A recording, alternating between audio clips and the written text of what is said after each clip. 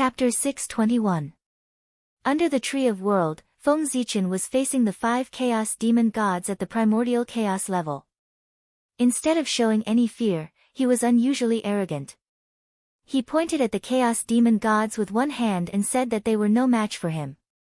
He was extremely arrogant and did not take them seriously at all. It was as if he was not facing the 5 high and mighty Chaos Demon Gods, but 5 Tom, Dick, and Harry. When such arrogant words reached the ears of the 5 Chaos Demon Gods, they were so angry that they were speechless. I have been in the chaos for many years, but I have never seen such an arrogant junior like you. Kid, let me see what you can do. Let me see what gives you the confidence to look down on the 5 of us. After a long time, the Chaos Demon Gods finally calmed down. They were angry and directly attacked Feng Zichen. Rumble. With a thought from the demon god of chaos, heaven and earth changed accordingly. The great path appeared, the Dharma was faintly discernible, and endless visions appeared, evolving into all kinds of mysterious superpowers. They blasted toward Feng Zichen with overwhelming force. Boom! It was as if the sea of stars had exploded and the world had collapsed. Dazzling light burst out and almost drowned everything. Heaven and earth lost their color, and only a terrifying power swept across everything as if it was going to destroy the past, present, and future. Come on then. However, Feng Zichen was not afraid at all. Hongmeng Daozhong, die. Feng Zichen grabbed the Hongmeng Daozhong and slammed it toward the superpowers that were coming toward him. Clang! The sound of the bell was faint and boundless. It was like the sound of the great path and contained supreme power. It had the ability to destroy all Dharma and superpowers. Rumble. Endless sound waves burst out and directly destroyed everything. In an instant, everything ceased to exist. Time, space, great path, and Dharma. At this moment, all of them lost their meaning. All that could be seen was the boundless aura of Hongmeng. Boom! The chi of Hongmeng surged and surged like a raging ocean. Boundless waves surged violently toward the 5 chaotic demon gods, attempting to drown them. Wherever the Hongmeng chi passed, the divine powers of the 5 chaotic demon gods were submerged, devoured, and became a part of the Hongmeng chi, making the Hongmeng chi even more powerful. Not good. It's Hongmeng's chi. Run. Seeing the ocean-like Hongmeng aura surging toward them in a more powerful manner after devouring their superpowers, the 5 Chaos Demon Gods' expressions changed drastically. At this moment, they couldn't care less about their reputation. Before the aura of Hongmeng rushed over, they hurriedly hid in all directions. Boom boom boom, the aura of Hongmeng was vast and mighty. It wreaked havoc in the void for a long time before it gradually subsided. As the aura of Hongmeng retreated, everything around them changed. The void was gone. Even the last day's domain that the heavenly Tao had specially set up to protect the Tree of World was completely assimilated by the surging aura of Hongmeng. After a long time, the Tree of World once again appeared in front of everyone in the primordial world.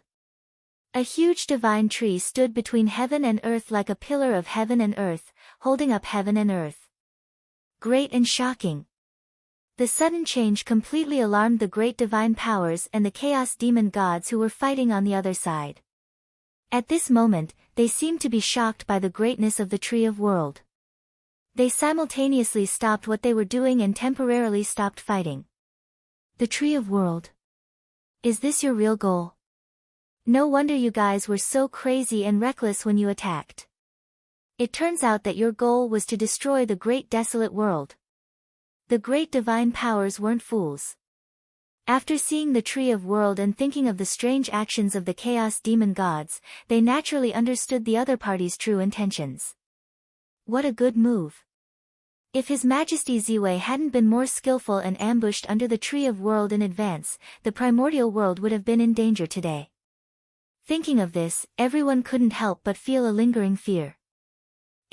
If Great Emperor Ziwei hadn't been there, the consequences would have been unimaginable. After figuring this out, the powerful divines began to have misgivings and stopped fighting with the chaos demonic god. Instead, They began to confront him. They couldn't fight anymore. If they were careless, the aftermath of the battle would exceed the limit that Pangu's incarnation could withstand. Then, the primordial world would really be in danger. The great divine powers were worried about the primordial world and didn't want to continue fighting. As for the chaos demon gods, they were worried about the changes at the Tree of World and chose to wait and see. For a moment, both sides reached a strange consensus. They looked at the Tree of World together. Cough, cough, cough. Accompanied by a series of violent coughs, the 5 chaos demon gods crawled out of the void in tattered clothes. Their battered figures no longer had a trace of their previous arrogance. Junior. I have underestimated you. You have mastered the power of Hongmeng. How amazing. However, do you think you can defeat us like this? You should know that there are 5 of us. But you're alone. Are you really that confident to fight against 5 of us? Perhaps it was because he had been defeated by a junior and lost face, but the chaos demon god's words were inevitably tinged with shame and anger. However, in addition to shame and anger, there was also some greed in the chaos demon god's tone. That was the chi of Hongmeng. The legendary power that was comparable to the power of the Great Path. If they could master it, then perhaps they would be able to rely on it to attain a realm comparable to Pangu or even surpass Pangu and attain an unprecedented realm of the Great Path. When they thought up to here, the chaos demon gods were excited to the point their bodies trembled, and their gazes towards Feng Zichen grew even more greedy. If it wasn't for them being afraid of his formidable strength, they would have probably pounced over directly and seized the Hongmeng Daozhong. Can you do it or not? Didn't all of you try it earlier? Your current attitude is the most powerful answer I can give you. Feng Zichen didn't take the threat of the chaos demon god seriously at all. The reason he dared to be so arrogant was naturally because he was extremely confident that he could easily suppress the 5 chaos demon gods. Especially since the last day's domain had vanished, Feng Zichen was even more confident. Feng Zichen's words almost infuriated the chaos demon gods, and they wished for nothing more than to tear Feng Zichen apart on the spot. However, they didn't dare attack rashly out of consideration for the Hongmeng Daozhong, and they could only forcefully suppress the flames of rage in their hearts. The aggrievance in their hearts was obvious. That aggrieved expression of wanting to attack yet not daring to attack could be said to be extremely brilliant. Very good. I hope you'll be able to maintain this arrogance in the future. In the end, the chaos demon god seemed to be unwilling to give up for the sake of saving face, and he spoke ruthlessly. Tch. Feng Zichen displayed extreme disdain towards this. The chaos demon god who was already furious was completely unable to suppress the flames of rage in his heart after being provoked by Feng Zichen. They'd broken through his defenses. Bastard! Kill! The chaos demon god was furious to the extreme, and he attacked with all his might towards Feng Zichen. Without a sound, a giant hand reached down. In an instant, the entire world turned dark because the hand was so huge that it covered the entire sky, squeezed the void, and covered the land where the Tree of World was located. The sect master attacked with one hand covering the sky. A large hand surrounded by chaotic demonic aura covered everything, turning day into night. It was boundless. He wanted to grab the Tree of World and freeze time. The river of time trembled and stopped for him. Everything withered. The boundless starry sky was cold and silent. Everything trembled under this hand. Boom! The order of heaven and earth collapsed, and the rules dissipated. Only a black hand reached into this world and became the only one. Behind this large hand were 5 overbearing demonic shadows. Their bodies filled the entire sky, and they exuded a terrifying aura. Kill! The 5 of them shouted in unison and launched their strongest attack towards Feng Zichen together. Boom! In an instant, infinite laws appeared and filled the sky with boundless power. As if the sky was falling, they pressed down on Feng Zichen. Good timing. Feng Zichen was fearless. In the face of such a powerful attack, he still dared to face it head-on. At this moment, he had invincible confidence. Even if he had the chance to interrupt the other party's magical power and prevent the attack from taking shape. But he didn't do so. Instead, he gave the other party enough time to form this unimaginable attack. Feng Zichen wanted to defeat the Chaos Fiend God in his strongest state to shatter their pride and confidence. And all of this confidence came from his trump card that was beyond imagination. Boom! When the Chaos Fiend God's magical power was fully formed, it pressed down on him. Feng Zichen moved. He punched out. The fist mark that illuminated the past, present, and future rose up, roaring and resplendent. There was a loud boom. His fist mark pierced through time and space and collided with the majestic hand of murderous aura. The next moment, the sky collapsed and the earth cracked. Immortals cried and demons howled. All kinds of strange phenomena appeared, shining in the primordial world and shaking the universe. Bang! After the ultimate move, heaven and earth froze for a moment. Then, there was an earth-shattering fluctuation, and endless brilliance bloomed. The result was, the Chaos Fiend God was no match for Feng Zichen's power. The huge black hand of murderous aura was shattered by his fist mark and exploded in the void. The murderous aura of chaos fell from the void like rain. It was extremely shocking. Of course, the shock was not without a price. If the murderous aura of chaos fell into the primordial world, it would inevitably cause an extremely bad effect and give birth to all kinds of strange things. Clatter! At the critical moment, Feng Zichen's body suddenly emitted a brilliant brilliance. Mysterious ripples spread from his body and turned into a bright rain of light. It spread toward the primordial world and met the murderous aura of chaos. Sizzle! No one knew where the light rain came from. It seemed to be the nemesis of the murderous aura of chaos. As soon as it met, it cancelled each other out. Soon, the murderous aura of chaos disappeared under the light rain. However, the brilliance on Feng Zichen's body did not dim. Instead, it became brighter. At the same time, the ripples under his feet became more mysterious. Endless mysterious runes appeared and disappeared. Like the great Tao, they spread toward the Chaos Fiend God. Set off by the mysterious brilliance, Feng Zichen's figure became more and more ethereal. His whole body emitted a mysterious aura, as if he was the way of heaven. Rumble! The fist mark was bright and penetrated everything. After breaking the murderous aura hand, it hit the Chaos Fiend God. Puff! After the punch, bright divine blood splashed and fell into the primordial world, turning into a big river. With just one blow, the Chaos Fiend God was injured. Way of Heaven, so, this is why you are so confident. The indelible way injury spread in his body, causing the aura of the Chaos Fiend God to weaken. At this time, they finally understood why Feng Zichen was so arrogant. That was, Way of Heaven. With just Feng Zichen's strength, he would definitely not be able to resist the 5 of them. However, with the Way of Heaven, even if 50 of them joined forces, they would not be a match for Feng Zichen. With the support of the Way of Heaven, Feng Zichen easily obtained the power to defeat the 5 of them. Ha!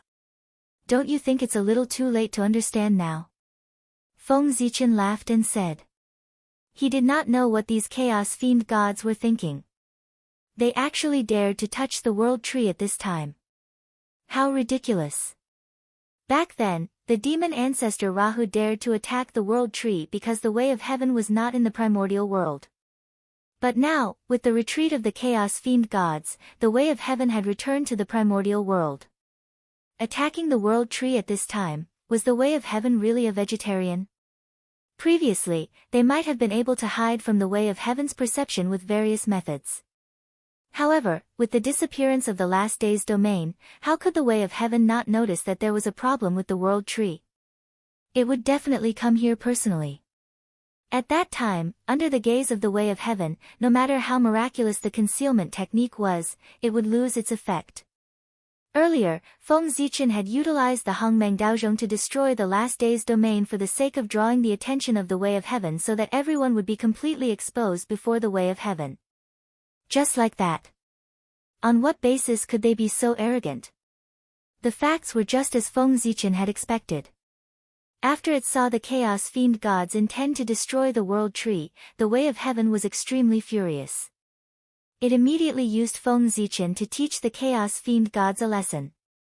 This was precisely the reason why Feng Zichen was able to defeat the 5 Chaos Fiend gods. The energy of the Way of Heaven really is formidable. As expected of a special existence that inherited a portion of the strength of us 3,000 Chaos Fiend gods. You've won this time. But next time, you won't be so lucky. They were clearly aware that they had no chance of winning after the appearance of the Way of Heaven, so the Chaos Fiend gods didn't hesitate and immediately intended to leave. However, they'd finally encountered an opportunity to annihilate the Chaos Fiend gods with great difficulty, so how could Feng Zichen allow them to do as they wished? Suppress. With a command in his heart, Feng Zichen mobilized the energy of the Way of Heaven and intended to suppress the Chaos Fiend gods. Today, no matter what, he had to kill all of them and deal with a great calamity in the primordial world. However, the Chaos Fiend gods were obviously much smarter than he'd imagined. When they noticed that the situation was bad, the Chaos Fiend gods suddenly made a shocking move. Chapter 622. Pardon.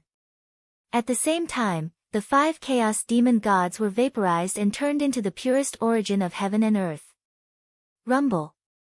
The mighty power of the Way of Heaven fell, but it encountered a power of the same origin as itself. For a moment, the mighty power of the Way of Heaven and Earth resonated with the origin of heaven and earth, rendering Feng Zichen's attack completely ineffective. The mighty power that suppressed everything fell, but it passed through the body of the Chaos Demon gods and did not cause any harm to them. Interesting. However, you are dreaming if you think you can escape from me with this. Feng Zichen was not discouraged by the failure of his attack. If the Chaos Demon gods could be dealt with so easily, they would not be the biggest threat in the untainted land. Refine. With a thought, Feng Zichen manipulated the power of the Way of Heaven and condensed a huge tripod cauldron in the void, absorbing the origin of heaven and earth that the 5 Chaos Demon gods had turned into. This was a supreme great magic power. The furnace of the Way of Heaven. Since the 5 Chaos Demon gods had the intention to turn into the origin of heaven and earth, how could Feng Zichen not fulfill their wish? Therefore, he immediately used the supreme great magic power, the furnace of the Way of Heaven and Earth, to envelop them and try to refine them to help them become a part of heaven and earth. Rumble. The furnace of the Way of Heaven rotated and boundless Tao fire rose. Yin and Yang were the firewood and the Dharma was the fire. They turned into boundless refining power and surged toward the origin of heaven and earth that the Chaos Demon gods had turned into in an attempt to refine them. Great magic power. But all of this ends here. In the furnace of the Way of Heaven, the 5 Chaos Demon gods were not afraid at all in the face of the refining power that was surging toward them. Instead, they were unusually relaxed. It was as if they were not in the furnace of the Way of Heaven, but some other sacred ground. What?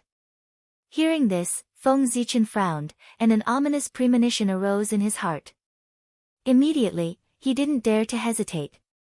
He wanted to activate the power of the Way of the Heaven to the greatest extent so that he could refine all 5 Chaos Demon gods and completely cut off their vitality. However, before Feng Zichen could make a move, the origin of heaven and earth formed by the 5 Chaos Demon gods in the heavenly Tao furnace suddenly fused into one with the help of the refining power. Boom! In an instant, an extremely powerful aura erupted, shaking the universe and shattering the heavenly Tao furnace. At the same time, in the distant outer realm, in the most mysterious place, the will of chaos slowly awakened. Rumble. An extremely ancient and mighty power suddenly rose from the chaos and flew towards the untainted world at high speed. This is, the chaos demonic god was summoning the chaos will. This was the most powerful life-saving means given to the chaos demon gods by the will of chaos. The more chaos demon gods there were, the stronger the power they could summon would be. If 3,000 chaos fiend celestials were to gather, they could even stand shoulder to shoulder with the great Tao. At this moment, in order to deal with Feng Zichen, the 5 Chaos Demon Gods joined forces and borrowed an extremely strong power from the Chaos Will. This power was strong enough to destroy everything. Of course, that was under normal circumstances. After all, this place was the untainted land and was protected by the great god Pangu. Any external power would be weakened by the great god Pangu after entering the untainted land. In other words, the power that the 5 Chaos Demon Gods borrowed from the Chaos Will might be strong enough at the beginning, but after entering the untainted land, it would be good if they could retain 1% of their power. However, the extreme sublimation of power in an instant was enough to catch Feng Zichen off guard and cause some flaws in his blockade. After the power of the Chaos Will descended, the strength of the 5 Chaos Demon Gods soared countless times in an instant. Rumble. Unparalleled power exploded, and the furnace of heavenly Tao shattered, revealing an indomitable figure. Violent power poured out of his body and swept everything, shattering all the means that Feng Zichen used to seal time and space. Go! Almost without hesitation, the 5 Chaos Demon Gods directly fled to the chaos beyond the sky after breaking Feng Zichen's blockade. Fight! It was impossible to fight. Because no matter what, they could not win. In the untainted land, the way of heaven represented invincibility. No one or anything could compete with the way of heaven. Even the Chaos Demon Gods were no exception. And it was because of this that the Chaos Demon Gods fled to the chaos beyond the sky without looking back after breaking Feng Zichen's blockade. The gap was too big. Even if they were supported by the power of the Chaos Will, it was still the same. Now, the reason why the Chaos Demon Gods could escape was that their strength had increased too quickly and did not give Feng Zichen any time to react. This gave them a chance to escape. If they delayed for a while and waited for Feng Zichen to react, it would be difficult for them to escape under the power of the way of heaven. Want to leave? Stay. After a moment of astonishment, Feng Zichen snapped out of his daze. Seeing that the Chaos Demon Celestial was about to escape, he couldn't care about anything else. He summoned the primordial Chaos Tao Bell and blasted it at the Chaos Demon Celestial. Dang, the melodious sound of the bell rang. It was like the funeral sound of ancient times. It set off purple waves. It destroyed all laws and destroyed everything. At this moment, under the activation of the power of the way of heaven, the power of Hongmeng Daozhong was fully displayed by Feng Zichen. In an instant, an endless amount of primordial qi appeared. At this moment, the entire world turned purple.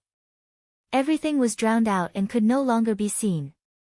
It was a vast expanse. When everything was over, Hongmeng Daozhong retracted the Hongmeng qi. The scene that appeared in front of him was shocking. Time, void, great Tao, law, everything no longer existed. It had completely turned into a state of nothingness.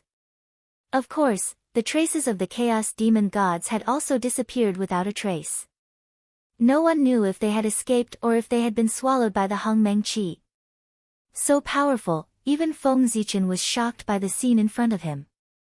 Since Hongmeng Daozhong had been promoted to a Khanate Cardinal Treasure, this was the first time he had fully activated his power. It was indeed shocking. It could be said to be ridiculously powerful. The space that had been drowned by the Hongmeng qi had completely turned into a state of nothingness. It could not even be repaired. One could see. After the Hongmeng qi disappeared, the power of heaven and earth tried to repair the broken void.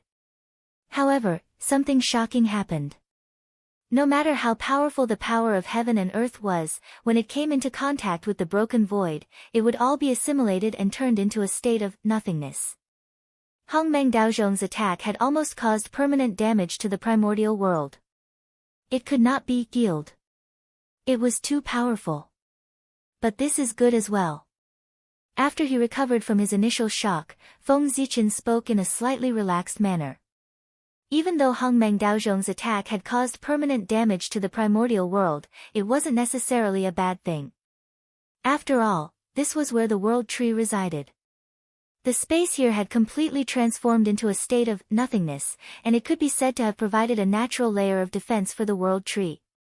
Even the energy of heaven and earth would be assimilated by it, let alone experts with great divine abilities. Every single one of them would probably die. With such a force protecting the world tree, it was simply countless times stronger than the last day's domain. Even though it wasn't completely safe, it was probably very difficult for a situation like this to occur. With a plan in his heart, Feng Zichen stopped paying attention to the broken void, and he converged his attention onto Hongmeng Daozhong instead. As for the broken void, he allowed it to exist to deter those with ulterior motives.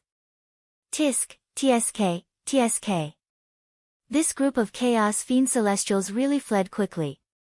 Feng Zichen couldn't help but speak with slight disappointment as he glanced at the interior of Hongmeng Daozhong. There, a ball of quintessence of the heavens and the earth was floating there silently while emanating boundless profundity. It was the quintessence of the heavens and the earth that the 5 chaos fiend celestials had transformed into. Unfortunately, it wasn't complete, and it was only around half of it. Earlier, even though Feng Zichen's reaction was extremely swift, the Chaos Fiend Celestials had still taken the initiative in the end. So, when Feng Zichen made a move, he was half a step too late, and he wasn't able to kill all of them. However, he wasn't completely without gains. Hongmeng Daozhong's attack had forcefully severed the bodies of the Chaos Fiend Celestials, and it had forcefully left behind half of their quintessence. In other words, even though the Chaos Fiend Celestials hadn't perished, their strength had been directly reduced by around half, and it would take an unknown amount of time and price to fully recover. It's not completely without gains. At the very least, this quintessence is enough for Hongmeng Daozhong to improve by a small step again. With a thought, Feng Zichen directly activated Hongmeng Daozhong to devour the quintessence of the heavens and the earth. Currently, Hongmeng Daozhong was only a lower-grade innate true treasure. Presumably, after devouring the quintessence of the heavens and the earth, it would definitely improve by another level and become a middle-grade innate true treasure. A mere lower-grade innate true treasure already had such powerful power. What would it be like when it was upgraded to a middle-grade innate true treasure? Feng Zichen was looking forward to it. At this very moment, don't you have anything to say? After putting away Hongmeng Daozhong, Feng Zichen suddenly spoke to the void beside him. Ha! As expected, I can't hide it from you. With a chuckle, a figure quietly emerged from the void. It was the mysterious man who wanted to destroy the Tree of World. Previously, although the Chaos Demon Celestial had come to save him, in fact, he had come to save the innate true treasure in his hands. Saving him was just a matter of convenience. However, as the situation deteriorated rapidly, the Chaos Demon Celestial could not even protect himself, let alone save him. Therefore, as the war broke out, the Chaos Demon Celestial could not care about the mysterious man at all. Logically speaking, without the protection of the Chaos Demon Celestial, the mysterious man should have died in the aftermath of the battle between Feng Zichen and the Chaos Demon Celestial. After all, a battle between Origin Immortals was far beyond the reach of a half-step Origin Immortal. However, he did not expect the mysterious man to use some unknown means to attach himself to the Tree of World. Therefore, not only did he survive the aftermath of the battle, but he also survived until the end. If not for the fact that Feng Zichen was the master of the Tree of World and had sufficient perception of him, he would have been fooled by him and escaped. However, the mysterious man was unlucky to have dared to play tricks on the Tree of World right under Feng Zichen's nose. Didn't he just run right into the muzzle of the gun? I really don't understand. Is the temptation of becoming a saint so great? How could it cause you to fall so low? You must know that with your talent, fellow Taoist, you'll be able to ascend to the Supreme Origin Tao realm one day. Why do you have to commit such evil acts for the elusive position of a saint? Looking at the mysterious man in front of him, Feng Zichen lamented bitterly. With his eyesight, he could naturally see that the mysterious man had not been possessed by the Chaos Demon Celestial. That was why Feng Zichen was puzzled. To be able to reach half-step Origin Immortal through hard work alone was proof of his great talent. At the very least, it would not be difficult for him to become a Chaos Daluo Jinxian. Then what was the reason for such a promising figure to be willing to risk universal condemnation and work with the Chaos Demon Celestial to destroy the primordial world for the sake of a position restricted by the heavenly Tao? Wouldn't it be great to be an unrestrained Chaos Daluo Jinxian? Ha! What do you know, fellow Taoist? It's not difficult for the poor way to reach Origin Immortal, but what about the realms above that? There are 12 levels of Origin Immortal, and each level is like ascending to the heavens. If she only relies on hard work, I'm afraid the poor way will never reach the peak of Origin Immortal in her lifetime, let alone the infinite Tao realm. That's why the poor way needs a position of saint. As long as she becomes a saint, with the help of the heavenly Tao, the poor way will have a chance to set foot in the infinite Tao realm and the more mysterious realms above it, let alone the peak of Origin Immortal. Do you understand now, fellow Taoist? The mysterious man seemed to have thought of the future prospects and spoke with some fervor. Hearing this, Feng Zichen was a little speechless. What this person said might not be unreasonable. Although becoming a saint had all kinds of inconveniences, there were more benefits. Just as the mysterious man had said, with the help of the heavenly Tao, it was easier for a saint to reach a higher realm than a primordial Daluo Jinxian. If not for this, how could the 3 pure ones and the others be willing to become saints and be manipulated by the heavenly Tao? Obviously, that was because the benefits of becoming a saint were far greater than the price he had to pay. But this was not the reason why he betrayed the primordial world. If it was for strength, if he could betray the primordial world, then this world was not far from destruction. Therefore, this person's actions could not be tolerated. Moreover, this person thought, wasn't it a little too much? Now, he had not even reached primordial chaos, and he was already thinking about higher realms. Wasn't he thinking too much? The most taboo thing about cultivation was to bite off more than one could chew. This person must have been fooled by the Chaos Demon God. Otherwise, why would he think so much for no reason? He had endured hundreds of millions of years of bitter cultivation, and now he suddenly betrayed the primordial world. Feng Zichen did not believe that no one had instigated it. But these were not important anymore. No matter what the reason was, since he dared to betray the primordial world, there was no reason for him to continue existing. Chapter 623. Fellow Taoist, now that things have come to this, let me reveal your true face. As he spoke, Feng Zichen stretched out his hand and grabbed the mysterious man. He was about to break his disguise and completely erase his existence. However, seeing that Feng Zichen's magical power was about to reach him, the mysterious man suddenly smiled strangely. Then, his body collapsed. Like smoke, in the blink of an eye, he disappeared from the world. Ha! Fellow Taoist Ziwei, you have won this round, but the contest between us is not over yet. Next time, I hope you are still so confident. The wisps of smoke dissipated, and there was no trace of the mysterious man. Only the faint sound of Tao kept echoing in the air, as a trace of the mysterious man's existence. Self-Taoification. You are quite decisive. However, do you think I can't find you like this? How ridiculous. Although Feng Zichen was a little shocked by the disappearance of the mysterious man, he was not too surprised. As a great magician in the ancient times, how could he be suppressed so easily?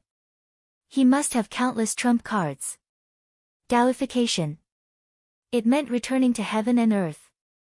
Under normal circumstances, a living creature who chose to Taoification must have completely fallen. However, the mysterious man chose to Taoification at this moment. Of course, his purpose was not to commit suicide, but to escape from Feng Zichen and hide his identity to facilitate his future plans. Unlike the Chaos Fiend God, the mysterious man was a native of the Untainted Land. He had lived in the Untainted Land for countless years and had even heard about the Tao in the Purple Cloud Palace. Over the endless years, he had hidden countless secret moves and trump cards. And these trump cards and secret moves were enough to ensure that after his death, he could return to the Untainted Land as quickly as possible. Of course, there was no perfect magical power in the world. Perhaps someone could block his resurrection. Therefore, in order to prevent accidents from happening, after being suppressed by Feng Zichen, he saw that there was no hope of escaping, so he directly killed himself and Daoified between heaven and earth. In this way, even if he died in his own hands, he would not have to worry about accidents. In terms of effect, this method was indeed very good. At the very least, Feng Zichen had no ability to stop the mysterious man from Daoifeiing.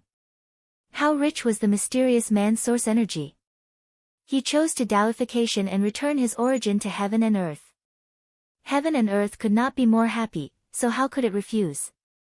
At this time, if someone dared to interfere with the process of the mysterious man's Daoification, they would be against heaven and earth. The outcome, one could imagine. It was because of this that Feng Zichen would not forcibly interrupt the mysterious man's human transformation. The price of forming karma with the world was too great. From a certain point of view, this kind of escape method could be said to be unsolvable.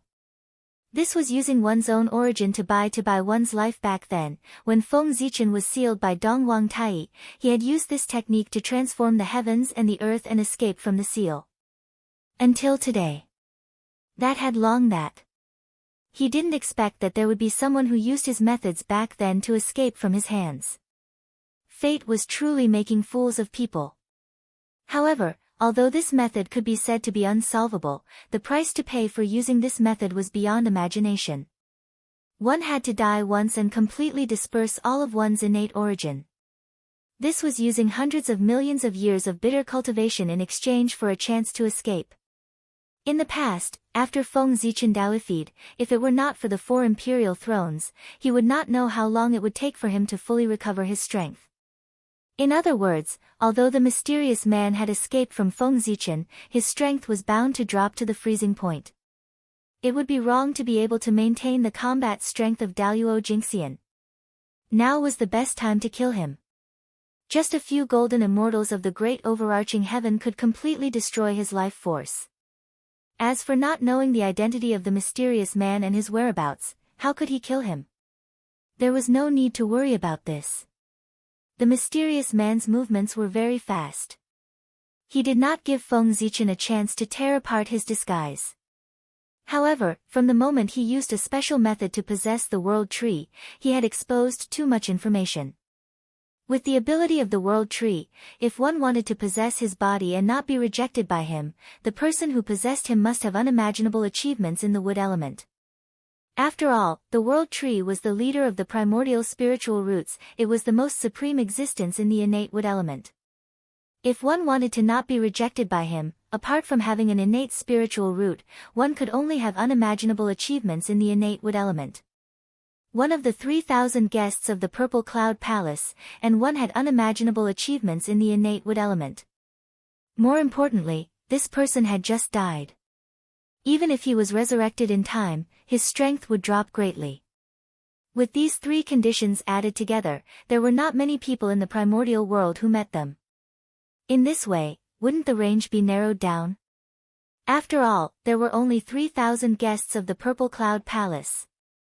Among these 3,000 people, it might be a little difficult for Feng Zichen to find a powerful person who had just died and was good at the innate wood element.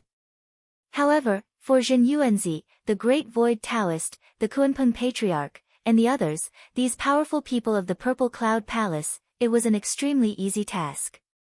At most, it would take some energy.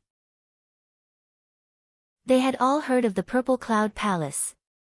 They saw each other all the time. Who didn't know each other? Even someone like the Nether River Patriarch, who was a loner, was remembered, let alone other people. As long as these powerful people took action, they would find the mysterious man even if he was hiding in the chaos beyond the sky. As long as he had existed, there would definitely be traces left.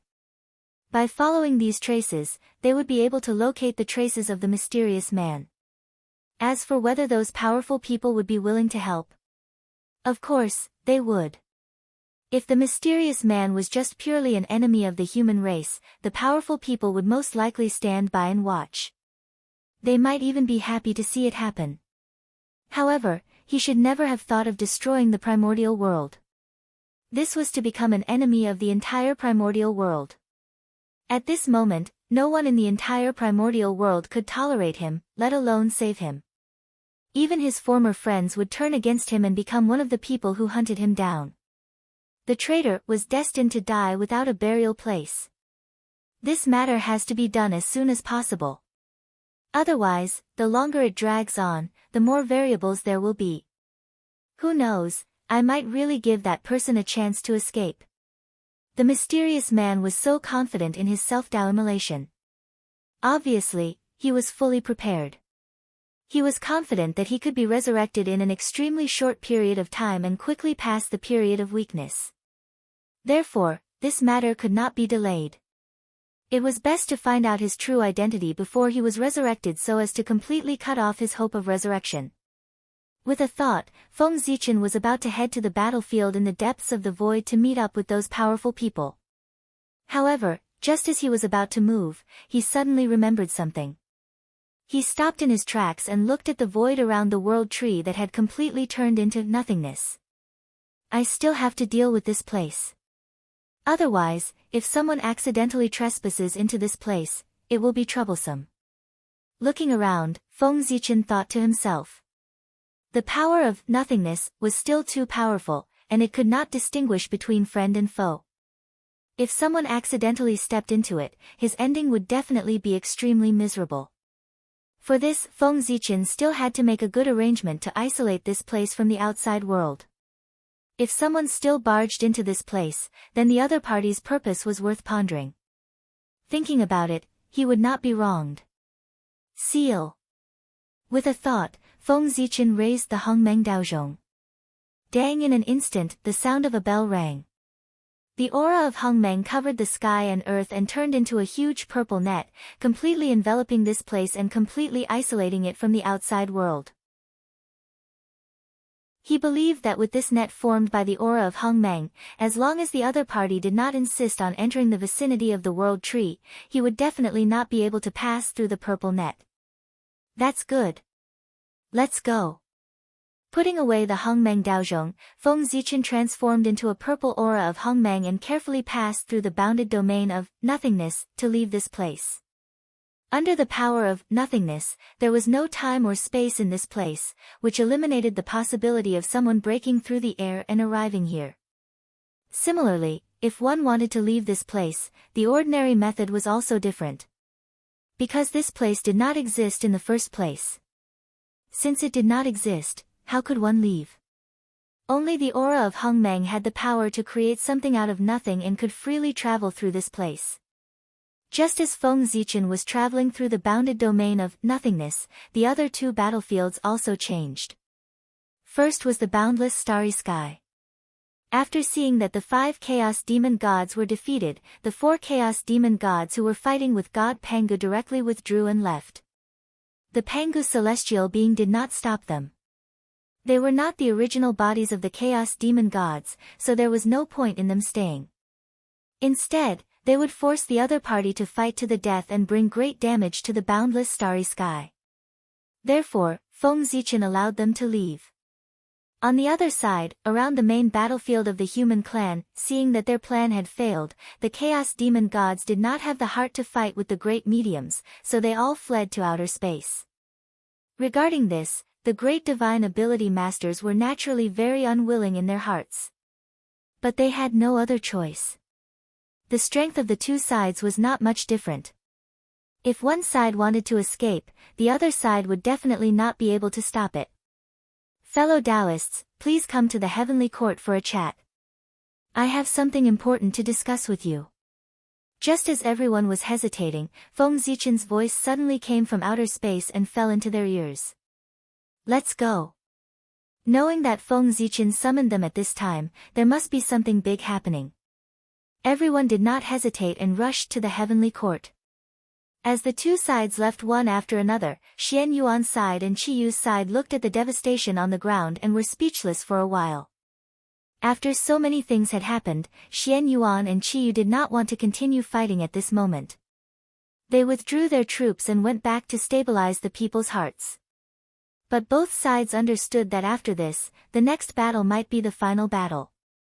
In the heavenly court, after Feng Zichen told everyone about the mysterious person, he directly left and returned to Ziwei Star. What happened after that? Without Feng Zichen's arrangement, those great mediums naturally knew what to do. Fellow Taoists, since that person has the idea of destroying the untainted world, it can be seen that he is no longer of the same mind as us. He is no longer our fellow Taoists. So, now is not the time to be merciful. I think all of you know what to do. After Feng Zichen left, Zhen Yuanzi said to everyone bitterly. Among the people present, his cultivation might not be the strongest, but in terms of merit and contribution to the untainted world, there was no doubt that Zhen Yuanzi was the highest. Therefore, he was qualified to occupy the main position. In fact, that was the case. These words were obviously more suitable for Zhen Yuanzi to say than for Feng Zichen. It was precisely because he understood this that Feng Zichen left directly after he finished speaking. After all, no matter what, that mysterious person was once their fellow Taoist and fellow Taoist. They closed the door to discuss how to clean up the sect. That was their own business. Feng Zichen was an outsider and it was really not appropriate for him to interfere. All the races have been caught. The internal strife of the human race should come to an end. On Ziwei Star, Feng Zichen silently watched the changes of the human race. In his eyes, this internal strife of the human race was like a huge storm. It had completely involved all the races and they could not escape. The fish had been caught. Of course, it was time to reap the harvest. Ao Shui, ask the girl to go to the Gaochen Heavenly Palace and take the Emperor's sword that is stored in the Heavenly Emperor Palace and give it to Xianyuan. In the starry sky, Feng Zichen transmitted his voice to Ao Shui. With Qi Yu's strength and the help of the witch race, if Feng Zichen did not increase the stakes for Xianyuan, he would definitely not be able to defeat Qi Yu. No matter how declining the witch race was, they were still the witch race. Their strength was far beyond imagination. Moreover, had the witch race really declined? One had to know. What was the use of the 6 paths of reincarnation? With this treasure, it meant that the witch race had infinite possibilities. Those great witches who had fallen in the battle between the witch race and the demon race would eventually return one by one. Therefore, with the help of the witch race, Xianyuan alone would definitely not be able to defeat Qi Yu. Therefore, at this moment, it was up to Feng Zichen to make a move. The Emperor's sword that he asked the girl to go to the Gaochen Heavenly Palace to retrieve for Xianyuan was none other than the witch-killing sword that Di Jun had refined with the flesh and blood of countless humans. After the witch race calamity, this sword, along with the Heavenly Cycle Star banner, fell into the hands of Feng Zichen. The achievement of this sword could be said to have created the blood and tears of the human race. Therefore, this sword carried the thick resentment that came from the bodies of the innocent humans who had died tragically. In order to eliminate the resentment of this sword, Feng Zichen placed it in the Heavenly Emperor Palace and baptized it with the willpower of the human race day and night. Finally, it was forged into a supreme divine sword that protected the human race. This sword had no name. It was its duty to protect the human race. Therefore, this sword's killing power was unparalleled. The best protection was to kill. Killing all the enemies would naturally give one the greatest security. The witch-killing sword. It was one of the strongest postnatal supreme treasures. After being baptized by the willpower of the human race, it had undoubtedly become stronger. Chapter 624. Under the baptism of the wish power of the human race, the sword had completely dissolved all the resentment and transformed into the race weapon of the human race. It was connected to the fate of the human race. In other words, the sword had already transcended the limits of its level and could not be judged by common sense. The power it could exert was related to the fate of the human race. The stronger the fate of the human race, the stronger the power it could exert. If the fate of the human race reached its peak one day, it could exert the power of a Khanate treasure, or even surpass it. Of course, if the human race declined, the power of the sword would drop to the freezing point, or even collapse. In short, the power of the sword was related to the fate of the human race. With the current fate of the human race, the sword could exert the power of a supreme-grade Khanate spirit treasure, or even infinitely close to a Khanate treasure. In this way, with the help of the sword, Xianyuan might be able to defeat Qiyu. Yes. It was only a possibility, not a certainty. If Xianyuan could get help from Feng Zichen, Qiyu could also get help from Hudu. With the foundation of the Wu tribe, the treasures they offered were not necessarily inferior to those offered by Feng Zichen. Therefore, in order to be safe, Feng Zichen gave Xianyuan more than that. Just as the girl was heading to Gaochen Heavenly Palace, the mysterious West Kunlun in the Untainted Land finally revealed a corner of its mysterious veil. Caw! With a high-pitched caw, a blue phoenix wrapped in blue flames flew out of West Kunlun with a veiled goddess on its back. It flew towards the territory of the human race. This woman was the master of West Kunlun, the leader of the female immortals in the Untainted Land, and the disciple of the Queen Mother of the West. At the same time, she was also one of the three ancestors of the human race, Zihuangzi clan. He went to the human race. His purpose was naturally to help Xianyuan. This was another trump card Feng Zichen had prepared for Xianyuan. Has Zihuang left? Then it's time for me to make my move. On the Z-Way star, after Feng Zichen saw Nine Heaven's mystical maiden walking out of West Kunlun, he no longer hesitated and immediately sent a message to the 5 innate races, asking them to help Xianyuan's side. At the same time, Feng Zichen also issued a decree to the Heavenly Court, ordering the experts of the Heavenly Court to come down and support the human Emperor Xianyuan. This was a benefit for them. If they could assist the human emperor in unifying the Untainted Land, those who had participated in the war would more or less gain some merit when the war ended. After all, things were different now. As the great desolate world became increasingly perfect, it became increasingly difficult to obtain merit. Therefore, every major event that was related to merit was a great opportunity for everyone, and they could not miss it no matter what. Orders were passed down from the Z-Way star into the ears of the 5 innate races experts and the Heaven Court's gods. For a time, the Untainted Land was in turmoil again. Many experts responded to Feng Zichen's call and set off from the dojo to the ancestral land of the human race to help the human Emperor Xianyuan. It was precisely because of this that the strength of Xuanyuan's side soared several times in a very short period of time. When Feng Zichen was helping Xianyuan, Qiyu's side was not calm either. A Khanate Grand Magus who lived in seclusion walked out of the Pangu Palace with the Grand Magus blood essence and came to Qiyu. He was Xing Tian. The person who came was the most powerful Grand Magus of the Wizard clan, Xing Tian. Xing Tian was born from Pangu's heart. He was the first Grand Magus to be born after the birth of the ancestral Magus. He could be said to be the number 1 Magus below the 12 ancestral Magi, with the cultivation of the great perfection of the sage-to-be. Xing Tian had come. He had come to help Qiyu. This was not difficult to understand. Qiyu was the reincarnation of Wu Shisan, and Wu Shisan was the existence that replaced Hudu. As a Grand Magus of the Huda tribe, Xing Tian had to stand on the same side as him. In fact, the Grand Magus of the Wizard clan who had been teaching Qiyu was the incarnation of Xing Tian. What kind of status did Wu Shisan have in the Wizard clan? How could he not have a protector when he was reincarnated? Xing Tian was his protector. This time, the reason why Xing Tian came was that he could not stand it anymore. The two sides were originally evenly matched, but because of the other side's cheating, the gap between them suddenly widened. How could the bad-tempered Xing Tian tolerate this? Therefore, he took a small part of the Grand Magus blood essence from the Pangu Palace to improve the strength of Qiyu's side. Although Qiyu's force was made up of countless mutant branches, the foundation of this alliance and the backbone of it was the Wizard clan where Qiyu came from.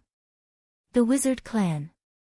They were lives born from the intermarriage between the human race and the Wizard clan. They inherited the bloodline of the Wizard clan and were born stronger than ordinary humans. They could even be compared to the innate human clan in the ancient times. With such talent, their understanding of the Tao of gods and demons was obviously much stronger than ordinary humans. Because of this, they were powerful among the human race. There were not many clans who could compete with the wizard clan. Only the Feng clan where Feng Zichen came from had better talent than the wizard clan because they were favored by Feng Zichen. However, the pure Feng clan was the royal family of the human race. There were very few of them and they could not be compared to the wizard clan. And this. It created the powerful reputation of the wizard clan. If such a powerful wizard clan refined the Grand Magus blood essence, their strength would definitely increase by a few levels. In this way, it would be even more difficult for the human race to compete with them. Moreover, Xing Tian came here not only with the Grand Magus blood essence, but also with the innate divine weapon that the 12 ancestral magi had forged for Wu Shisan. It was a large halberd that was surrounded by a murderous aura and emitted a terrifying wave. The name of the weapon was the Wizard Halberd. It was simple and straightforward, very fitting with the naming style of the wizard clan. The aura emitted by the Wizard Halberd was unusually strong. However, it had no level. Not only it, but the weapons of the other ancestral magi also had no level. They were the purest weapons and there were no marks of Tao or rule marks on them. The only thing they possessed was power, incomparable power. They had unleashed the power they had inherited from Pangu to the pinnacle. It was full of the beauty of strength. This kind of weapon that abandoned all Tao and only retained the purest strength was undoubtedly powerful in the hands of the ancestral magi who had strong physical bodies. It was unimaginably strong. It could be said that once Qiyu mastered the wizard halberd, his strength would definitely increase by more than a few times. There was nothing in the world that could not be broken. If it could not be broken, it was not because of the lack of strength, but because the strength was not enough. 1,000 years later, Xianyuan integrated all the forces under his command and felt that the time was right. He launched an army to attack Qiyu. At the same time, Qiyu's side had also digested the resources that Xing Tian had brought from Pangu's palace. Their strength had increased greatly. Therefore, Qiyu also moved and launched an army to attack Xianyuan. Just like that, a shocking battle broke out between the two sides in Zhuolu. At the beginning of the battle, the two sides tacitly launched the fiercest attacks in an attempt to destroy each other in one fell swoop. However, because the two sides were evenly matched in strength, they fought for a long time but there was no winner. Both sides were exchanging blows back and forth, fighting to their heart's content, but they were unable to determine a victor. Over time, the battle was in a stalemate. However, this stalemate did not last long.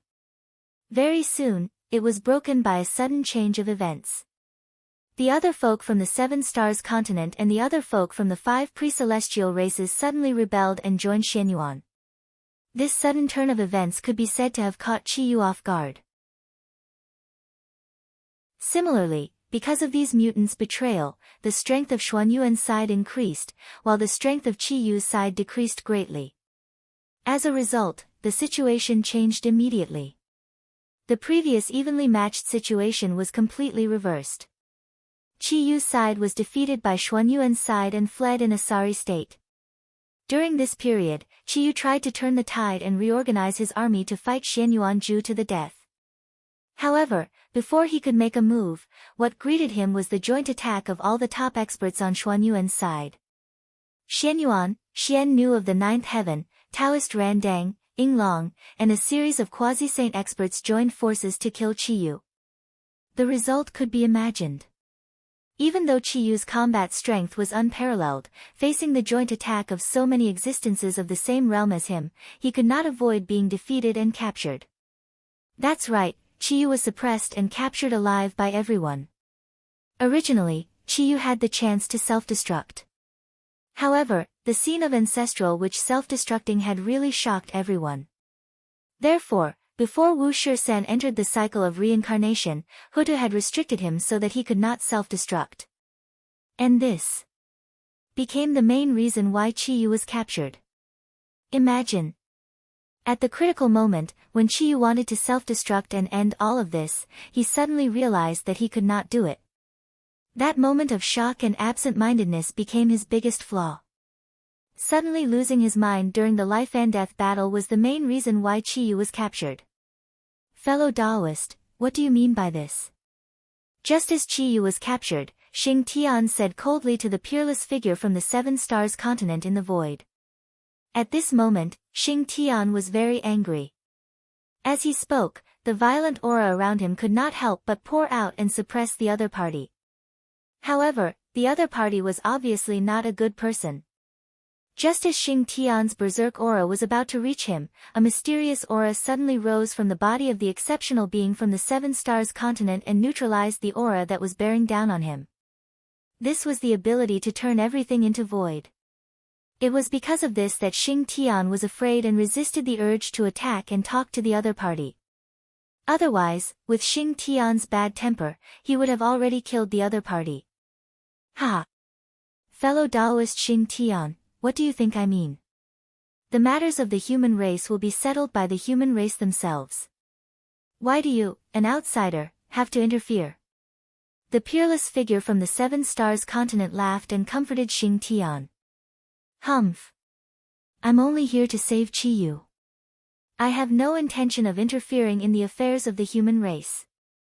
Qiyu has the potential of an ancestral wizard. He must not be lost to the human race. With a cold snort, Xing Tian explained. Just now, when he saw that Qiyu had been captured, he rushed over in a hurry to try to save Qiyu. However, he did not expect that halfway through, he would be blocked by Qiyu's other teacher, a peerless figure from the Seven Stars continent. It was also at this moment that Xing Tian realized that he had misjudged. That person who usually did not show his strength was actually so powerful that he was not weaker than him at all. In fact, he was even stronger than him. That was very terrifying. There were not many such people in the human race. Other than Feng Zichen in ancient times, only Fuxi and Shinong in the human race had such powerful strength. Then, which one of the three people was he? Since fellow Taoist knows Qiyu's identity, why don't you ask the Lady of Earth for her opinion? If Qiyu is really in danger, why wouldn't the Lady of Earth take action? Just as Xing Tian was feeling puzzled, he heard the person say slowly. What?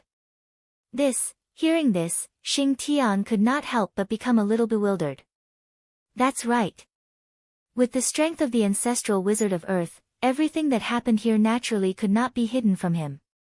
But even so, the ancestral wizard of Earth still did not make a move. Didn't that mean that everything was under the control of the ancestral wizard of Earth? Thinking of this, Xing Tian felt a little relieved. He felt that he was worried for nothing. The ancestral wizard of Earth was not in a hurry.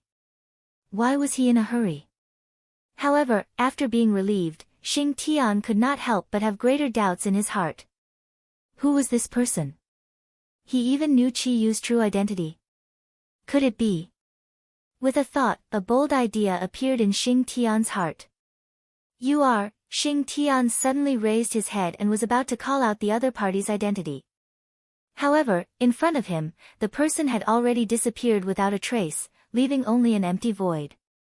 Zichen clan. At this moment, Xing Tian finally spat out a name in a discouraged manner.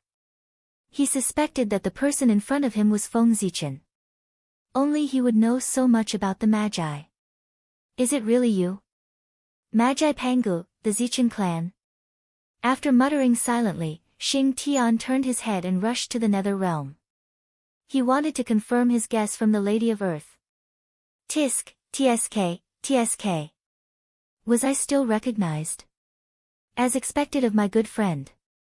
Just after Xing Tian left, the peerless figure from the Seven Stars continent, oh no, it should be Feng Zichen, leisurely walked out of the void. He looked in the direction where Xing Tian left and sighed. That's right, the peerless figure from the Seven Stars continent, it was Feng Zichen. In this world, who else but Feng Zichen had achievements that no one else could surpass on the path of gods and demons, and who else could be comparable to the ancestral wizard? No matter what, Qiyu was the reincarnation of Wu Shisan, and his status was extremely noble. Who in the human race was qualified to be his teacher? Fuxi had descended into the world, and the Grand Pure One had personally accepted him as a disciple. Even if Wu Shisan's status was not as high as Fuxi's, it was not far away. In this case, he could not casually find someone to teach Chi-yu.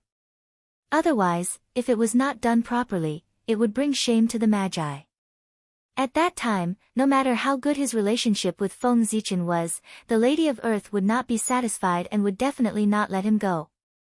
It would even ruin the relationship between the two clans. Chapter 625. Based on the above points, Feng Zichen split out an incarnation and used the name of a peerless figure of the Seven Stars continent to personally teach Chi-yu. After all, Feng Zichen also had the name of a wizard. It was the most suitable for him to teach Chi-yu. A wizard was the master of the wizard race. Sigh. I'm born to work. Shaking his head and sighing, Feng Zichen disappeared into the void. Next, he would be busy. Back then, in order to get Goddess Hutu to agree to let Wu Shisen reincarnate into the human race, Feng Zichen had promised to give Wu Shisen a great opportunity to help him achieve the Tao. Now, with Chi-yu's defeat and capture by Xianyuan, it was time for him to fulfill his promise. The ancestral land of the human race, in front of the Tai Temple. 5 thick divine chains of order stretched out from the void and firmly locked Chi-yu's limbs, fixing him in the void and preventing him from coming into contact with the earth. Standing on the earth, the power of the wizard race could be said to be endless. As the leader of the wizard race, Chi-yu had obviously inherited this. If he came into contact with the earth, he might be able to escape. Therefore, everyone locked him in the void to prevent Chi-yu from obtaining power from the earth. The purpose of everyone locking Chi-yu here was to execute him in public. To execute the punishment of being dismembered by 5 horses. Chi-yu's actions were to fight for the status of the mutants, but in reality, he was dividing the human race. Therefore, Xianyuan gave him retribution and dismembered him. Those who divided the human race should be dismembered. Xianyuan, I don't accept this. You tricked me, you won with an unfair advantage. Chi-yu was still unconvinced as he was locked in the void by the divine chains of order. In his opinion, Xianyuan was far from his match. If he hadn't used tricks, how could he have defeated him? Or even captured him alive? Therefore, he was not convinced. You still don't know that you're about to die. Execute. Xianyuan snorted coldly and ignored Chi-yu. Instead, he ordered coldly. Yes, Your Majesty. As soon as Xianyuan gave the order, 5 people stepped forward to accept it. They were all experts from the 5 Xiantian races, and each of them had the same cultivation base as Daluo Jingxian. Without further ado, the 5 of them took out 5 innate divine chains and placed them around Chi-yu's neck and limbs. Ha! After doing this, the 5 of them took a deep breath and shouted. They pulled the innate divine chains in their hands with all their might and headed in the opposite direction of Chi-yu. As Daluo Jingxian, one of the innate 5 Daluo Jingxian, one could easily imagine the strength of these 5 people. Even if a greater thousand world was placed in front of them without any defense and allowed to be pulled, it would be pulled apart by them. His words were beautiful previously, but the result, ahem. Your Majesty, Chi-yu's body has been baptized by the blood essence of the Magus and has reached the indestructible realm. I'm afraid it's difficult to destroy it with ordinary methods. In order to hide his embarrassment, Daoist Randang first coughed a few times before explaining to Xianyuan. Boom! Boom! Boom! Just as Daoist Randang was speaking, a few mighty figures who did not believe in evil used their own methods and attacked Chi-yu. The result was the same as before. It was useless. Ha! Trash, a bunch of trash. You want to kill me with just you? Dream on. Even though he was trapped in everyone's divine abilities, Chi-yu still had the mood to mock them. Everyone was embarrassed when they heard that. However, everything that had happened just now proved that Chi-yu was telling the truth. For a moment, everyone felt aggrieved. Chi-yu, don't be arrogant. Watch me kill you. Xianyuan's sword, slash. Seeing how arrogant Chi-yu was, Xianyuan could not help but be a little angry. He raised the Xianyuan sword and slashed at Qiyu. Swoosh, swoosh, swoosh, 5 sword lights shot out from the Xianyuan sword and slashed at Qiyu's neck and limbs. It was strange that Qiyu's body, which no one could hurt before, was as fragile as tofu under the 5 sword lights. It was easily cut by the sword lights. In the blink of an eye, Qiyu's head and limbs were separated from his body.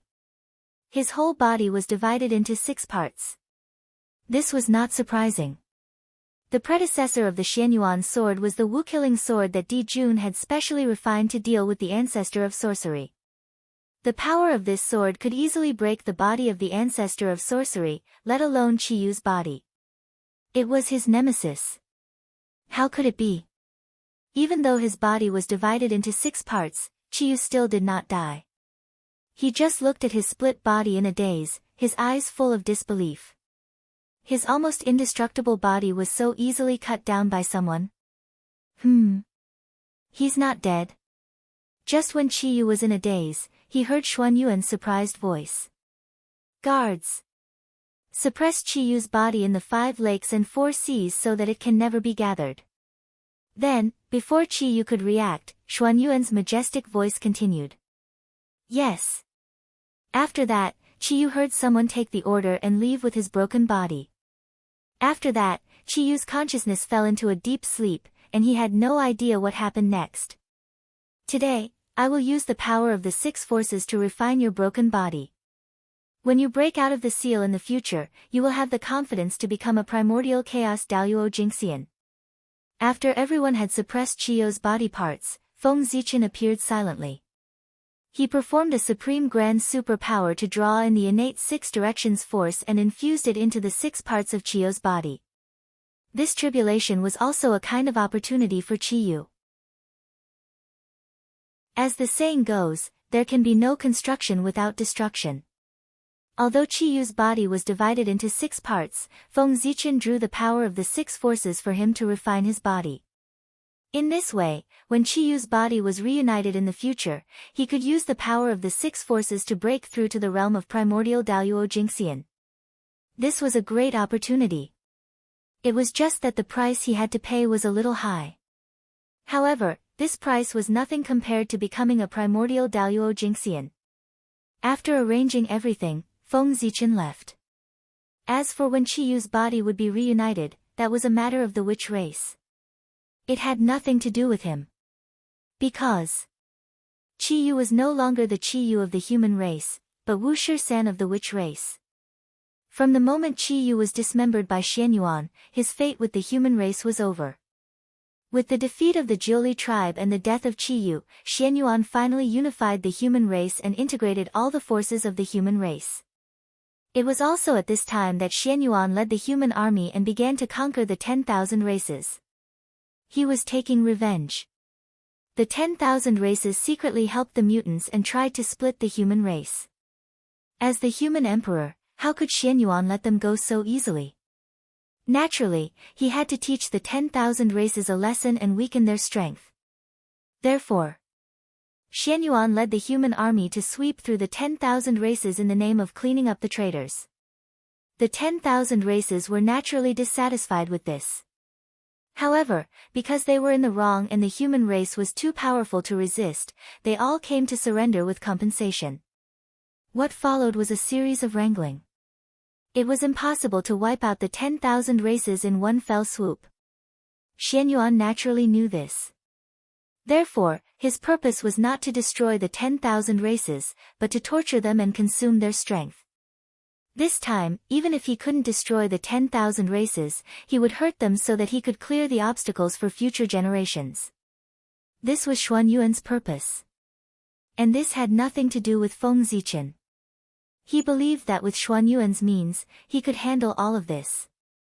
At this moment, Feng Zichen was dealing with another matter. Escaped? Under your siege, the person escaped. In the Ziwei Heavenly Palace, Feng Zichen looked at Zhen Yuanzi in disbelief, as if he couldn't believe what he had said. Zhen Yuanzi had come to tell him about the identity of the mysterious person. After everyone's hard work, they finally confirmed the identity of the person. It was Taoist Mu Xian, one of the 3,000 visitors of the Purple Cloud Palace. This person was the manifestation of the innate wood origin. His achievements in the innate wood element were not much worse than Go Mang's. As an innate god born from the innate wood origin, Taoist Mu Xian had always given people the impression that he was kind-hearted and loved life the most. According to this, he shouldn't have done anything to destroy the untainted world. However, after repeated confirmation by everyone, it was indeed him. This made it difficult for everyone to accept. How could such a good person suddenly become a great demon that could destroy the heavens and the earth? With curiosity, everyone went to explore Taoist Mu Xian's mental journey, trying to find the reason for his change. When a group of great divine abilities joined forces, the power that erupted was undoubtedly astonishing. They were the incarnations of the Great Path, the favorites of heaven and earth. Under their joint efforts, the origin of heaven and earth would be alarmed, and even saints would have to retreat. From this, one could see how powerful they were. Therefore, under their joint efforts, they really found some clues. The change of Taoist Mu Xian. It was related to the demon god of chaos who had possessed him. At that time, the demon god of chaos had failed to possess Taoist Mu Xian. Seeing that he was about to be swallowed by Taoist Mu Xian, he was extremely unwilling and made the demon god of chaos do something shocking. He used all his strength to integrate his remnant spirit into Taoist Mu Xian's innate indestructible true spirit. Although this greatly increased Taoist Mu Xian's strength, it also made him under the influence of the remnant spirit of the demon god of chaos all the time. Because of this, Taoist Mu Xian's temperament changed greatly, and he had the idea of destroying the untainted world and refining the Hongmeng purple qi to become a saint. As for the demon god of chaos, he felt that having a saint on his side would be helpful to his future plans, so he helped him. The previous world-destroying action was because of this. After finding the reason for Taoist Mu Xian's depravity, everyone felt pity in their hearts, but they also knew that he couldn't be left alive. If a person who knew the details of the untainted world stood on the opposite side of the untainted world, the consequences would undoubtedly be terrible. Thinking of this, everyone was more diligent in finding the whereabouts of Taoist Mu Xian. With the joint efforts of everyone, they soon found the whereabouts of Taoist Mu Xian. At that time, Taoist Mu Xian had just been resurrected, and before he had time to look around, he was surrounded by a group of great magicians. Logically speaking, a powerless great ability user would naturally be captured without being able to put up any resistance when faced with several dozen great ability users who were at their peak. However, the truth was often unexpected. Chapter 626. He escaped.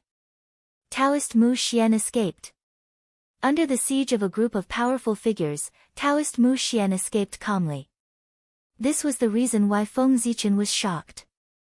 A group of ferocious tigers surrounding a sheep, and the sheep even managed to escape. Wasn't this a joke? How could the flying dragon lose? Taoist Zenyuanzi, what's going on? Extremely surprised, Feng Zichen asked Zenyuanzi directly. Alas! It's also poor Wei's fault for being careless. I didn't expect Taoist Mu Xian to have the congenital Taoist talisman refined by my teacher in the past. This gave him a chance to escape. At this point, Zenyuanzi sighed with emotion. Obviously, this result was also beyond his expectations. Before the incident, no one would have thought that Taoist Mu Xian would have a chance to escape. The congenital Taoist talisman refined by the Taoist ancestor? No. When did the Taoist ancestor refine the congenital Taoist talisman? Why haven't I heard of it? Moreover, why would the congenital Taoist talisman refined by the Taoist ancestor appear in the hands of Taoist Mu Xian? Hearing this, Feng Zichen became more and more puzzled.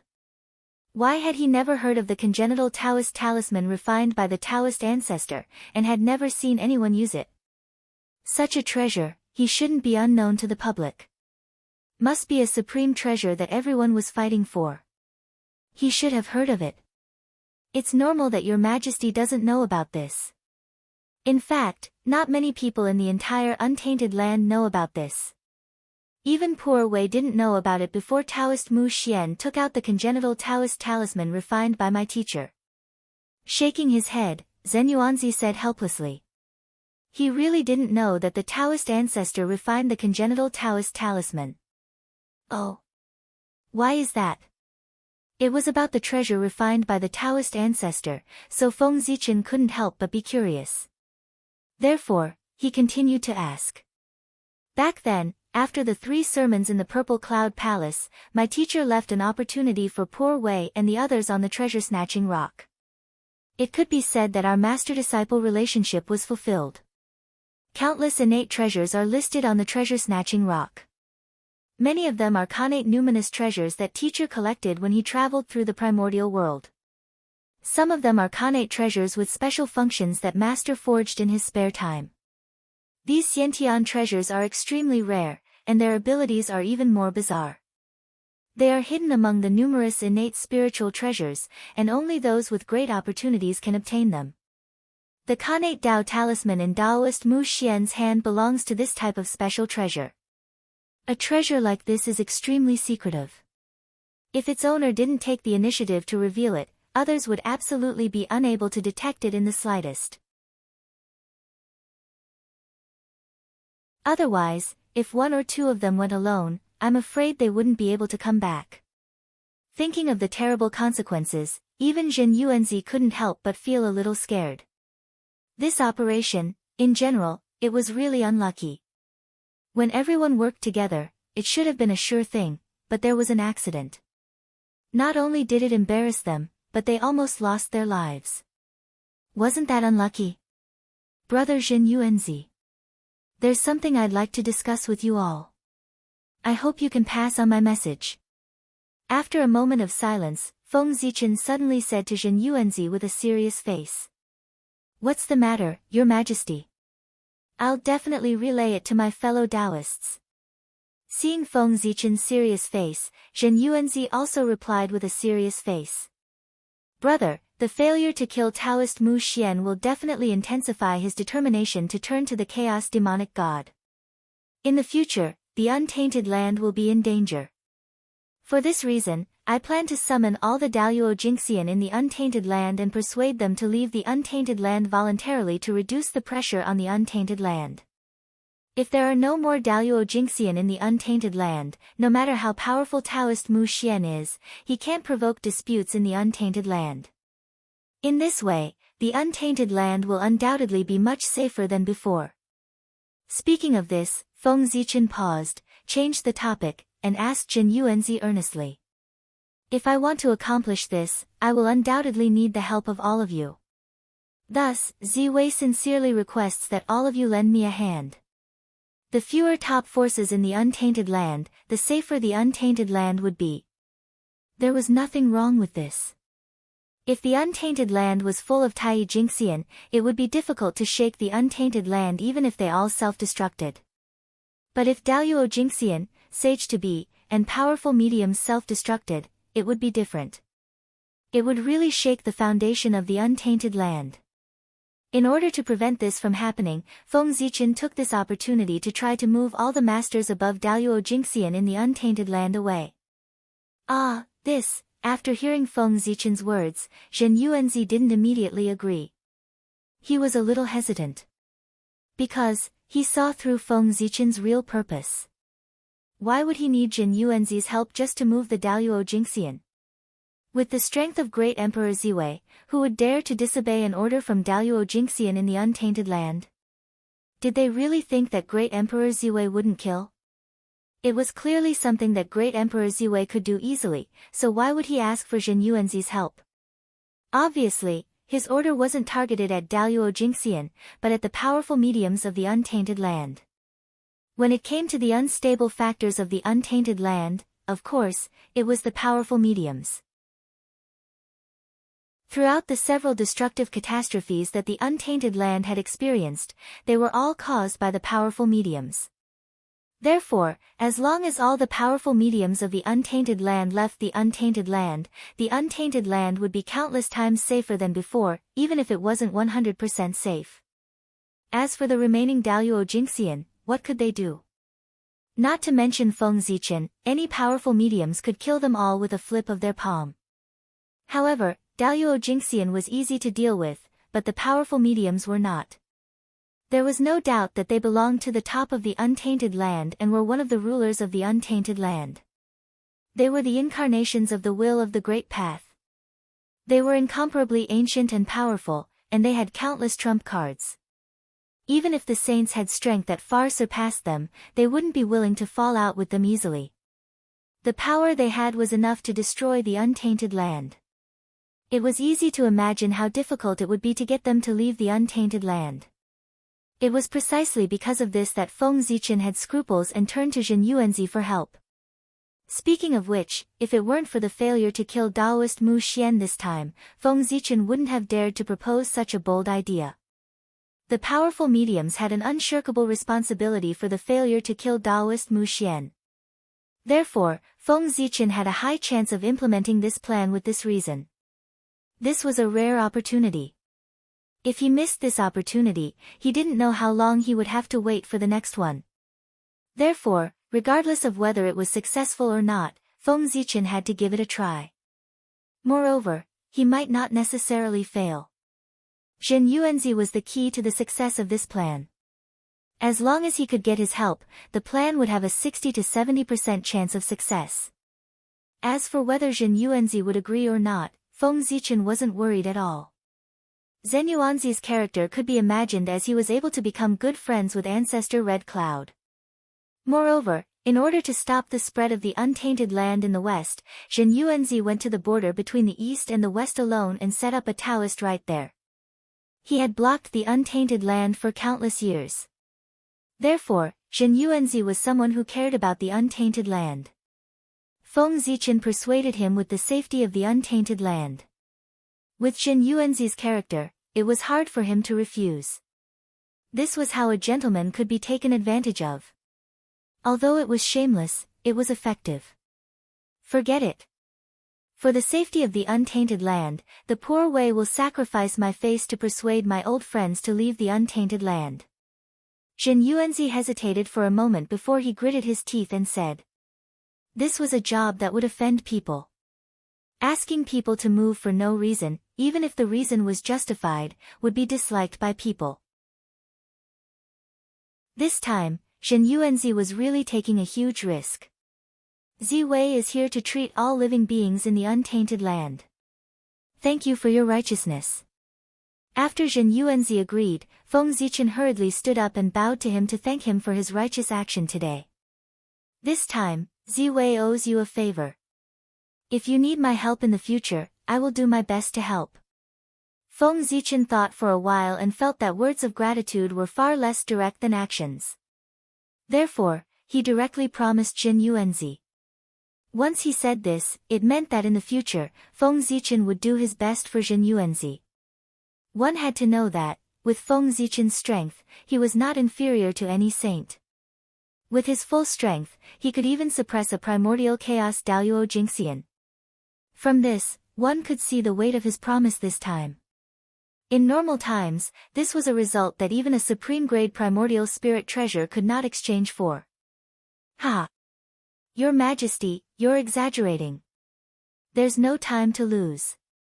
The poor Wei will go now. With a chuckle, Zhen Yuanzi said goodbye to Feng Zichen and turned to leave the Ziwei Heavenly Palace. It was not difficult to persuade the Great Masters to leave the untainted land. As long as the Great Masters ranked at the top of the untainted land all agreed, the remaining Great Masters would be easy to deal with. However, it wasn't a simple matter to get the agreement of the top-ranked great divinities. Fortunately, Feng Zichen would not let Zhen Yuanzi fight alone. While he asked Fuxi to accompany Zhen Yuanzi to persuade the Great Masters, he tried to contact the saints who were far away in outer space. There had to be a leader to move out of the untainted land, and this leader had to be important. Only then would he be able to set an example. And this candidate, in the untainted land, could there be a more suitable candidate than the saint? The saint was the spokesperson of the heavenly Tao in the untainted land. Their every move represented the will of the heavens. If the saint was the first to leave the untainted land, it would mean that it was the will of the heavens. When the other great masters saw this, their resistance would not be so strong. Who would dare to go against the will of the heavens?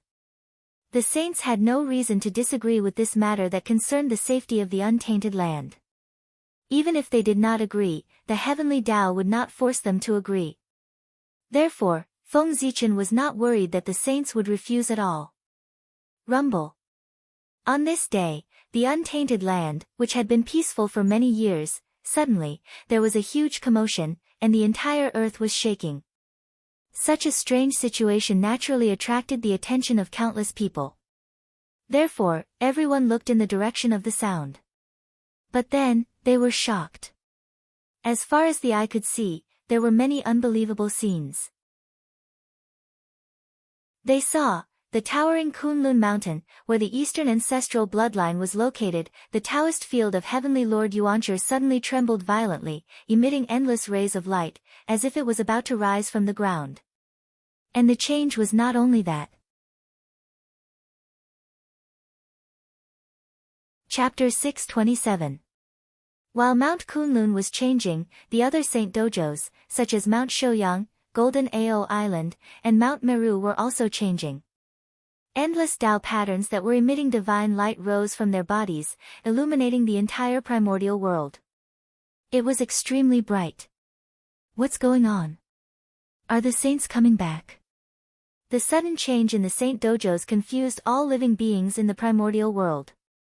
They could only think that it was a phenomenon that was spontaneously produced by the saint dojos because the saints were about to return from outer space.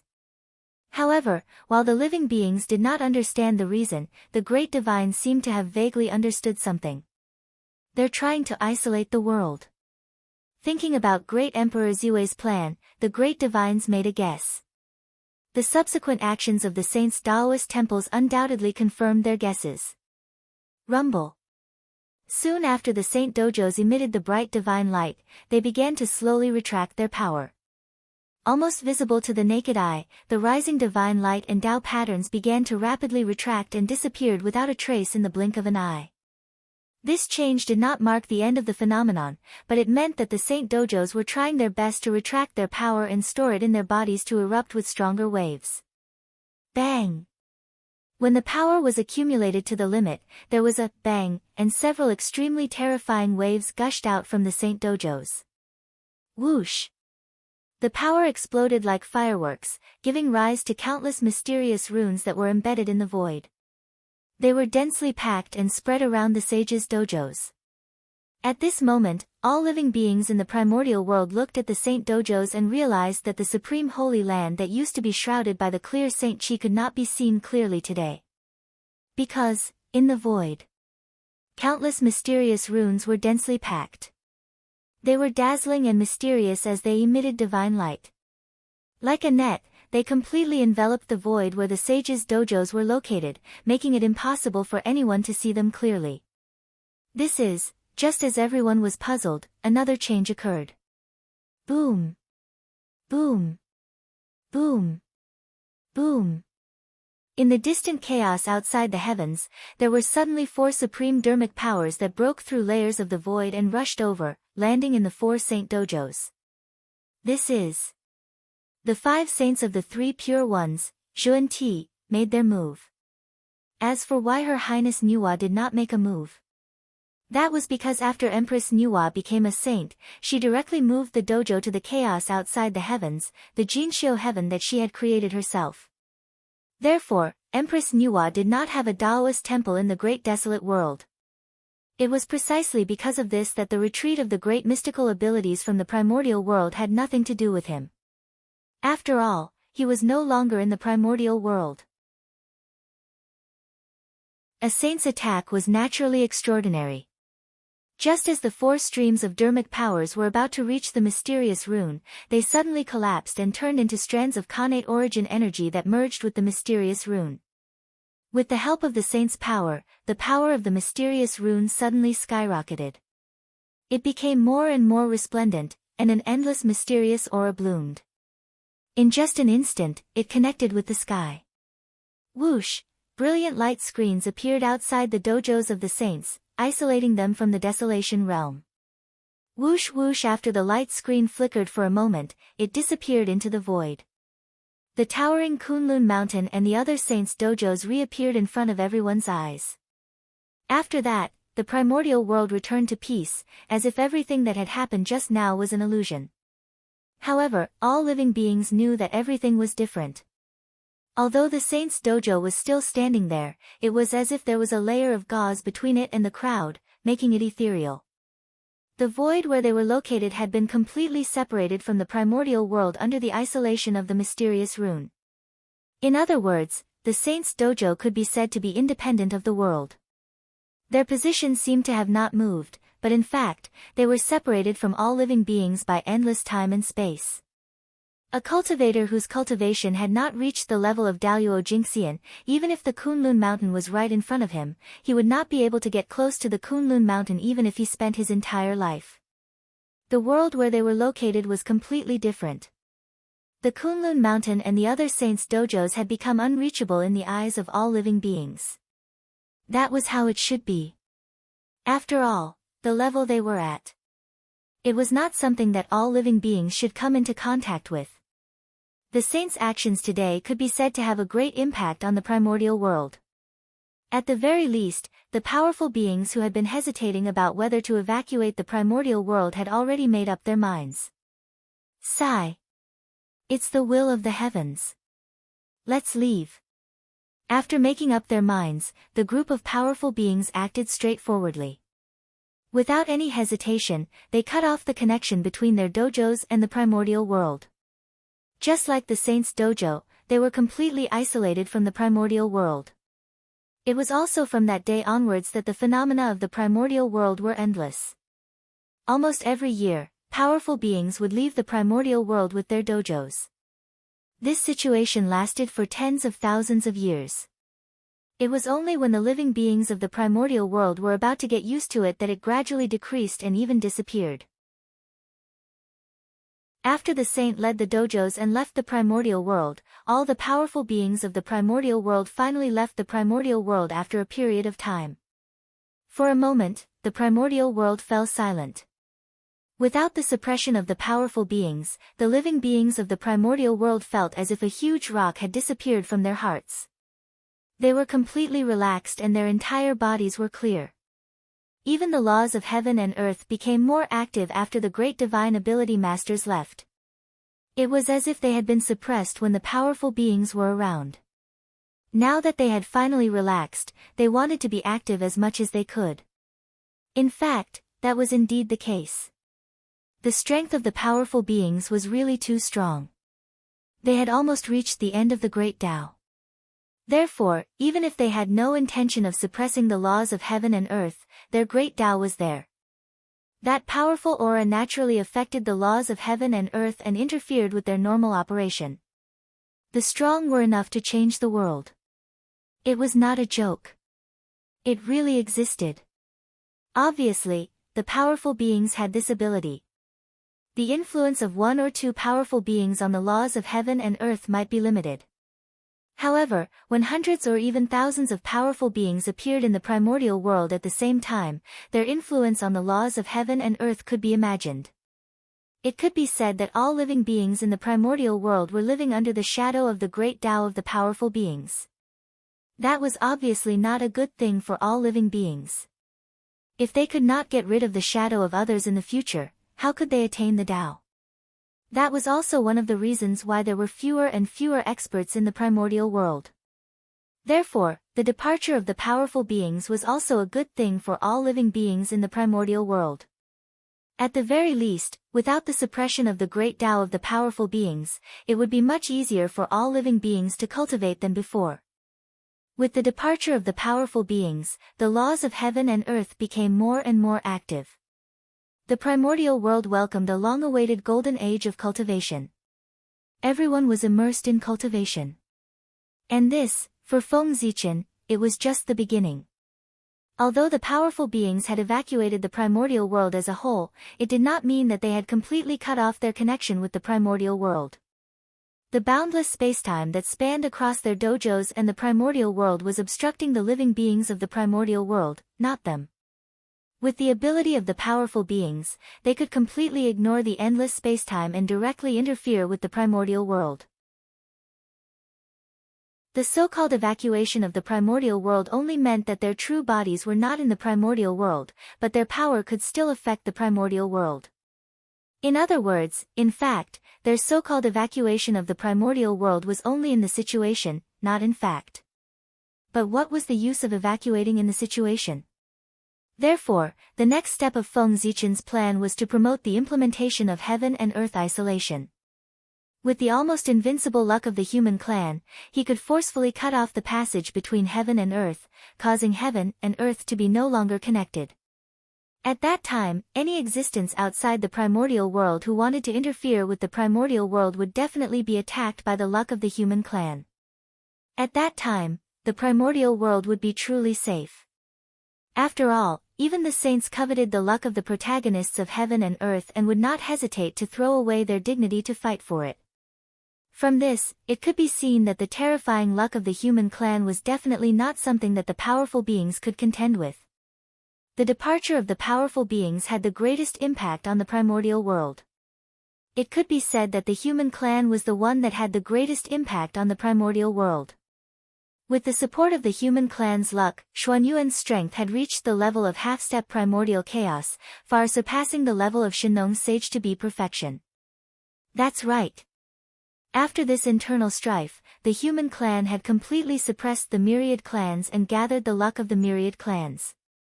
It could be said that their luck had experienced an unprecedented increase. Under this influence, Xuanyuan's strength naturally rose as well. From the original realm of sage-to-be perfection, he had reached the realm of half-step primordial chaos. With such strength, in the era when the powerful beings left the primordial world en masse, he could definitely be called invincible. Yes. He was really invincible. The heavens and the earth did not count. With such an expert holding down the fort, who among the myriad clans would dare to act rashly? It was precisely because of this that the human clan entered a period of rapid development, and their strength soared exponentially. Of course, the reason for this outcome, it was all based on the situation of suppressing the myriad clans. In the past, although there were many resources in the primordial world, there were even more races in the primordial world. Everyone divided a little, and there wasn't much that they actually got. But now, the situation was completely different. As the human clan became stronger and stronger, the previous model was obviously no longer applicable. Now, more than half of the resources in the primordial world had entered the pockets of the human clan. None of the myriad clans dared to compete with them. After Xianyuan defeated Qiyu, in order to obtain the forgiveness of the human clan, the myriad clans began to pay tribute to the human clan. Just these tributes were a shocking amount of wealth, enough to cultivate a large number of experts for the human clan. It could be said that the myriad clans were using their own blood to support the human clan. In this way, it was difficult for the human clan not to be strong. Logically speaking, Xianyuan should be satisfied that the myriad clans had done so much. But in fact, Xianyuan was far from satisfied. He really wanted to take this opportunity to swallow the myriad clans in one fell swoop so that he could completely establish the supreme status of the human clan. But the reality made him extinguish this crazy idea. Although the myriad clans were no match for the might of the human clan, this did not mean that the myriad clans did not have the strength to fight against the human clan. If they really wanted to fight, the human clan might be able to destroy the myriad clans, but the price they would have to pay was definitely something that the current human clan could not bear. Perhaps the human clan would be unable to recover from this setback. Therefore, considering the consequences of doing so, Xianyuan had no choice but to suppress the thoughts in his heart and feign civility with the myriad clans. This situation lasted until the 950th year of the human emperor's calendar, which was also the 950th year of Xuanyuan's power, before there was a change. The 950th year of the human emperor's calendar had reached the end of the human emperor's rule. It was also at this time that the human emperor began to gradually put down the power in his hands and focused on cultivating the Tao. For this reason, human Emperor Xianyuan specially issued a decree to invite the experts of the myriad clans to come to the human emperor's palace to discuss the Tao. Everyone could exchange what they needed to reach a higher realm. After receiving the order, the experts of the myriad clans did not dare to be negligent. They all set off for the human emperor's palace. At first, as the decree said, human Emperor Xianyuan invited everyone over to discuss the Tao with his fellow Taoists. But as time passed, the atmosphere of the Tao discussion gradually changed. The reason was that during the discussion, human Emperor Xianyuan had vaguely mentioned more than once that he was reluctant to part with the feelings of his subjects. He hoped that after he ascended to the heaven realm, everyone could leave with him. How could the experts of the myriad clans agree to this? Everyone had families and businesses. How could they abandon their families and businesses and follow human Emperor Xianyuan to the heaven realm to start anew? Wasn't this a joke? Besides, if they really left, what would happen to their race? They were afraid that as soon as they left, the human race would swallow their race.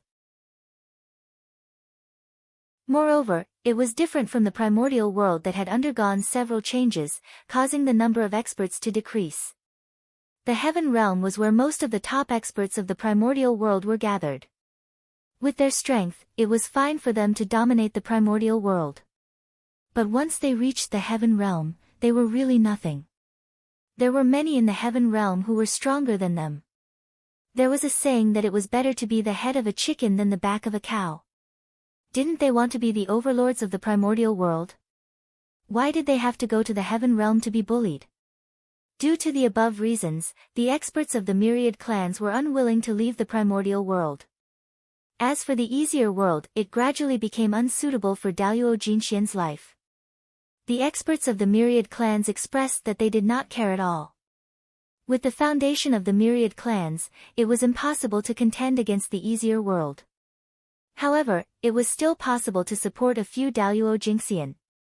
Therefore, they had the conditions to stay in the primordial world.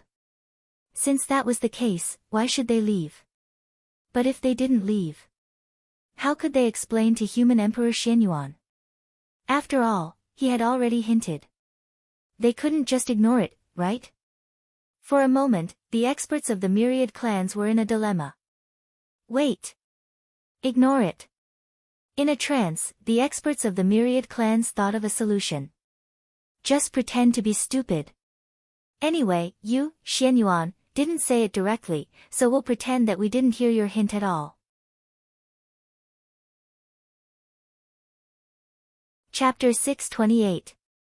Wasn't it just pretending to be stupid? Who didn't know how to do that? With this thought in mind, the experts of the myriad races also did the same. After that, no matter how Emperor Xianyuan hinted, they all pretended not to understand. And regarding this, Xianyuan didn't show too much anger. His actions were originally a test. The reaction of the experts of the myriad races was completely within his expectations. If the experts of the myriad races agreed so easily, that would be a problem. Of course, this wasn't the only reason why Xianyuan wasn't angry. Now, with the strength of the human race, how could the experts of the myriad races disobey what he wanted to do? In other words, the reason why Xianyuan hinted to everyone was not to ask for their opinions, but to give them a heads up in advance so that they wouldn't be unprepared when they ascended to the heaven realm with him. As for whether the experts of the myriad races agreed or not, was that important? After all, the primordial world relied on strength to speak. The weak only needed to follow the rules of the strong. They didn't have much choice. Xuanyuan's fist was bigger and harder than the experts of the myriad races. The experts of the myriad races couldn't compare to him. Then they had to listen to Xianyuan. This was the sorrow of the weak. The fate of the myriad races was destined the moment Qiyu was defeated. They were destined to withdraw from the stage of the primordial world to make room for the human race. This was the will of heaven and the general trend. Anyone who disobeyed would be smashed to pieces by the surging momentum of the situation.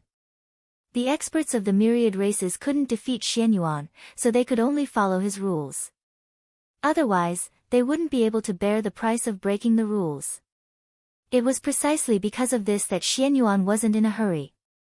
Everything was already destined, so why should he be in a hurry? The pitiful experts of the myriad races were complacent because of Xuanyuan's concession, but they didn't notice the destined future at all. It was really sad. Just like that. Under the perfunctory interaction between the two sides, time passed day by day. The human race would also welcome its first great emperor. Time passed slowly. In the blink of an eye, 10,000 years had passed. At this time, it had been 960,000 years since the human emperor Xianyuan took power. And the human emperor had only been in power for 1,000,000 years. In other words, there were still more than 40,000 years before Xuanyuan's merit would be complete. 960,000 years of the human emperor calendar, the era of Xuanyuan's rule had finally reached the end of the Great Era. On this day, on the North Star, Feng Zichen suddenly opened his eyes. The time has come. It's time for the Motherf * King Human King to reincarnate as well. With a thought, Feng Zichen formed a hand seal and pointed at the void. Suddenly, boundless Tao patterns separated from Feng Zichen's fingertips. They were densely packed and embedded in the void, slowly opening a passage. Rumble. There was a sudden clap of thunder, shaking the void. Streams of terrifying reincarnation power surged out from the passageway, distorting everything. That was Reincarnation Passage. After so many years, Feng Zichen's understanding of the path of reincarnation had deepened. In the blink of an eye, a reincarnation passage could be opened. On this point, compared to when he opened up the reincarnation passage, he had to rely on the authority of the 6 paths of reincarnation disc. It was many times stronger. Whoosh! Just as the reincarnation passage was formed, a dragon-shaped true spirit suddenly appeared at the origin of the North Star. The dragon-shaped true spirit disappeared in a flash. It was wrapped in an imperial purple chi and directly entered the reincarnation passage. In the blink of an eye, it disappeared. This scene meant that the first Motherf * King Human King had reincarnated. Rumble. On this day, the destiny of the human race shook, and the torch flame appeared automatically. It burned fiercely in the long river of destiny like the sun, blooming with bright light, illuminating all corners of the universe. Endless strange phenomena evolved, and it did not stop for years. At the same time, the dragon race, which had not moved for a long time, began to undergo inexplicable changes the moment the dragon-shaped true spirit entered the reincarnation passage. Rumble. Amidst a violent roar, the dragon race's destiny appeared without warning, stirring up the wind and clouds in the 4 seas. Roar, roar, roar, roar, roar. For a time, above the 4 seas, because of the inexplicable appearance of the dragon race's destiny, a series of majestic dragon roars suddenly sounded. The sudden change caused the sea tribe to fall into a daze. They had no idea what had happened. As for the dragon emperor and the elders of the dragon race, when they saw this inexplicable change, they vaguely understood something. They silently appeared in the depths of the void, quietly observing the changes in the situation. Rumble. Just as the sea tribe was in a daze, the scene changed again. Endless dragon chi burst out from the void, forming a huge and glorious door in the sky above the 4 seas. Dragon Gate. The Dragon Gate of the dragon race. Under the situation where no one summoned it, the Dragon Gate appeared automatically, like the door of the Great Tao, towering above the 4 seas, exuding endless majesty. Chi. In an instant, endless divine light burst out from the Dragon Gate. It was incomparably dazzling, illuminating the entire 4 seas. Whoosh! The divine light was dazzling and crystal clear. It was like a drizzle, like a stream of light, slowly falling from the void, sprinkling the entire 4 seas. Almost all the sea tribe was bathed in the dazzling divine light. This was a gift. The Dragon Gate's gift to the sea tribe was used to enhance their bloodline. Whoosh whoosh whoosh, the divine light entered their bodies and continuously baptized the bodies of the sea tribe, purifying their bloodline, causing them to continuously transform into a true dragon. Although this transformation was far less intense than directly leaping over the dragon gate, it could save the sea tribe thousands of years of bitter cultivation and further enhance their bloodline. To the sea tribe, improving their bloodline was more important than improving their cultivation. Therefore, the appearance of the dragon gate this time was no less than a great opportunity for the sea tribe. Perhaps, after digesting what they had obtained this time, when they leaped over the dragon gate next time, they would undoubtedly be much more confident. The luck of the human race and the dragon race changed at the same time. It would be an insult to everyone's IQ if they said that there was no connection between the two.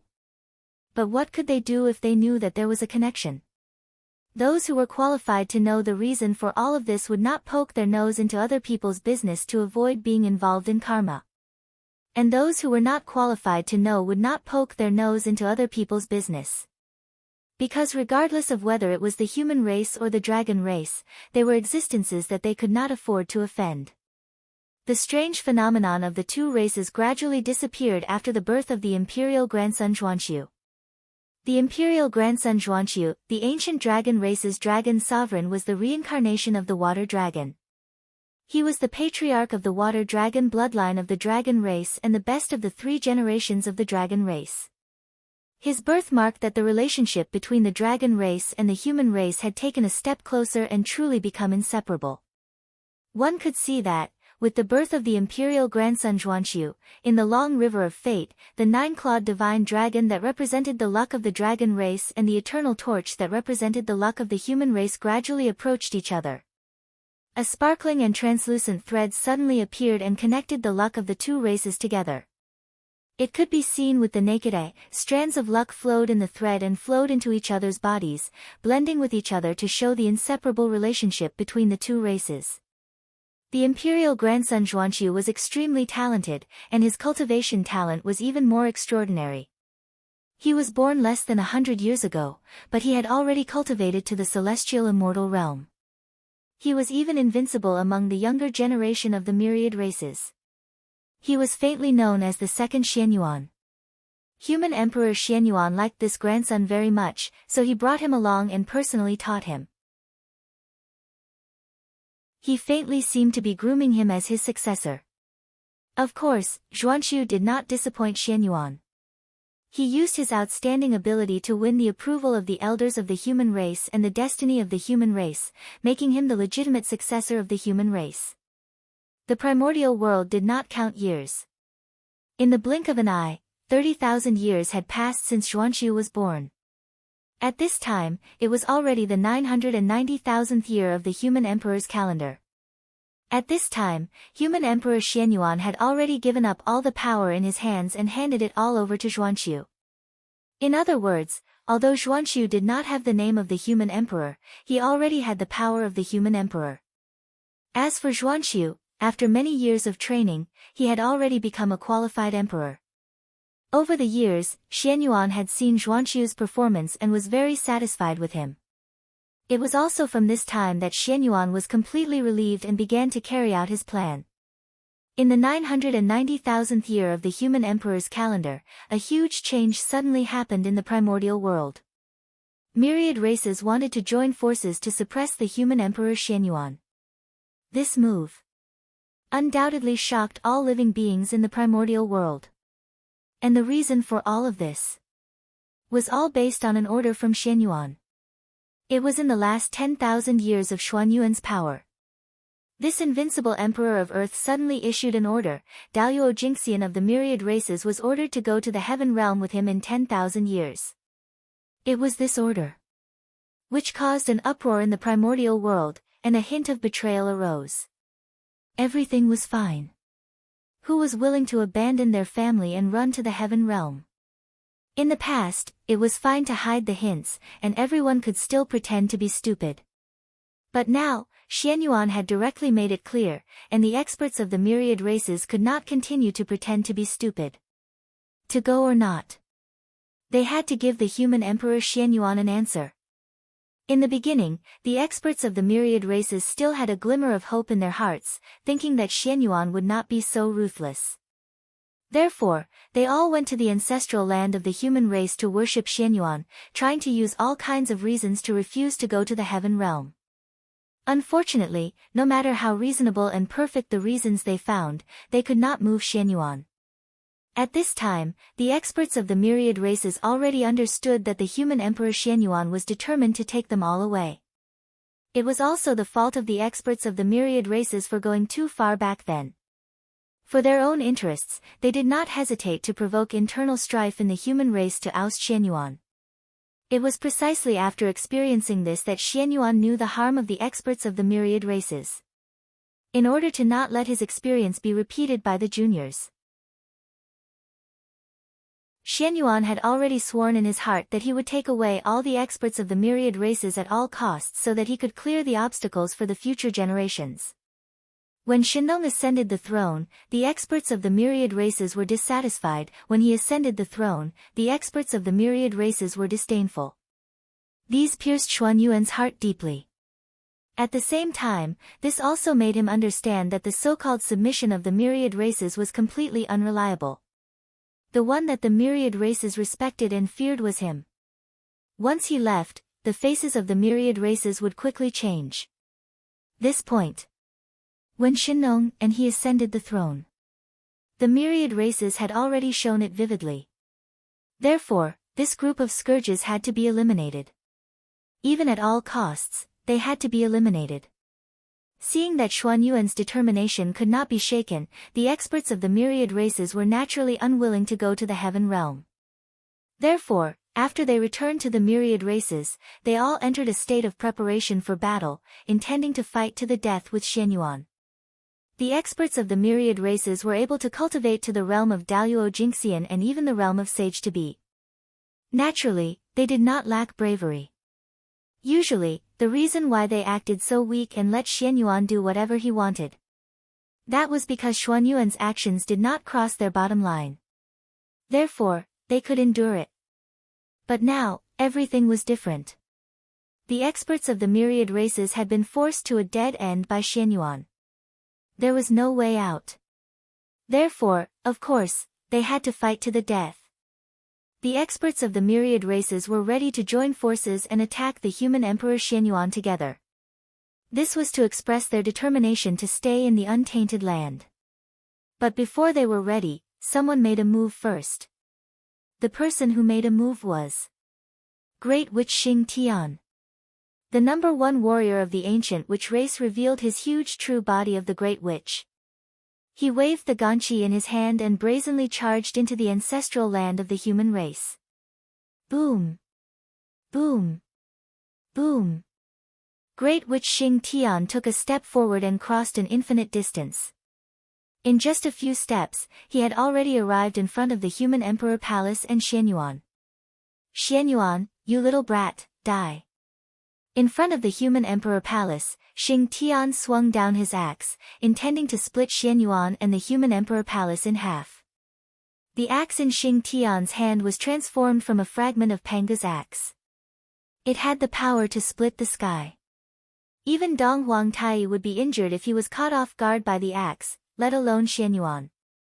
Therefore, if Xing Tian's axe really hit Xianyuan, he would be seriously injured even if he didn't die. Great Witch Xing Tian, you are too presumptuous.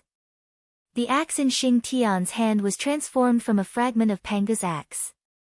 It had the power to split the sky. Even Dong Huangtai would be injured if he was caught off guard by the axe, let alone Xianyuan. Therefore, if Xing Tian's axe really hit Xianyuan, he would be seriously injured even if he didn't die. Great Witch Xing Tian, you are too presumptuous. The axe in Xing Tian's hand was transformed from a fragment of Panga's axe. It had the power to split the sky. Even Dong Huangtai would be injured if he was caught off guard by the axe, let alone Xianyuan. Therefore, if Xing Tian's axe really hit Xianyuan, he would be seriously injured even if he didn't die. Great Witch Xing Tian, you are too presumptuous. The axe in Xing Tian's hand was transformed from a fragment of Panga's axe. It had the power to split the sky. Even Dong Huang Tai would be injured if he was caught off guard by the axe, let alone Xianyuan. Therefore, if Xing Tian's axe really hit Xianyuan, he would be seriously injured even if he didn't die. Great Witch Xing Tian, you are too presumptuous. The axe in Xing Tian's hand was transformed from a fragment of Panga's axe. It had the power to split the sky. Even Dong Huang Tai would be injured if he was caught off guard by the axe, let alone Xianyuan. Therefore, if Xing Tian's axe really hit Xianyuan, he would be seriously injured even if he didn't die. Great Witch Xing Tian, you are too presumptuous. Chapter 629. The current Xing Tian was not much weaker than the ancestral shaman back then. There were only a handful of people in the primordial world who could defeat him. With such powerful strength, it would not be a simple matter to help him break down and then rebuild. Because, his physical body was too strong. It had reached the level of a supreme-grade innate spirit treasure. Unless a primordial chaos expert or a primordial chaos expert came with a primordial chaos treasure, it was absolutely impossible to hurt him at all. Therefore, it was not a simple matter for Xing Tian to break and rebuild. Because there were not many people in the primordial world who could do this. Moreover, even if someone could break Xing Tian's physical body, why would he help Xing Tian surpass his limit and not completely destroy him?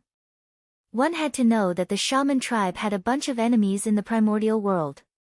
They would definitely not be willing to see the shaman tribe have another supreme expert. Why don't I find ancestral shaman Hutu or ancestral shaman Xianming to try?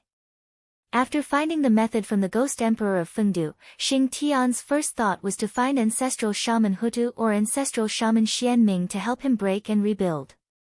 However, the moment this thought appeared in his mind, it was extinguished by the ghost emperor of Fengdu. Fellow Taoist Xing Tian, although goddess Hutu and ancestral shaman Xianming are strong, they are of the same race as you. Can you really stimulate your fighting spirit and fight to the death with them? Looking at Xing Tian, who was eager to try, the ghost emperor of Fengdu could not help but pour cold water on him. Breaking the physical body was only secondary. The important thing was how to surpass one's limits in a battle and see the path of the great Tao. Live through death and see the true self. If he wanted to do this, he could only cut off all the fetters and fight to the death with the determination to have a glimmer of hope. If Xing Tian chose to fight with the two ancestral shamans, then, with their relationship, both sides would definitely have some scruples in their hearts and would not be able to fight with all their strength. In this way, it would violate Xing Tian's original intention. Therefore, he could not take it. Fellow Taoist is right. In a battle with the ancestral shamans, whether it is me or the two ancestral shamans, we can't completely let go and fight to the death. After hearing Fengdu Ghost Emperor's words, Xing Tian thought that this was the case. Both sides were so close, so how could they kill each other? But apart from the ancestral sorcerer, where could he find someone who could help him break through his limits? While feeling depressed, Xing Tianxia subconsciously looked at the Fengdu Ghost Arch. When he looked, Xing Tian couldn't help but feel enlightened. Right now, wasn't there one? With this thought in mind, Xing Tian did the same. He took a step forward, bowed to the Fengdu Ghost Emperor, and said, "Please lend me a hand, Taoist brother." In Xing Tian's opinion, Fengdu Ghost Emperor's strength must be unfathomable for him to be able to suppress everyone and sit on the throne of the Netherworld Realm's master. With his ability, perhaps it could help him break through his limits. Good fellow.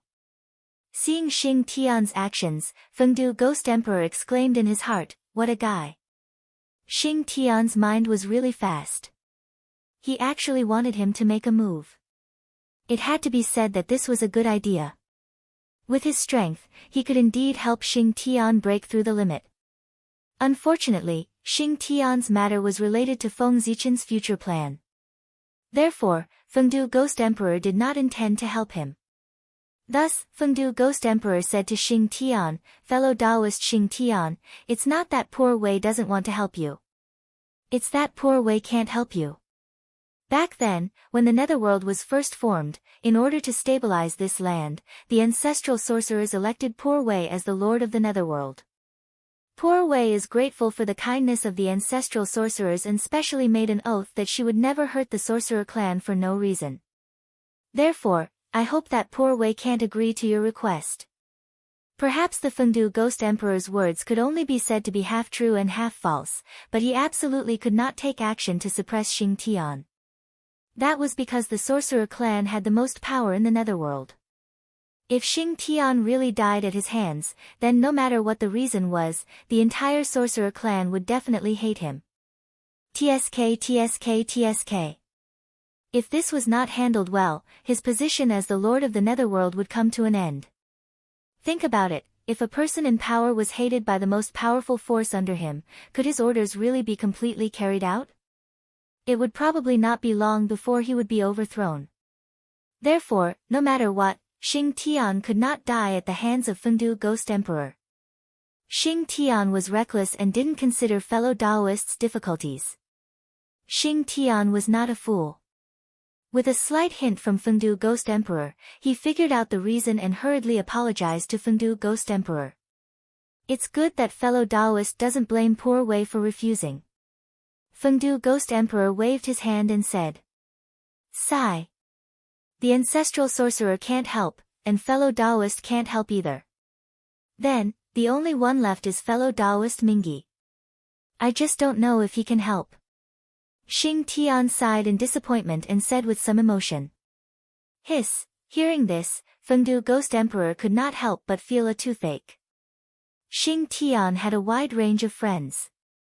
He even knew an ice block like Patriarch Mingi. However, he could not help. Cough cough.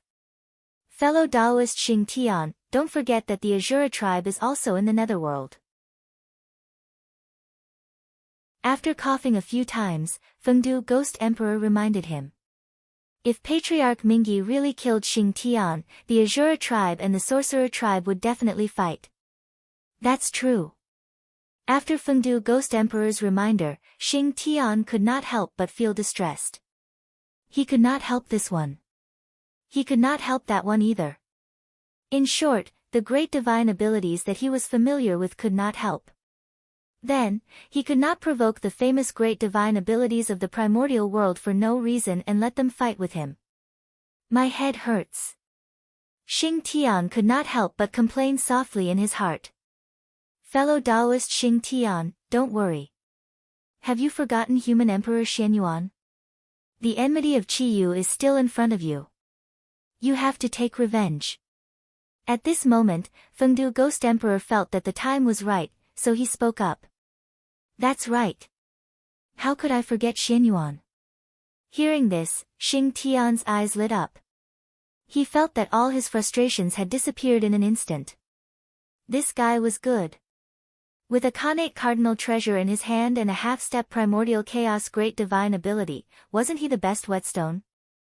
Moreover, there was still a grudge between the two sides. It was completely reasonable to attack him. However, while he was happy, Xing Tian could not help but frown again. The human race and the sorcerer tribe were allies. If he attacked the human emperor, regardless of whether he won or lost, it would cause irreparable damage to the relationship between the two races. Then, did he really have to do that? For a moment, Xing Tian hesitated. Fellow Daoist, are you worried that if you attack Xianyuan, it will affect the relationship between the human race and the sorcerer tribe? Fengdu Ghost Emperor seemed to have seen the hesitation in Xing Tian's heart, so he asked. That's right. Xing Tian nodded and said. There was nothing to hide about this. In that case, then, fellow Daoist, you should go. Shaking his head, Fengdu Ghost Emperor smiled. What? Hearing this, Xing Tian, who thought that he would hear some wise advice, could not help but be shocked. Brother Fengdu, was he trying to sow discord between the human race and the sorcerer tribe? It was not Xing Tian's fault for thinking too much. The words of Fengdu Ghost Emperor were too easy to misunderstand. Fellow Daoist, Poor Wei, let me ask you. What are your intentions for going to the human race this time? Ignoring Xing Tian's complicated emotions, Fengdu Ghost Emperor asked him directly to use Xuanyuan's hand to break the limit. Xing Tian replied. Then, do you have the confidence to win? Fengdu Ghost Emperor continued to ask. Yes. When he said the word, yes, Xing Tian's tone was unusually firm. It was obvious that he was confident. According to what you said, you are going to break through the realm, not to destroy the relationship between the two races. In that case, why are you hesitating? After the battle with human Emperor Xianyuan, if you successfully break the limit, you will be able to reach a higher realm. At that time, who will think that you are here to kill the human emperor? All living beings will think that you are here to achieve the Tao. Xianyuan has not fallen, and you have not fallen, and you have even advanced further with the help of this. Under such circumstances, how can the friendship between the two races be damaged? The truth is exactly the opposite. If such a situation really happens, not only will the friendship between the two races not be affected, but it will also become closer. But under such circumstances, Xing Tian, you are hesitating. Does this mean that, you, Xing Tian, don't have the confidence to win as you said? At the end of his words, Fengdu Ghost Emperor's tone became more and more severe. It was like a heavy hammer, hammering Xing Tian's heart word by word. Thank you for your advice, brother Taoist. Xing Tian understands. Fengdu Ghost Emperor's words were like a bolt from the blue. They resounded in Xing Tian's mind and completely extinguished all his hesitation. Yes.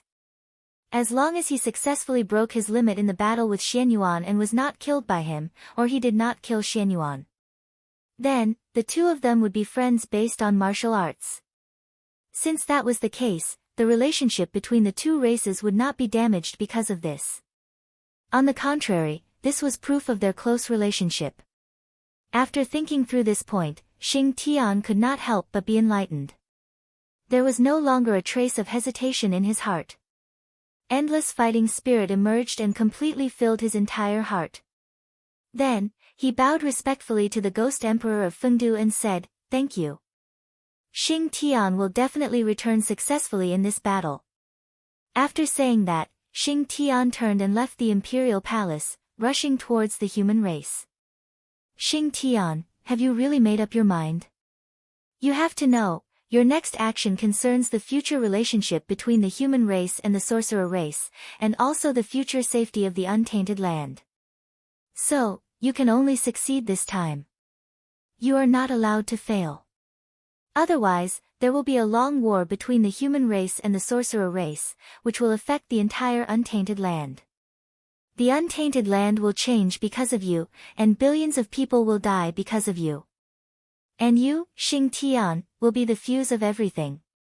You will become the sinner of the sorcerer race, and even the entire untainted land.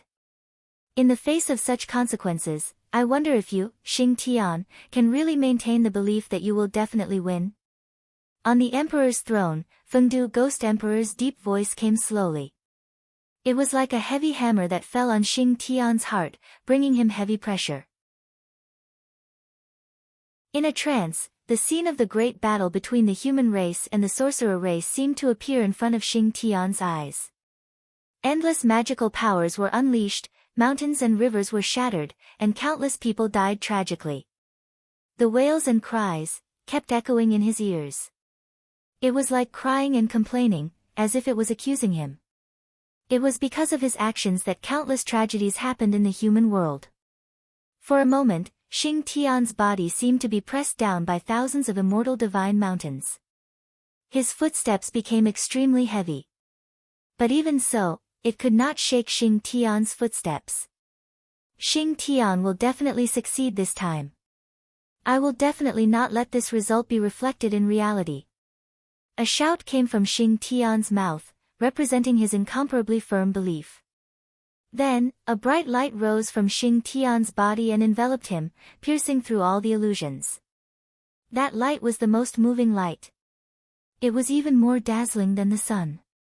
It was so dazzling that people could not look directly at it. Even the powerful Fengdu Ghost Emperor, who was comparable to a primordial chaos expert, could not help but look sideways at it and marvel at its greatness. This was the light of faith. His appearance had nothing to do with strength. This was a realm of the soul. Only when one's Tao heart was pure to a certain extent could it be reflected.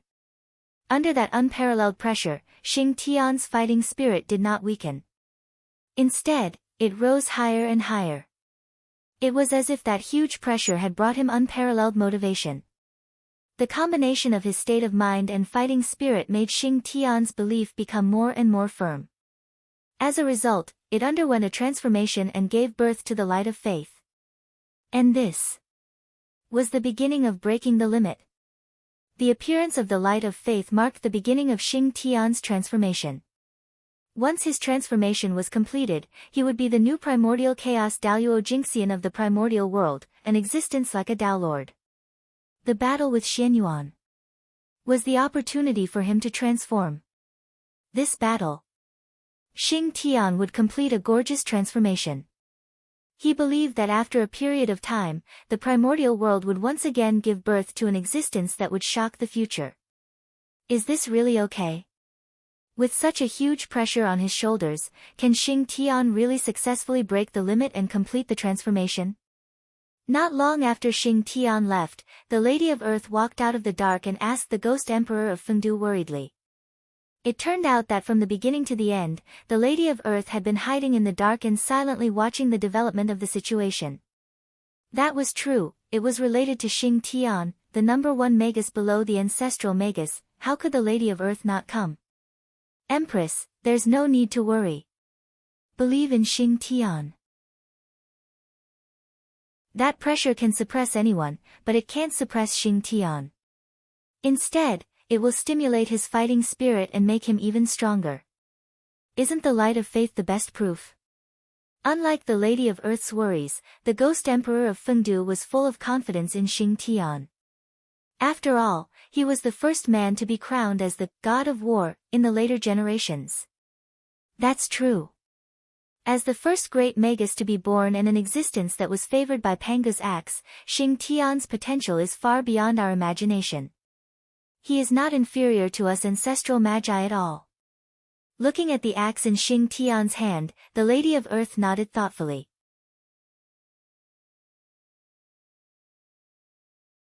Chapter 630. Xing Tian. He was the most special existence in the wizard tribe. He was the first great wizard born from Panga's heart, and the most powerful wizard besides the ancestral wizard. Of course, Xing Tian was special not because he was the first great wizard, but because of the Xingtian axe in his hand. Although the Xingtian axe was only an upper-grade primordial spiritual treasure, its killing power was not inferior to any supreme-grade primordial spiritual treasure. Even the physical body of a primordial chaos expert could be broken open by him.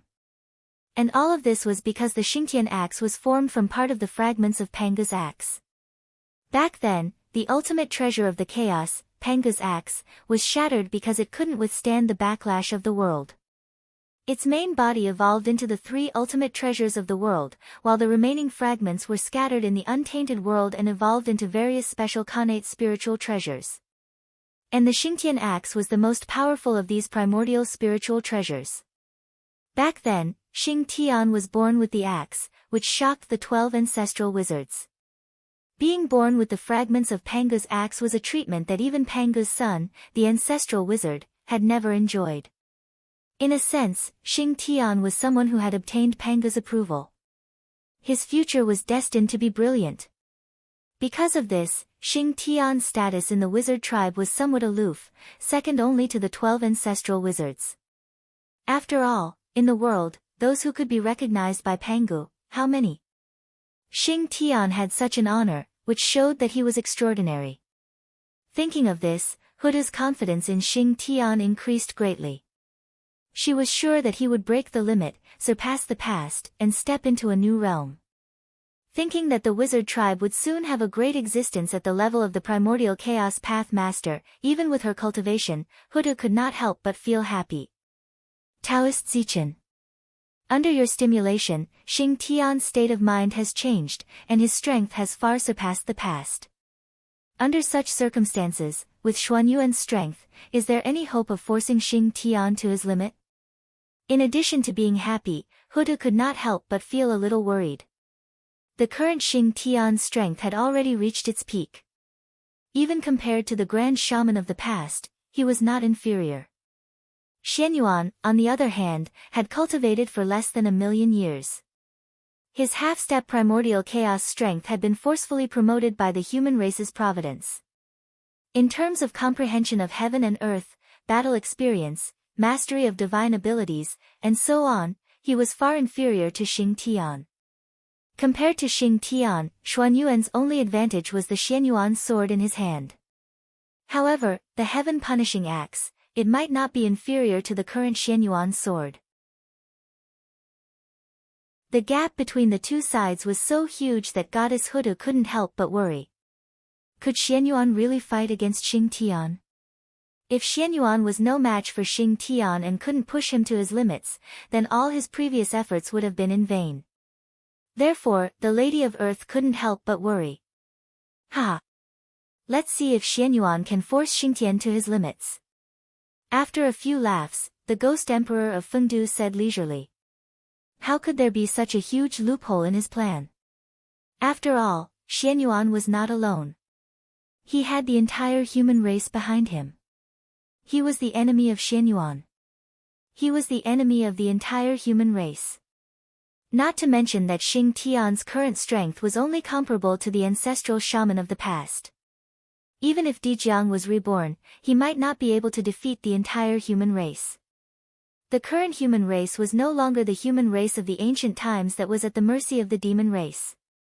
After the efforts of the ancestors of the human race was already worthy of being the untainted world's overlord.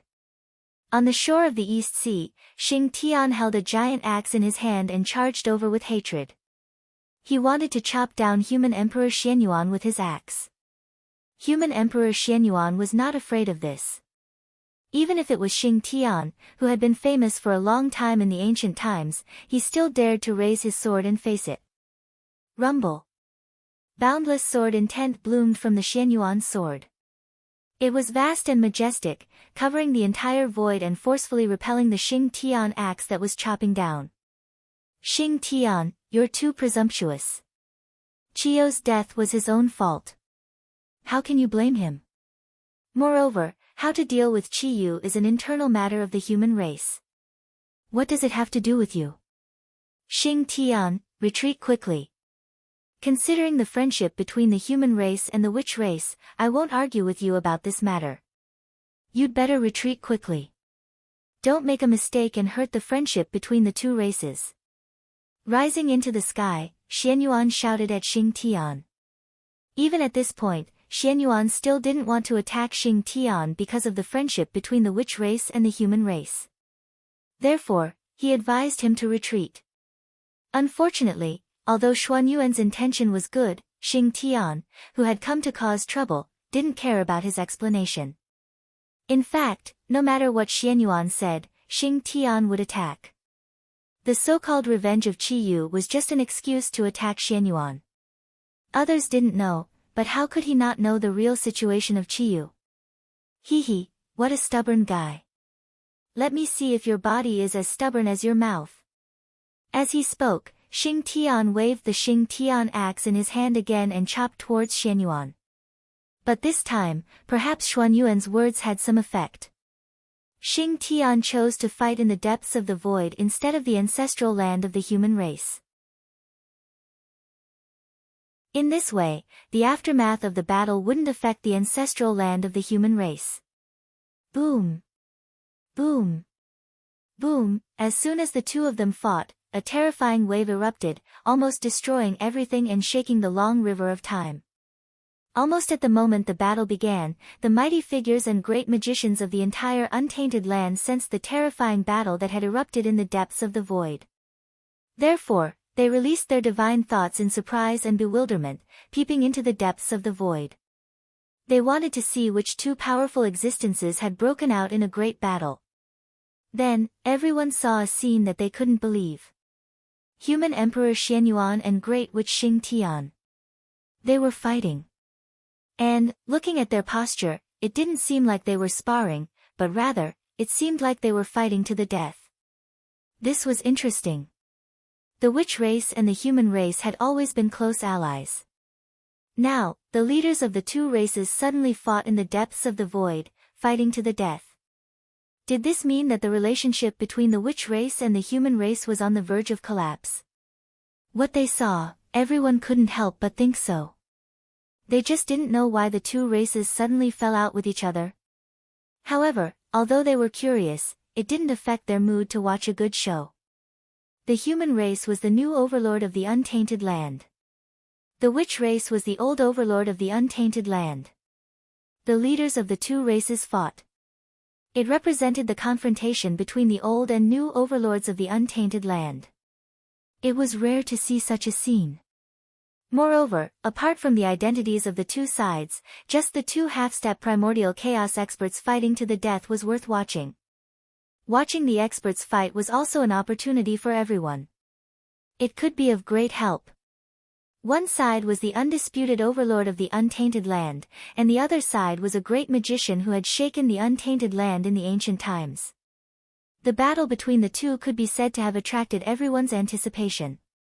No matter why Xianyuan and Xing Tian fought, the experts of the myriad races were extremely excited. If one had to say who was the happiest about the break between the human race and the witch race, it would be the experts of the myriad races. Xianyuan forced them to leave the untainted land, forcing them to a dead end. As a result, the experts of the myriad races had the intention to rebel and make Xianyuan pay the price. If Xing Tian hadn't taken action first, the experts of the myriad races would have joined forces to attack Xianyuan. Of course, it was also because of Xing Tian's action that the experts of the myriad races changed their minds. They didn't act rashly and waited for the situation to develop. They knew how powerful Xing Tian was. If he took action, Xianyuan might not be his match. He might be killed by Xing Tian. In this way, wouldn't everyone be happy? Xianyuan had fallen, so who would take his orders to heart? If Xing Tian lost and was killed by Xianyuan, wouldn't that be even better? Xing Tian still had the two great gods behind him, ancestral witch Xian Ming and Saint Hudu. Seeing that Xing Tian was killed by Xianyuan, how could they not take revenge? When that time came, Xianyuan should be worried about how to resist the revenge of the two great gods. Instead of focusing on how to force them out of the untainted land. Clang! After a crisp sound, the Xianyuan sword and the Xingtian axe collided fiercely. In an instant, a terrifying power erupted and swept through everything. The depths of the void were stirred up into a mess, and the void turbulence was everywhere. Bang! After the attack, Xianyuan only felt a strong force surging from the Xianyuan sword. First, it cracked his thumb and index finger, and then it fiercely split him apart, crashing into the void turbulence. Huff! Huff! After a long while, Xianyuan crawled out of the void turbulence, breathing heavily. Under this attack, although he didn't suffer any injuries, his posture was a little embarrassing. In terms of realm, with the blessing of the human race, Xianyuan wasn't necessarily weaker than Xing Tian, and even faintly surpassed him. However, as everyone knew, the most powerful thing about the witch race was their physical bodies, not their magic power or realm. Xing Tian's physical body had been tempered for countless years. One could imagine how powerful it was. In the entire untainted land, there weren't many people whose physical bodies were stronger than his. What about Xianyuan? The fate of the human race could only improve his cultivation realm and bring him endless magic power. As for his physical body, the fate of the human race couldn't do anything. He needed to temper it himself. Then, without a doubt, Xuanyuan's physical body was tempered by himself, it definitely couldn't compare to Xing Tian's physical body. Therefore, in the battle just now, the huge gap between their physical bodies was directly reflected. Xing Tian's strength was far greater than Xuanyuan's, which was why he was sent flying with one blow. Similarly, this also made Xianyuan understand, if he fought with Xing Tian in close combat, he would definitely lose. Ha! The so-called human emperor, the strongest person in the untainted land, is this all you've got? Seeing that Xianyuan was repelled by his attack, Xing Tian couldn't help but mock him. This human emperor was too useless. He couldn't even take one blow from him. How could he give him the pressure to break through his limits? Humph! Facing Xing Tian's ridicule, Xianyuan snorted coldly and raised his sword again. However, this time, he had fully learned his lesson from the last time. He didn't fight with Xing Tian in close combat. Instead, he chose to attack from a distance and compete with Xing Tian's magic power. Xianyuan waved the Xianyuan sword in his hand at Xing Tian from a long distance. Swish, swish, swish, swish, in an instant an infinite sword intent burst out. It was extremely sharp, as if it could cut through everything. It swept towards Xing Tian in an overwhelming manner. In terms of sword magic, the human race had received the true teachings of Feng Zichen. Every move and style of Xianyuan contained a huge amount of power, which was compatible with the innate sword magic. The sword light surged over like the trajectory of the Great Path, which could cut through everything. It was extremely terrifying. Ha! Good. Now it's worth watching. Although the sword light was strong, Xing Tian was even fiercer. He raised the Xingtian axe in his hand and directly chopped at the sword light that was surging over. Compared to Xuanyuan's exquisite sword magic, Xing Tian's movements were a little simple. However, the Great Path was simple. Although Xing Tian's movements were simple, they all exerted his strength to the extreme. Xing Tian's axe chopped down, and what erupted was the purest physical strength, without a trace of impurities. Every strike was filled with the beauty of strength. As the saying goes, a strong person can defeat 10 skilled people. When one's strength was strong enough, there was nothing that he couldn't destroy. Therefore, Xing Tian's axe chopped down, and an infinite amount of power erupted, cutting the dazzling sword light into pieces on the spot. It turned into light spots that filled the sky and dissipated into thin air. What a strong physical body! In the distance, Xianyuan, who saw this scene, couldn't help but twitch the corner of his eyes. With his eyesight, it wasn't difficult to see that Xing Tian didn't use any magic power in this attack. He only used the strength of his physical body. That was why it was so frightening. He was so strong without using magic power. If he used magic power, how strong would he be? Thinking of this, Xianyuan didn't dare to hold back. He immediately urged the luck of the human race to increase his strength to the limit. Ha! After a deep roar, wisps of fire suddenly rose from Xuanyuan's body and shone with the brilliance of the human path. In an instant, Xuanyuan's entire body changed. The mighty power of the human path filled his body, distorting space and time, emitting an infinite majesty. He was stronger, was infinitely close to the primordial chaos Daluo Jingxian. Kill! Infinite power surged in his body, causing Xuanyuan's confidence to increase greatly. He raised his sword and charged towards Xing Tian again. Swish swish swish! Almost at the same time, countless sword lights that were even more vast and fierce than before bloomed from the Xianyuan sword. They shot towards Xing Tian at an even faster speed. In an instant, the sword light had already arrived beside Xing Tian.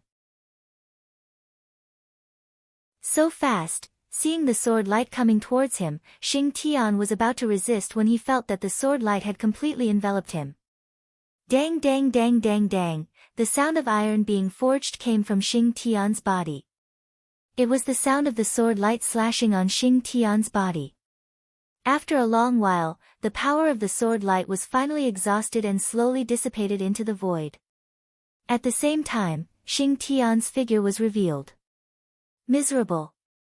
At this moment, Xing Tian could only be described as miserable. His clothes had been completely shredded by the sword light. His entire body looked bloody, and there was not a single piece of good flesh on his body. It was as if he had been dismembered.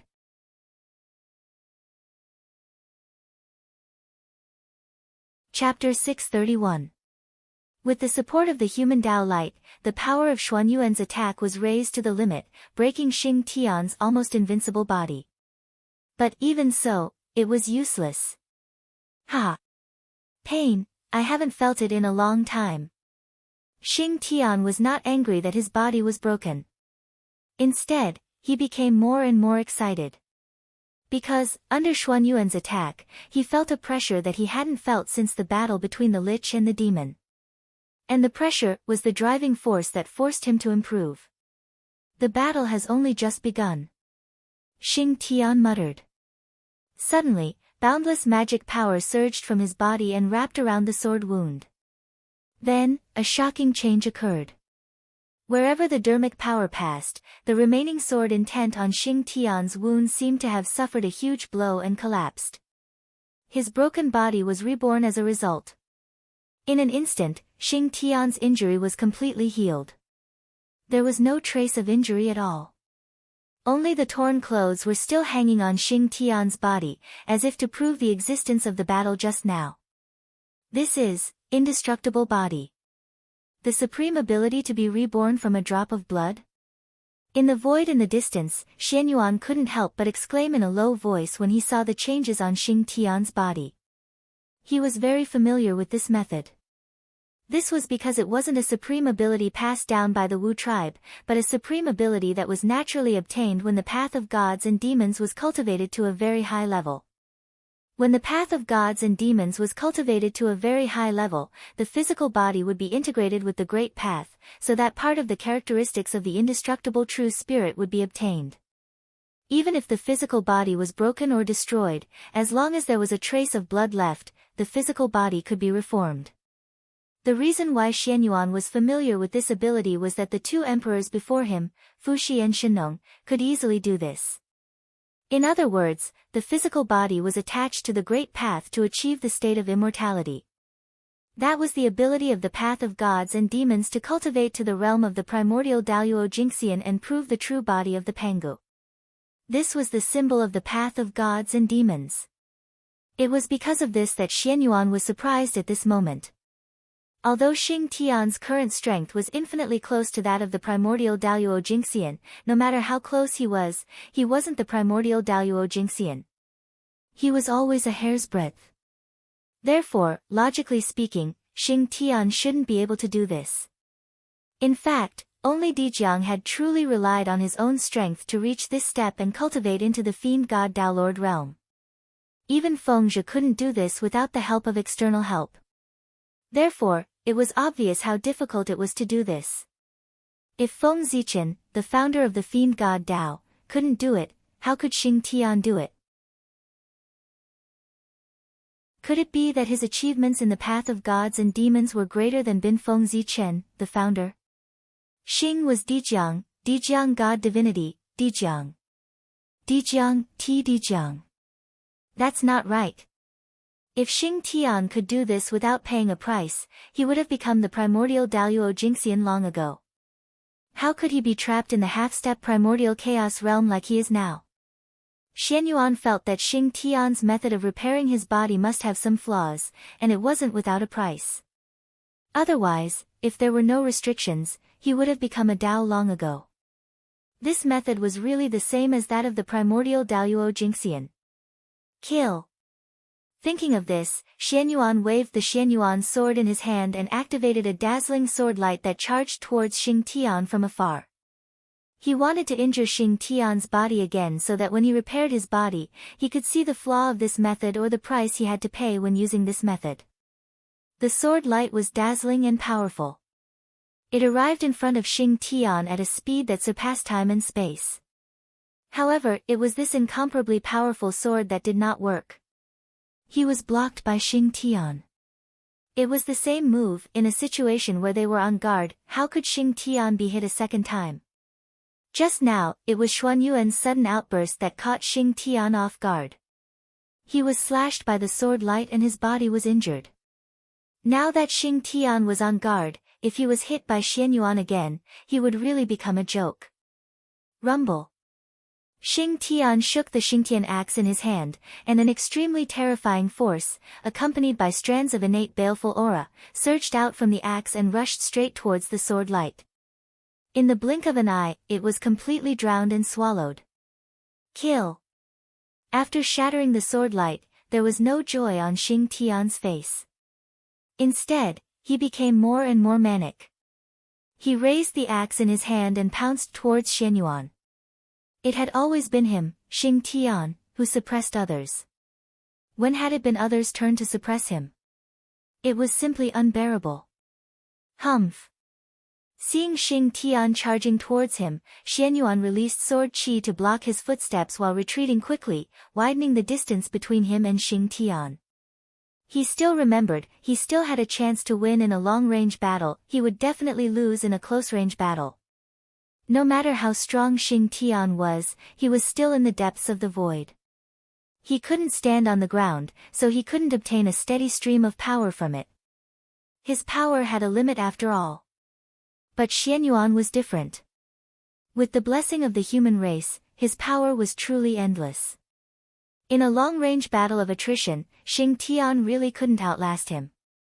One side wanted to fight in close range, while the other side wanted to fight in a long-range battle. The two sides chased each other and pulled each other in the depths of the void. In the blink of an eye, 1,000 years had passed. In other words, the two sides had been fighting for 1,000 years. And after 1,000 years, the gap between the two sides had also been revealed. It could be seen that when the two sides fought, Xing Tian could no longer wield the giant axe in his hand as smoothly as before.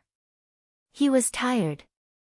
After 1,000 years of high-intensity battle, even with Xing Tian's strength, he couldn't hold on any longer. Every time he waved the Xingtian axe, he felt that his arms were extremely heavy, and he needed to spend more energy. Xing Tian's mana was about to run out. At this point in the battle, the reason why Xing Tian was still able to hold on was because of his unwavering faith. As long as his faith didn't fall, Xing Tian wouldn't fall. And Xianyuan? His situation was the opposite of Xing Tian's. After 1,000 years of battle, not only was Xianyuan not tired, but he was even more energetic. Moreover, his moves were more natural than before. His mastery of magic had also increased by a large margin. Obviously, after 1,000 years of battle, Xuanyuan's strength had improved greatly. That's right.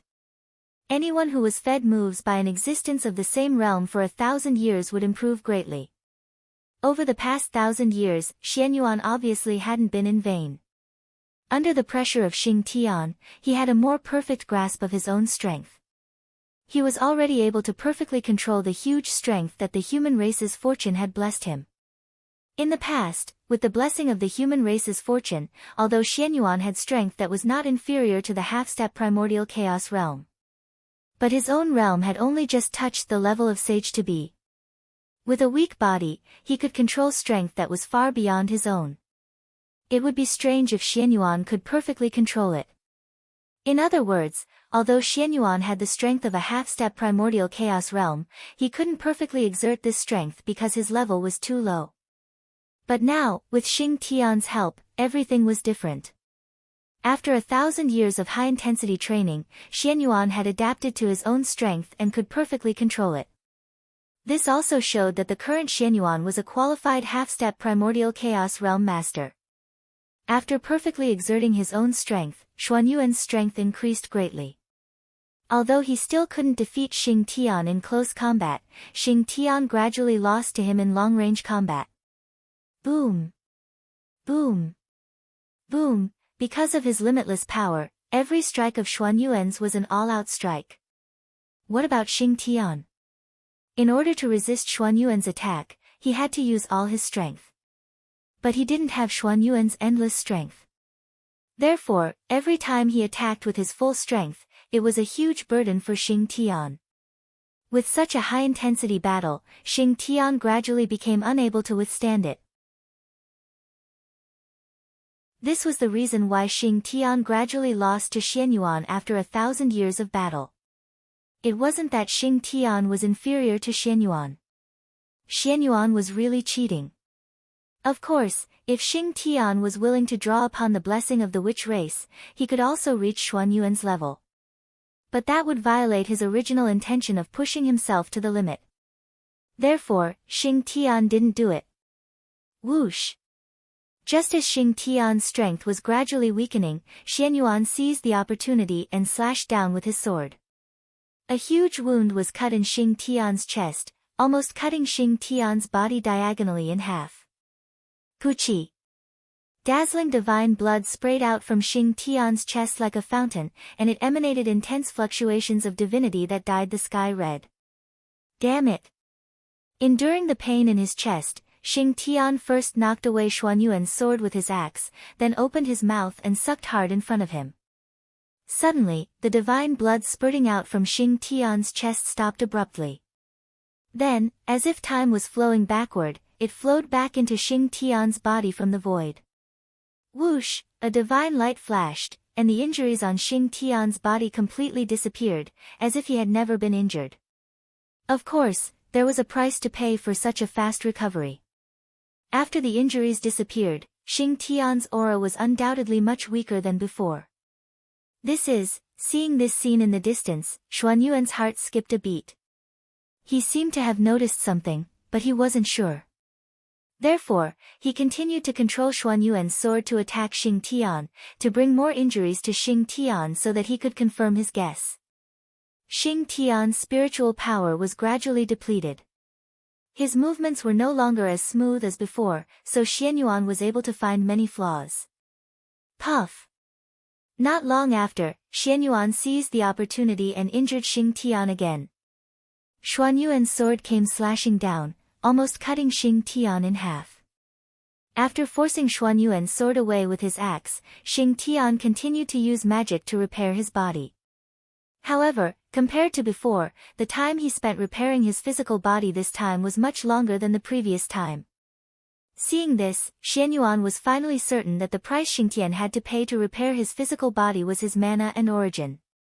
Every time he repaired his body, Xing Tian would consume a large amount of spiritual power and a small part of his origin. If he was at his peak, the spiritual power and origin needed to repair his body would be nothing to him. But at this moment, Xing Tian's spiritual power was almost depleted. It wouldn't be as easy to repair his body as before. Unless he was willing to consume his origin. But while spiritual power was easy to obtain, origin was difficult to obtain. If one's spiritual power was depleted, they could cultivate it back at any time. But if one's origin was depleted, it would really be gone. The price was too great. This was the difference between Xing Tian and the Celestial Demon Path Master. The Tao of the Celestial Demon Path Master was imprinted in heaven and earth. If his body was destroyed, the Tao imprinted in heaven and earth would spontaneously absorb the power of heaven and earth to reform his body. This was the true definition of being immortal and indestructible. It wouldn't consume his origin or spiritual power. To kill such a person, other than committing suicide, like Dijiang, the only other way was to suppress him and refine him over a long period of time. The less spiritual power, the greater Xing Tian's flaws, and the more times he was slashed by the Xuan Yuan's sword.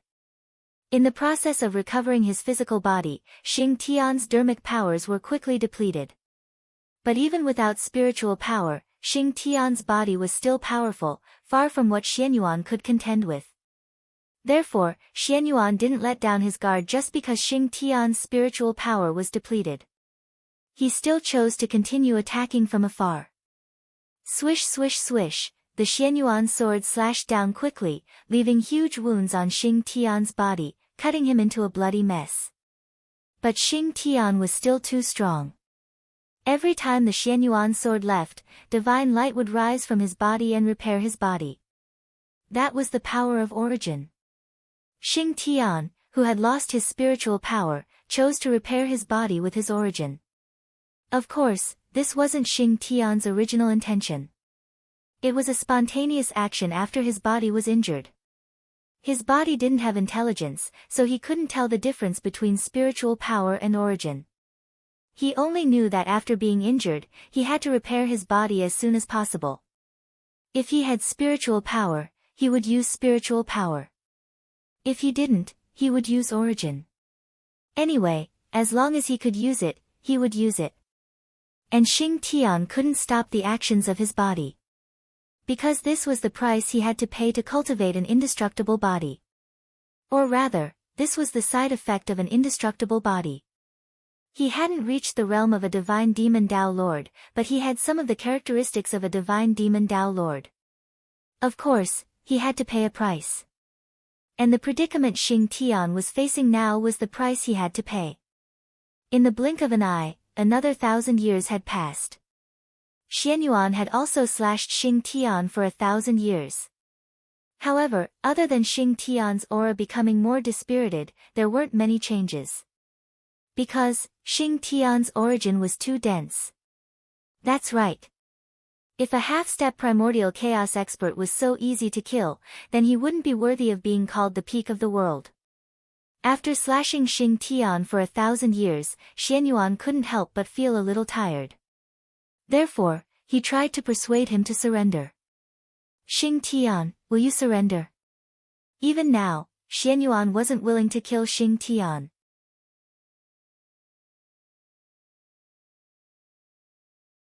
Chapter 632. Because the price of killing Xing Tian was too great. At the very least, the alliance between the witch tribe and the demon tribe, which had lasted for an eon, would be broken because of this. Surrender? Xianyuan, do you really think you've won? With a mocking smile on his face, Xing Tian replied faintly. He hadn't lost yet. So what if he didn't have magic power? He still had a strong origin and that invincible belief. These would always support him, so that he wouldn't fall. Being at a disadvantage, not only did it not dampen Xing Tian's fighting spirit, but it also stimulated the ferocity hidden in his bones. Kill! Xing Tian roared, and his body shook. Boundless innate baleful aura surged out of his body, almost engulfing everything. Whoosh whoosh with Xing Tian as the center, the dark purple sorcerer baleful aura swept out in all directions. It was vast and mighty, eroding everything around it. Wherever it passed, everything turned into nothingness and was swallowed up.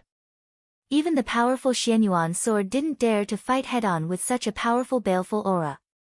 Therefore, the moment the baleful aura spread, the Xianyuan sword retracted its sword intent and returned to Xuanyuan's hand.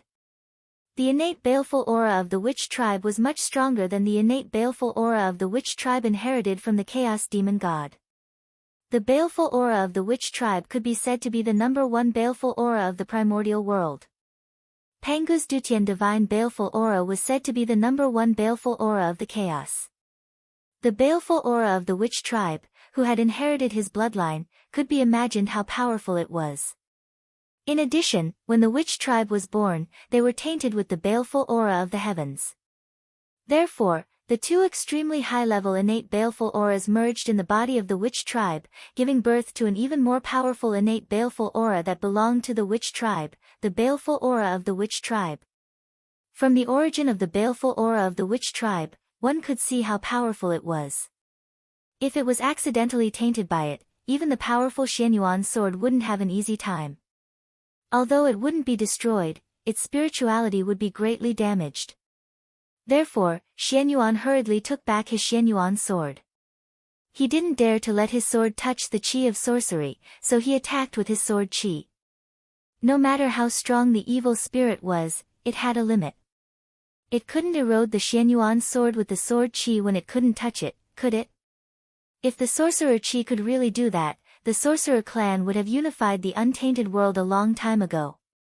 They would not have ended up dying together with the demon clan. As the baleful sorcery qi erupted, Xing Tian turned the tables and broke free from the Xianyuan sword's seal. Kill! As soon as he was free, Xing Tian rushed towards Xianyuan without hesitation. Humph. Since you insist, don't blame me for being heartless. Seeing Xing Tian like this, Xianyuan knew that it was hard to change his mind. At that moment, he didn't hesitate any longer. He was determined to kill Xing Tian. If he could kill them, then he would. If he couldn't kill him, then he would suppress him. Sword of humanity, kill. Xianyuan made up his mind. He raised the Xianyuan sword in his hand and swung it down in the direction of Xingtian. Rumble. In the sky above the river of destiny, the fate of the human clan vibrated. Boundless power descended and blessed the Xianyuan sword. With this help, the power of the Xianyuan sword instantly soared. Endless radiance of humanity bloomed. It was incomparably dazzling. It bloomed from the Xianyuan sword and turned into a torch. It burned fiercely and ignited the sword light. Whoosh! A beam of sword light that was surrounded by torch flame shot out from the Xianyuan sword and slashed towards Xingtian in a mighty manner. As the torch burned, one could see the shadows of countless races appearing. They were creating various civilizations and deducing great power. Boom! The torch boiled and deduced the power of civilization. It was incomparably powerful and was added to the sword light. It made the sword light look like a torrent of humanity. It surged forward and was unstoppable. Powerful, incomparably powerful. Xuanyuan's sword. What he slashed out was not sword light, but civilization. This was the history of civilization formed by countless civilizations. What he represented was the human Tao. This was a sword of humanity. Whoosh! The dazzling light of humanity erupted. It was like the sun, illuminating the past, present, and future. It was so dazzling that the powerful beings who were watching the battle couldn't help but squint their eyes. It seemed that, even as powerful as them, they couldn't look directly at the brilliance of humanity. The power of humanity was beyond imagination. Bang! In the distant nether realm, where the 6 paths of reincarnation were. After seeing the elegance of this sword strike, even the powerful goddess Hudu couldn't help but change her expression and stand up from the futon. The power of Xuanyuan's sword strike, with the support of the light of humanity, could pose a threat to her, let alone Xingtian. Perhaps, this sword strike could seriously injure Xingtian, or even kill him. The power of this sword strike had already reached the level of primordial chaos. Rumble. The sword light arrived with a loud bang and drowned Xingtian in the blink of an eye. Squeak! Squeak! Accompanied by the light of humanity, the torch burned to its heart's content and devoured Xingtian entirely. It wanted to use the power of humanity to completely purify him and completely disappear into the primordial world. The destruction of humanity. This was the true destruction of humanity. However, Xianyuan had a trump card that could injure primordial chaos. However, Xingtian was able to live from ancient times until now and survive countless years without falling. The trump card in his hand might not be weak. Xingtian was surrounded by the torch, but he didn't show the slightest fear. He only gripped the heaven-punishing axe in his hand even harder.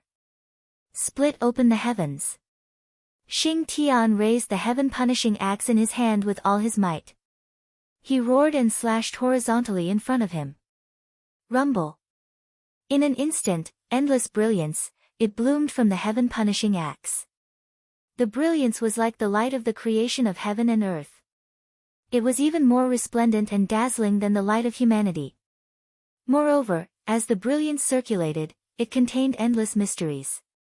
Billions of great Tao were born and destroyed within it, as if it was describing the profundity of the creation of heaven and earth. Puchi. The brilliance of the brilliance was also beyond imagination. As soon as it appeared, it pierced through the light of humanity and swept away the raging torch, causing the sword light to be pushed back continuously. This was the power of splitting open the heavens. Without a doubt, the brilliance that bloomed from the heaven-punishing axe was the brilliance emitted by the power of splitting open the heavens. Only the power of splitting open the heavens and earth could suppress the light of humanity. The light of humanity was strong enough, wasn't it? When it appeared, it was so dazzling that the great masters narrowed their eyes. However, it was obvious that the power of splitting open the heavens was even more domineering. Facing it, the great masters couldn't even open their eyes. They would feel a burning sensation, as if it was going to burn their eyes. Even their divine senses, under the illumination of the light of splitting open the heavens, it was also like melting ice and snow, quickly dissipating into thin air. As a high-grade innate spirit treasure formed from the fragments of Panga's axe, the heaven-punishing axe naturally had a part of the mark of splitting open the heavens. And this was Xing Tian's greatest trump card. Once the power of splitting open the heavens was used, unless the opponent had overwhelming strength, they would definitely be defeated by Xing Tian. This was a power that could reverse the universe. Once it was used, the situation immediately changed. Isn't it enough? Then let's be a little stronger. In the distant void, Xianyuan saw Xing Tian use the power of splitting open the heavens to force back the mighty power of humanity. Although he was a little surprised, he did not feel fear. Because he could still be stronger. The next attack would be the one that would decide the outcome of the battle. One strike to determine the outcome. If Xing Tian could block it, then Xianyuan would really have no more moves. After making up his mind, Xianyuan no longer held back. He was about to use his life-risking move to carry out the final blow. Then, he calmed his mind and quickly crossed the endless space and time. He entered the mysterious long river of destiny and merged with the human race's destiny. Then, Xianyuan followed the invisible connection and connected with the phoenix that represented the destiny of the bird race in the sky above the long river of destiny. Screech! The phoenix felt it and flapped its wings and let out a long cry. Its sound shook the entire long river of destiny. Boom!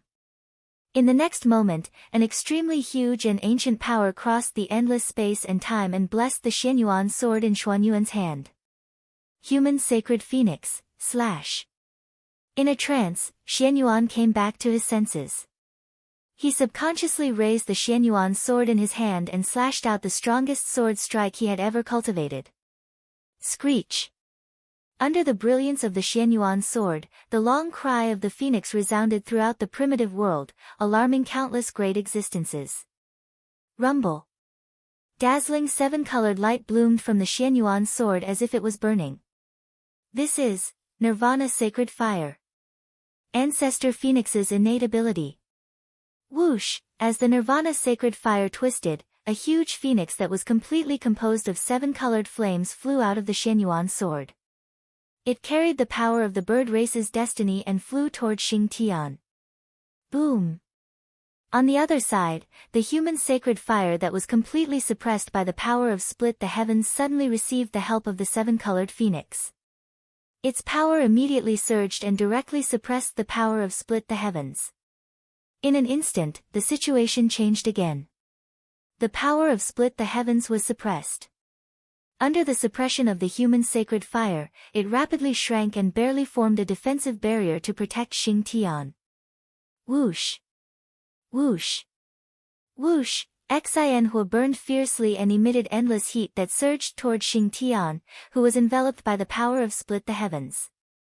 For a moment, under the attack of Xianhua, the defensive barrier formed by the power of split the heavens immediately became dangerous. Xing Tian's axe desperately shone brilliantly to maintain the defensive barrier. However, from his trembling axe, it could be seen that he could not hold on for long. Xing Tian was about to lose. Under the joint attack of the human sacred fire and the phoenix sacred fire, he might really die. Of course, the power of split the heavens could not resist the power of the human sacred fire.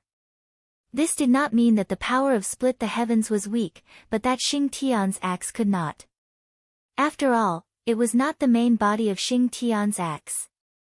The mark of split the heavens obtained by Xing Tian's axe was limited. Therefore, the power of split the heavens that he could unleash was not much. This also led to Xing Tian being suppressed by Xianyuan. Am I going to lose? No, I can't lose. I haven't broken the limit yet. How can I lose now?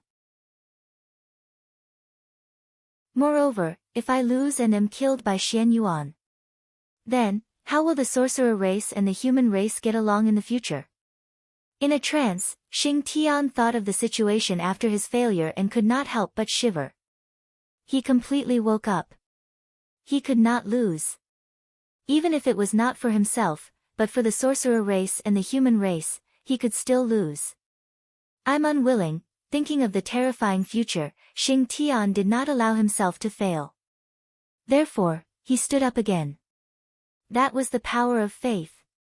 The unwavering faith in his heart brought him great strength, allowing him to stand up again. In Xing Tian's heart, his faith completely materialized, turning into the light of faith that appeared and swept away the surging fire.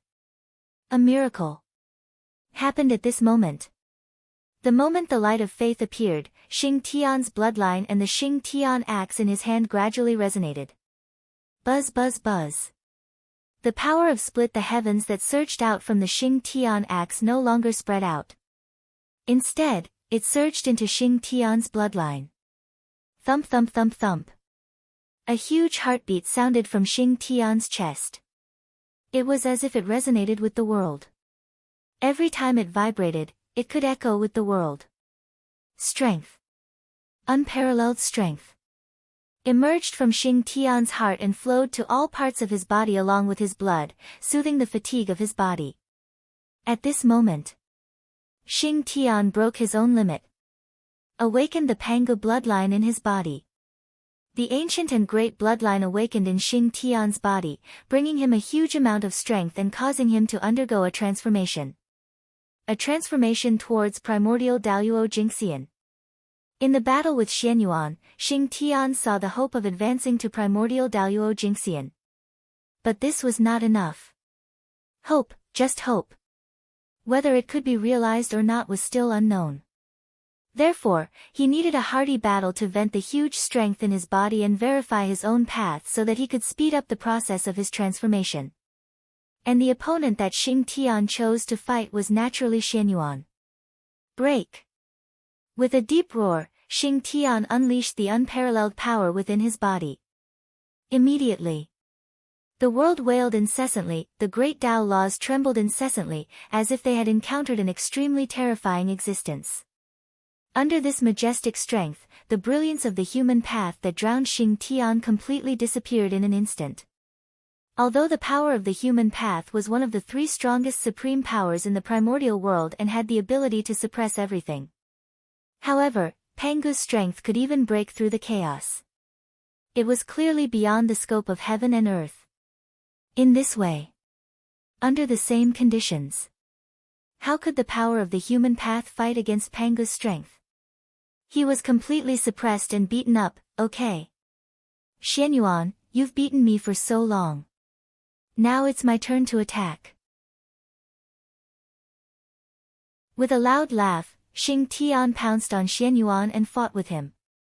This time, facing Xing Tian who had awakened Pangu's bloodline, Xianyuan was no match for him at all.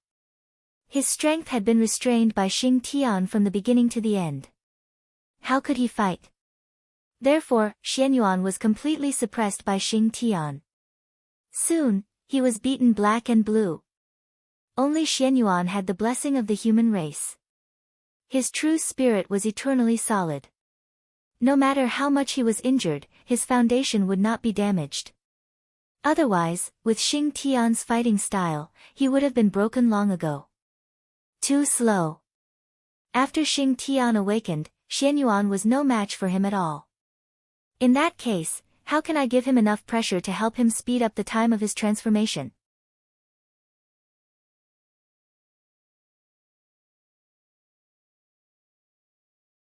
On the other side, the moment Xianyuan raised his sword, Xing Tian's heart suddenly hung in the air. He felt a strong sense of crisis in his heart, as if his life was in danger. At this time, he knew that Xuanyuan's next sword would be very strong. If he couldn't block it, it would be enough to bring him the danger of death. Therefore, the best way to resist this sword was to avoid it. However, with Xing Tian's pride, how could he allow himself to avoid it? No matter what, he had to block this sword.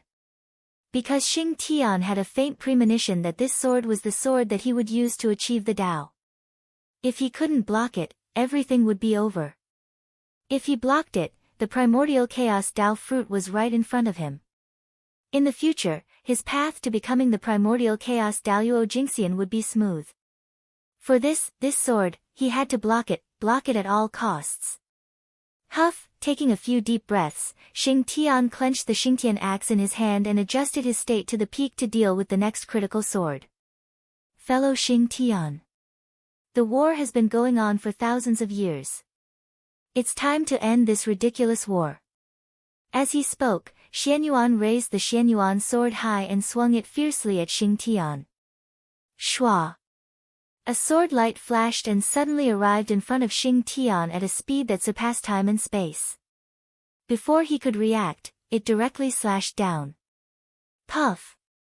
After a flash of blood, Xing Tian's head was separated from his body and thrown high into the air. Beheading with a single sword. Xuanyuan's sword directly cut off Xing Tian's head. Too fast, it was really too fast. This sword ignored time and distance. As soon as it was released, it arrived in front of Xing Tian. Without giving him any time to react, it beheaded him. It could be said to be extremely straightforward. At Xing Tian's level of strength, not to mention his head being cut off, even if his entire body was smashed into pieces, it wouldn't endanger his life.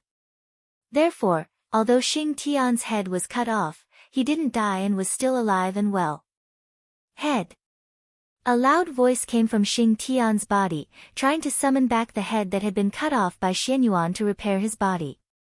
But soon, he was disappointed. Because no matter what method Xing Tian used, he couldn't summon back the head that had been cut off. It was as if as the head was separated from the body, the connection between the two was completely cut off. He had no head. And this wasn't the most serious thing. Just as Xing Tian was trying to summon his head, he suddenly realized that there was a strange power quietly growing in his wound.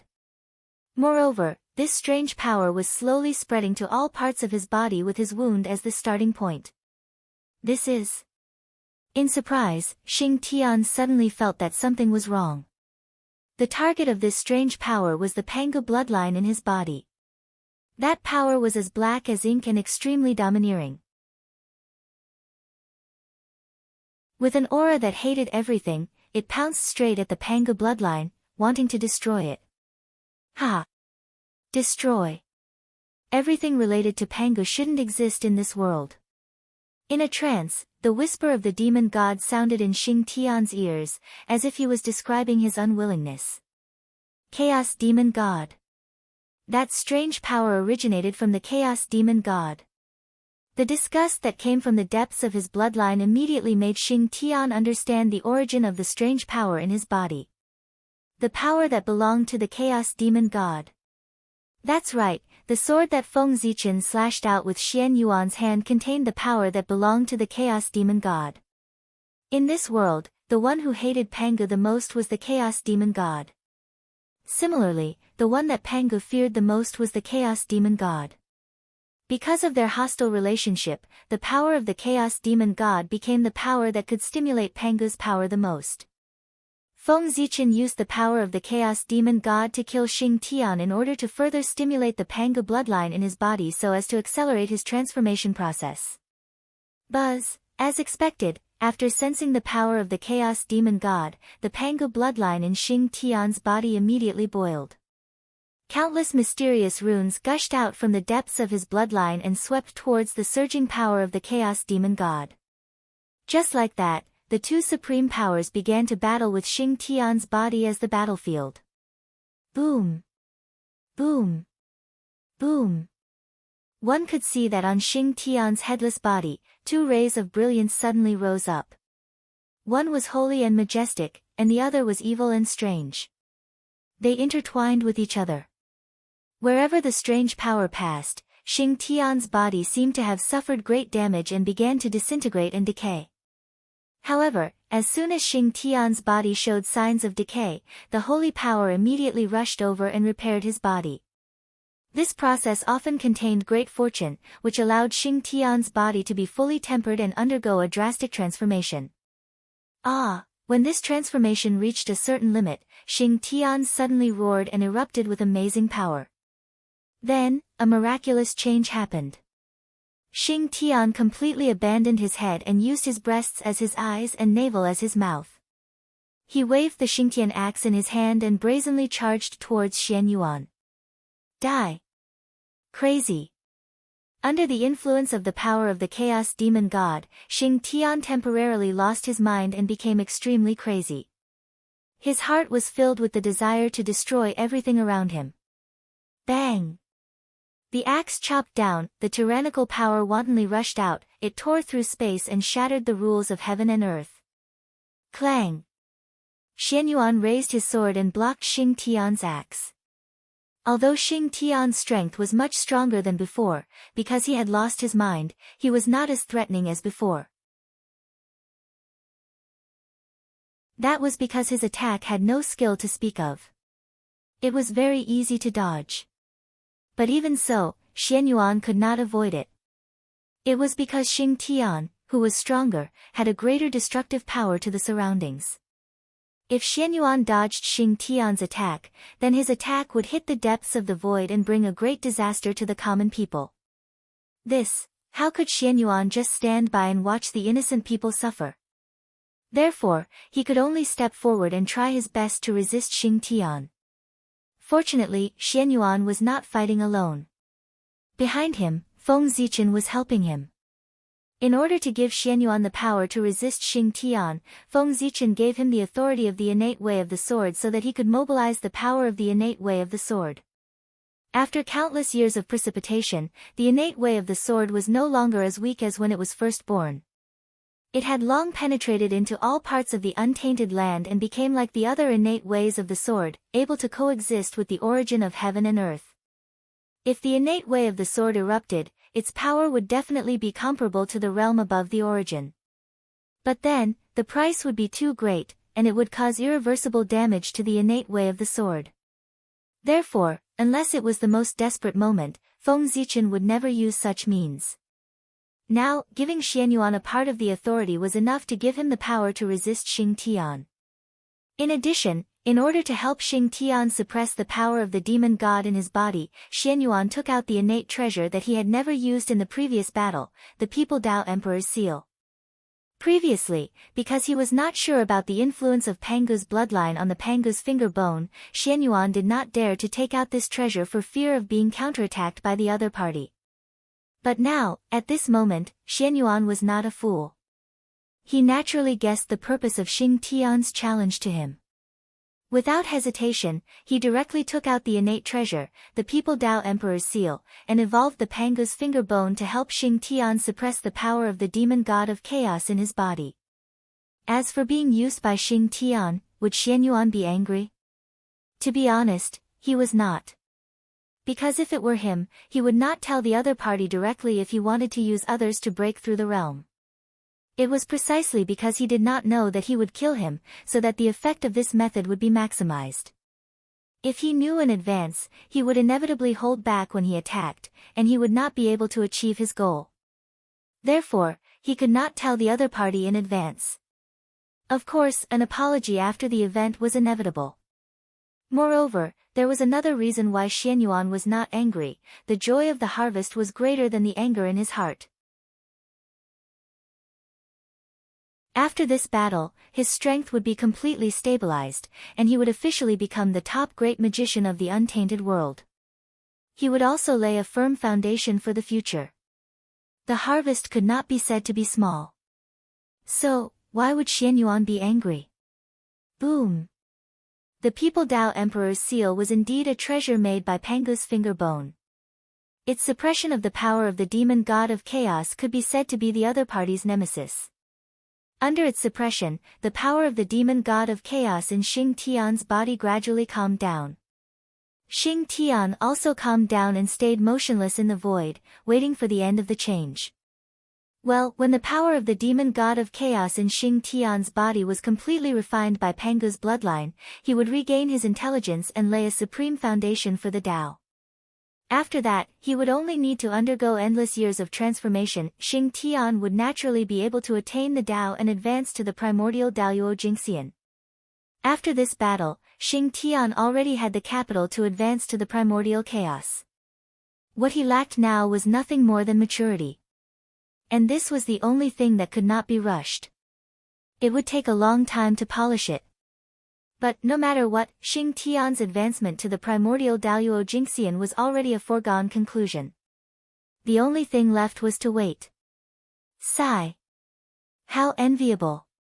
After Empress Hutu and ancestral witch Dijiang, the witch race is about to welcome the third primordial Daluo Jingxian.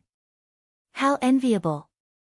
I wonder when the real primordial Daluo Jingxian will be born in the human race. Looking at Xing Tian, who was undergoing a transformation, Xianyuan said enviously. Did the human race have any primordial chaos experts? Of course, there was more than one. But so what? The so-called primordial Daluo Jingxian of the human race was just a pseudo-primordial Daluo Jingxian that relied on the karmic position of heaven and earth. They couldn't be independent at all. How could they be called carefree and free? What Xianyuan yearned for was the primordial Daluo Jingxian that transcended heaven and earth and obtained great freedom and freedom. Not the 3 emperors and 3 quasi-saints who couldn't disobey the orders of the heavenly Tao. If one day, the heavenly Tao wanted to destroy the human race, then the 3 emperors wouldn't even have the strength to resist. However, the primordial Daluo Jingxian was different. They transcended heaven and earth and drifted outside the long river of time and space. They could resist the heavenly Tao to a certain extent. In fact, they could ignore the orders of the heavenly Tao. At most, after angering the heavenly Tao, they could hide in the chaos outside the realm. In this way, what could the heavenly Tao do to them? No matter how strong the heavenly Tao was, it couldn't reach the chaos outside the realm. It could be said that the one the heavenly Tao disliked the most and even hated the most was the primordial Daluo Jingxian. Because they were beyond the control of the heavenly Tao. And this was what the heavenly Tao couldn't accept the most.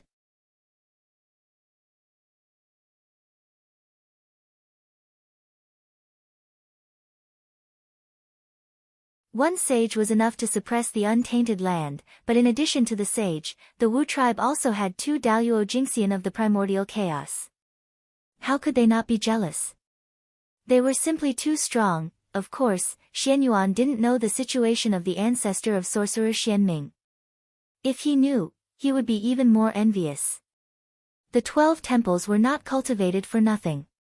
They stood on the untainted land, gathering the true spirit for the fallen ancestor of sorcerer and accumulating the origin. But this didn't mean that the living ancestor of sorcerer couldn't benefit from it. Because the ancestor of sorcerer Xianming hadn't fallen, the origin gathered in the temple that belonged to him would naturally gather in his body to enhance his strength. It could be said that in the future, even if the ancestor of sorcerer Xianming didn't have to do anything, the temple itself could help him cultivate and push him all the way to the level of the primordial Daluo Jingxian. The unique advantage of the 12 ancestors of sorcerer Xianming was that they existed with the origin of the earth. This was an opportunity that outsiders couldn't envy. With the help of the Xianming temple, the ancestor of sorcerer Xianming didn't have to worry about not being able to break through the primordial Daluo Jingxian. This was a secret, and not many people knew about it. Otherwise, if it spread out, it would attract a large number of people's envy. Time flew by. In the blink of an eye, 3,000 years had passed. In other words, 3,000 years had passed since Xing Tian's transformation. After 3,000 years of transformation, Xing Tian had reached a critical juncture. He was enveloped in a sacred radiance, and countless mysterious runes were constantly being born and destroyed. They seemed to be describing the principles of heaven and earth, mysterious and unfathomable. This was the manifestation of Pangu's bloodline in Xing Tian's body being pushed to the limit. With the support of the human Tao Emperor's seal, the power of Pangu's bloodline had been raised to the greatest extent, overshadowing the power of the Chaos Demon God in one fell swoop. Now that it had been completely suppressed, it was waiting to slowly erase it. Under the suppression of Pangu's bloodline, the power of the Chaos Demon God no longer had the ability to stir up trouble. Without the interference of the power of the Chaos Demon God, the connection between Xing Tian's body and head began to gradually recover. Waves of mysterious power were emitted from Xing Tian's neck, trying to recall the severed head. Buzz buzz buzz, In the distance, Xing Tian's head, which had fallen into silence since it was severed by Xuanyuan's sword, finally reacted under the call of Xing Tian's body. It trembled gently. Head, head, head. After sensing the aura of the giant head, Xing Tian called out almost instinctively. Buzz buzz buzz. Under the call of Xing Tian's body, Xing Tian's head trembled even more violently. It slowly floated up from the air and flew shakily toward Xing Tian's body, wanting to reunite with him. Chaos as one, complete Great Tao. When Xing Tian's head reunited with his body, he would obtain some kind of completion, and his consciousness would wake up. At that time, Xuanyuan would have nothing to do, and he could leave. Next, it would be Xing Tian's own business. He would return to Pangu's palace and enter the deepest level of enlightenment to complete the final transformation and break through to become Chaos Daluo Jingxian. In this battle, Xuanyuan had been tempered, Xing Tian had seen the path ahead and obtained the opportunity to attain the Tao. Everything was so perfect, completely in line with Feng Zichen and Huda's plan. As long as Xing Tian's head returned to its original position, this matter would be perfectly concluded. But there were still flaws in the way of the heavens, let alone in this world. In the world, there was nothing perfect at all. Therefore, an accident happened. Just as Xing Tian's head was about to fly back to his body, an accident happened. An inexplicable power was born from the void. It was powerful and terrifying as it attacked Xing Tian's head. Caught off guard, Xing Tian's head, which was suspended in mid-air, was directly hit. With a bang, a terrifying power erupted. Xing Tian's head was smashed into powder by this power on the spot, turning into a rain of blood that fell from the sky. But this was not the end. After shattering Xing Tian's head, the terrifying power did not dissipate. Instead, it spread out in the void and swept towards Xing Tian's head, turning into a rain of blood that filled the sky. From the looks of it, it wanted to completely obliterate it to cut off the possibility of Xing Tian's head reforming. Steady, accurate, and ruthless. It had to be said that the person who made the move had really seized a good opportunity. Seeing that the great merit was about to be achieved, Feng Zichen and the others could not help but let down their guard. That person had made a move at this time. How could he not succeed in one fell swoop? Although shattering and obliterating Xing Tian's head could not stop Xing Tian from advancing to primordial Daluo Jingxian, it could delay the time for his breakthrough. Primordial chaos was about perfection. If the head was shattered and the body was incomplete, wouldn't it lose its perfection?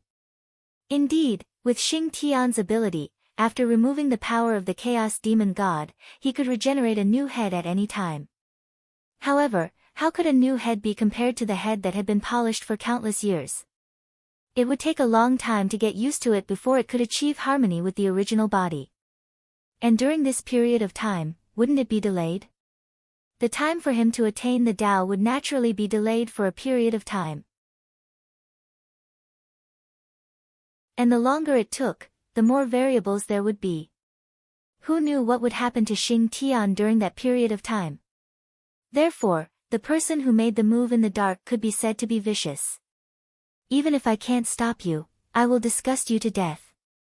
In the face of the sudden change, before Xuanyuan could react, two explosive voices suddenly sounded in the sky and the earth at almost the same time. Thief, how dare you!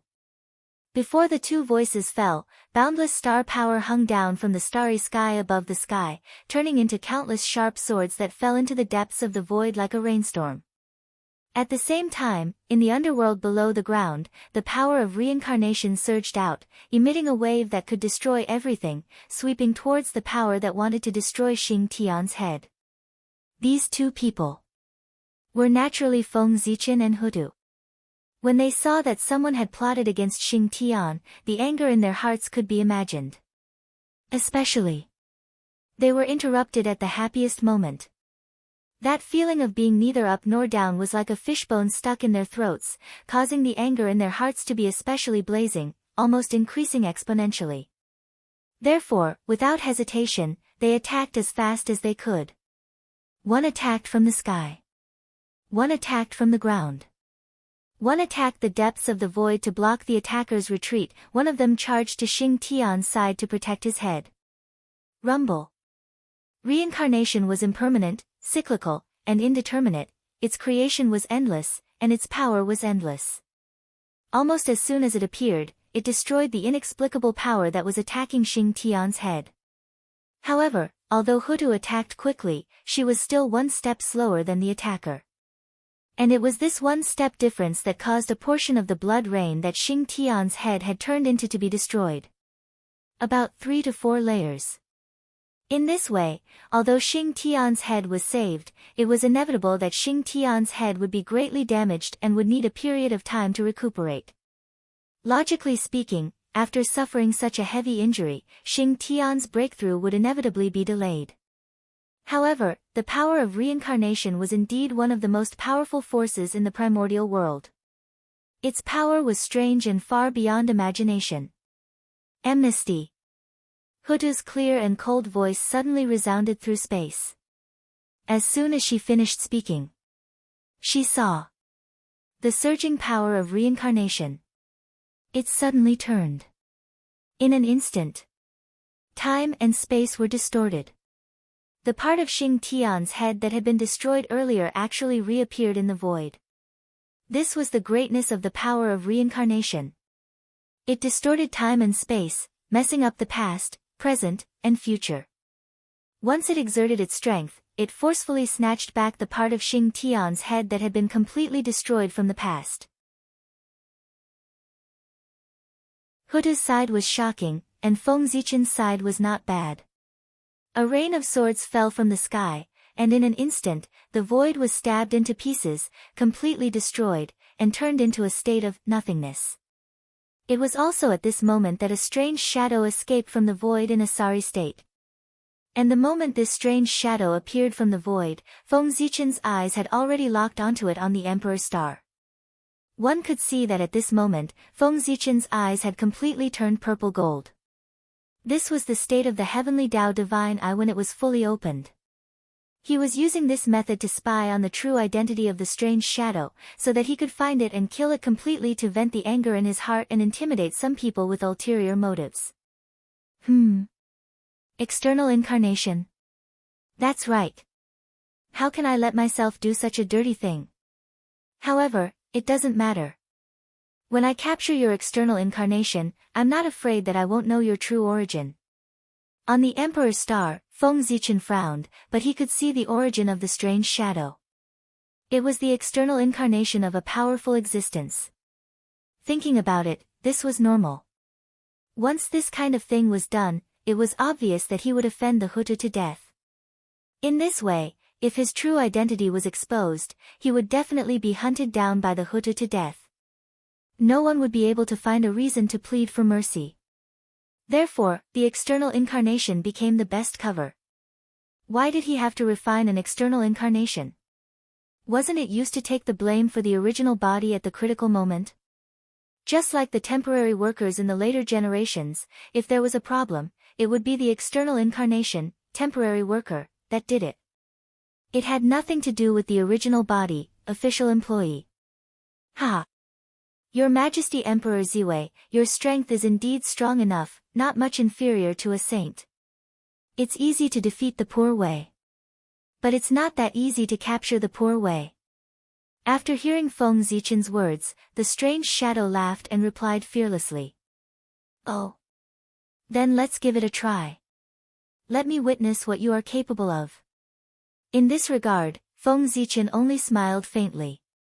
He directly reached out his hand and pressed it toward him from afar, wanting to suppress him in one fell swoop.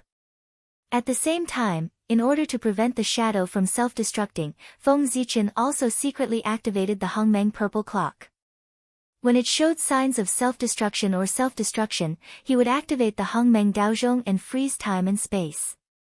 Although he was prepared in this way, in Feng Zichen's heart, he did not think that the other party would self-destruct. At most, he would directly kill himself when he saw that things were not going well. As for why Feng Zichen thought so, there was a reason.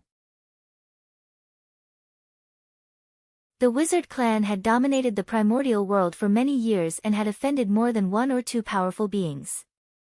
Instead, there were dozens or hundreds of them. When the wizard clan was strong, these powerful beings could not do anything to them. But now, the wizard clan had declined. Under such circumstances, how could they allow the wizard clan to have another primordial chaos Daluo Jinxian and rise again? Therefore, they would stop Xing Tian from achieving the Dao so that they could cut off the hope of the wizard clan rising. Moreover, these great divine ability masters who had a grudge against the Magi were not the only ones who could not bear to see the Magi rise.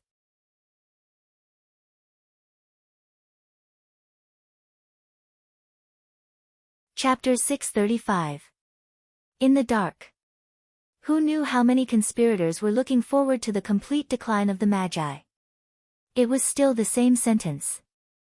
There was only so much luck in the primordial world. And the rise of every powerful force would reduce the luck in the hands of those big shots. In this way, who would see the rise of a new great force?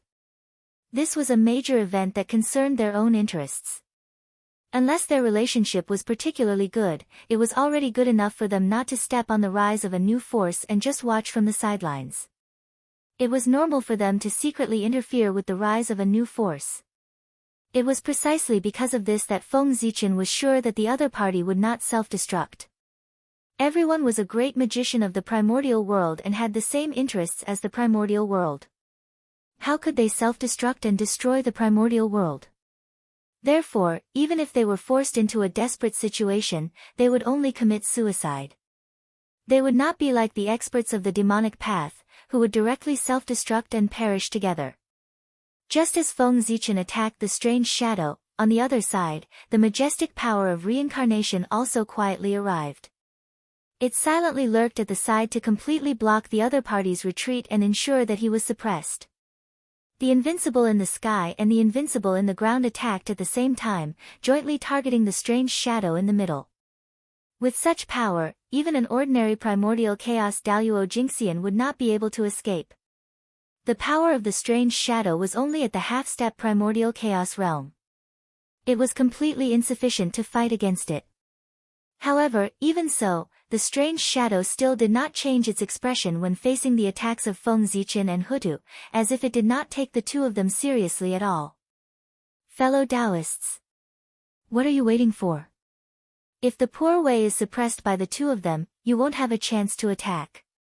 Just as Feng Zichen thought that the other party had some powerful trump card and was about to reveal it, he saw the strange shadow suddenly shout into the void. Feng Zichen was speechless. He thought that he had some trump card. In the end, that was it. That was it.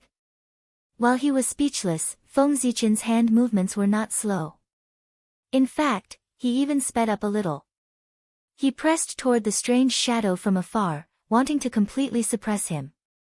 However, just as Feng Zichen's palm was about to press down, a few violent fluctuations suddenly appeared in the void. They carried a terrifying aura and surged toward his palm. Humph! You're an ant trying to shake a tree. You're overestimating yourself. Feng Zichen sneered in his heart when he sensed the fluctuations.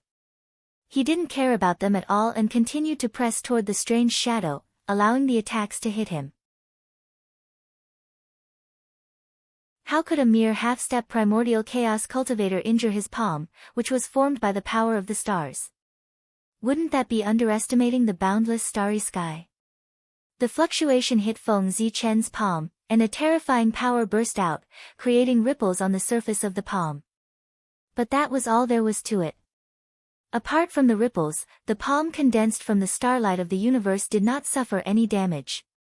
It did not even pause. It still pressed down toward the strange shadow with an irresistible momentum. Feng Zichen Feng's palm pressed down. It covered the sky and the sun, completely enveloping and suppressing the strange shadow. Seal. As his words fell, endless starlight radiated from his palm. It turned into dazzling divine chains of order. They rushed toward the suppressed strange shadow and firmly wrapped around his body. Fellow cultivator, let me take a look. Who exactly are you? After locking the strange shadow, Feng Zichen pulled up the divine chains. He was about to pull him into the boundless starry sky so that he could take a look at his true face. However, it seemed that he was deliberately making things difficult for Feng Zichen. At every critical moment, accidents happened. Ha! Emperor Ziwei, poor Wei still has important matters to attend to. I won't be going to the Ziwei Heavenly Palace to disturb you. Poor Wei is going. The strange shadow that was locked up by the divine chains of order laughed and took out a purple jade talisman. Not good. After sensing the aura emitted by the purple jade talisman, Feng Zichen immediately knew that something was wrong and was about to take action to remedy the situation. But unfortunately, everything was over. Chi. Countless mysterious runes surged out from the purple jade talisman. In the blink of an eye, they enveloped the strange shadow. After that, a purple light flashed, and the figure of the strange shadow disappeared. Even though Feng Zichen released his divine consciousness in time and searched the entire primitive world, he did not find the slightest trace of his aura. It was as if this person had evaporated into thin air. Good. Very good. Very good. The treasure bestowed by the Tao ancestor is indeed extraordinary. On the Ziwei star, Feng Zichen's face completely darkened. That's right, the purple jade talisman in the strange shadow's hand was one of the treasures that Tao ancestor Hung Jun had refined back then. The aura he emitted was definitely the purest heavenly Hung Jun aura. Feng Zichen would never mistake it. It was with this treasure that the other party was able to escape from his hands. Although Tao ancestor Hung Jun had only just entered the primordial chaos Tao realm when he refined those treasures, he hadn't even stepped into the primordial chaos Tao realm yet. However, after Tao ancestor Hung Jun merged with the Tao, everything related to him became an item of the heavenly Tao. As a result, his power was greatly increased and he became extraordinary. It was precisely because of this reason that the treasures refined by Tao ancestor Hung Jun in the past had become one of the best special treasures in the primordial world. They, who possessed the power of the way of the heavens, had the power to break the rules. They could turn the rotten into the miraculous, and the impossible into the possible. Their power was far beyond imagination. With the help of the purple jade talisman, the strange shadow easily escaped from Feng Zichen's hands. F***CK. The treasures left behind by the Tao ancestor are really troublesome. It seems that after this matter, I have to find an opportunity to go to the Purple Cloud Palace to meet the Tao ancestor and ask him for a way to restrain those treasures. Otherwise, I will inevitably suffer a huge loss when facing these treasures left behind by the Tao ancestor in the future. It's best if I can persuade the Tao ancestor to take back all these treasures. Treasures that break the rules are the most unstable factor in the primordial world. They should not exist in the world. After dispersing the starlight, Feng Zichen cursed hatefully. Of course, he also knew that it was impossible for Tao ancestor Hung Jun to take back those treasures. The Tao ancestor had already given them. How could he take them back? Tao ancestor Hung Jun could not afford to lose face. However, after this matter, no matter what, Feng Zichen of the Purple Cloud Palace had to make a trip there. Including the time with Daoist Mu Xian, he had already suffered twice from the Tao ancestor's treasures. As the saying goes, once and twice, but not thrice. He did not want this to happen a third time. Therefore, it was inevitable that he would go to Tao ancestor Hung Jun to ask for a way to restrain it. He's gone. Then, how are you going to escape? On the Emperor's star, Feng Zichen retracted his thoughts and turned to look at another void. Over there were a few people who had helped the strange shadow to escape from its predicament. Not only did their actions fail to save the strange shadow, but they also exposed themselves. Rumble, the power of reincarnation kept spinning in the void. It was opposing and unified, evolving into all kinds of mysterious powers. It locked down the space-time here and trapped those people in place, unable to leave. The Lady of Earth had made a move. After this happened, it was obvious that the Lady of Earth was even angrier than Feng Zichen. It was also because of this that the Lady of Earth and Xing Tian were truly on their side. As for Feng Zichen, he could only be considered half of their side. In that case, compared to Feng Zichen, the Lady of Earth was naturally more nervous about Xing Tian. In the starry sky, star power condensed again, turning into a huge imperial seal that pressed down on the few people trapped by the Lady of Earth. This time, I'd like to see how you're going to escape. This time, Feng Zichen did not believe that these people also had the Tao ancestors' treasures. They were not cabbages that could be seen everywhere. However, reality slapped him hard in the face. It was also because Feng Zichen had forgotten that the so-called Tao ancestors' treasures were in the hands of the great magicians. Back then, the existences who had obtained the Tao ancestors' treasures from the treasure-snatching rock should have become the top great magicians of the primordial world. On the other side, Feng Zichen had just said that he would not suffer a third loss from the Tao ancestors' treasures. But shortly after, the third loss came right at his face. Under his incredulous gaze, one of the people trapped by the Lady of Earth suddenly took out a small purple Tao bell. Clang! That person gently shook the Tao bell, and endless runes appeared. Like a tide, they spread quickly and covered the entire void in the blink of an eye. Boom! The Starlight seal suddenly pressed down and pierced through the mysterious rune. After receiving such a heavy blow, the rune was destroyed. However, there was no trace of those people on the spot. They had long run away. Without a doubt, the small purple Tao bell was also one of the Tao ancestors' treasures. Otherwise, it would have been impossible for him to lead everyone away safely under the joint attack of Feng Zichen and the Lady of Earth. The power of the Tao ancestors' treasures was indeed unbelievable. Fortunately, although the Tao ancestors' treasures were strong, they were consumables and could not be used repeatedly. At most, they could be used 2 or 3 times, 4 or 5 times. In any case, they could not be used more than 9 times. After that, they would shatter. It was precisely because of this restriction that the primordial world would not be in chaos.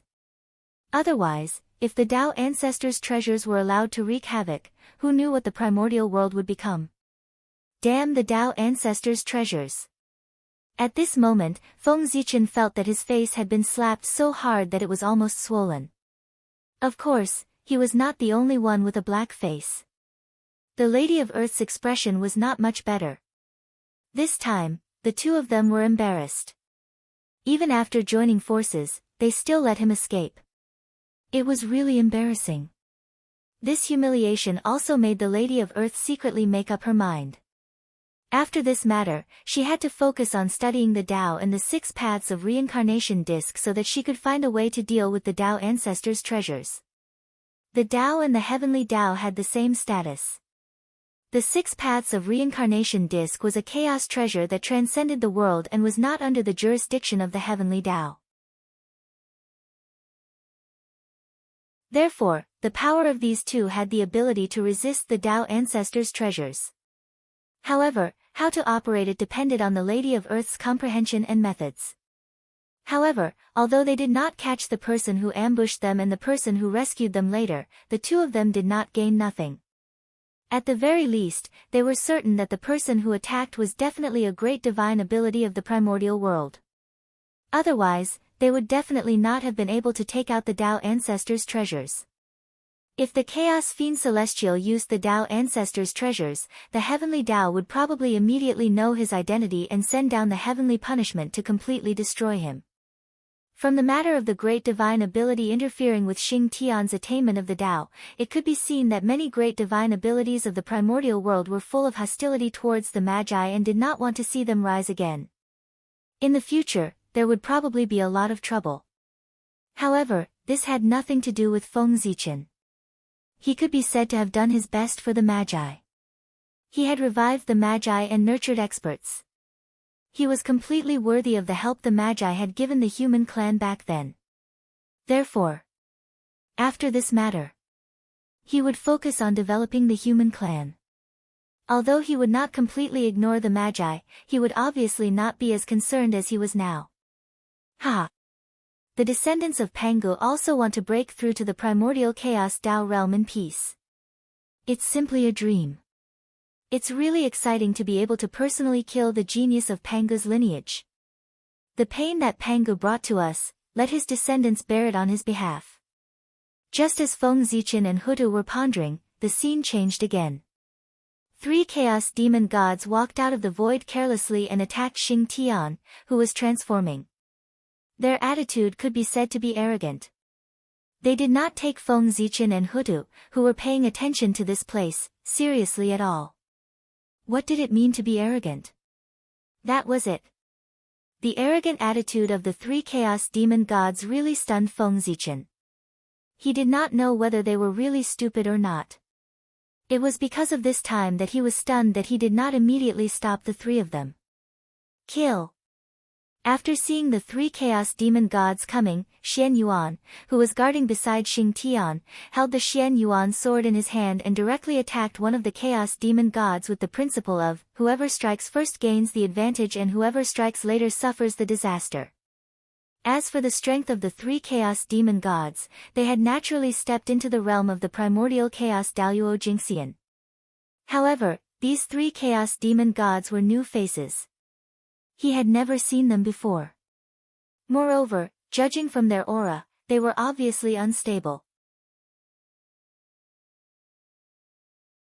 Obviously, they had just been promoted to the realm of the primordial chaos Daluo Jingxian. But this was not important. Crossing that threshold represented the peak of the untainted land. The strength of one person alone was more than the combined strength of the previous few people. At this moment, there were 3 of them, which showed how much importance the chaos demon gods attached to Xing Tian. Boom! Xing Tian attacked and fought with one of the chaos demon gods. Fortunately, Feng Zichen had opened up part of the authority of the Khanate sword principle to him. Otherwise, Xian Yuan would not have been able to defeat this chaos demon god. On the other side, seeing that Xian Yuan had stopped one of the chaos demon gods, Hutu did not dare to show weakness. She used the power of reincarnation to stop another chaos demon god. Hey! I said, on Ziwei Star, Feng Zichen took a step forward and said to the last person in a low voice.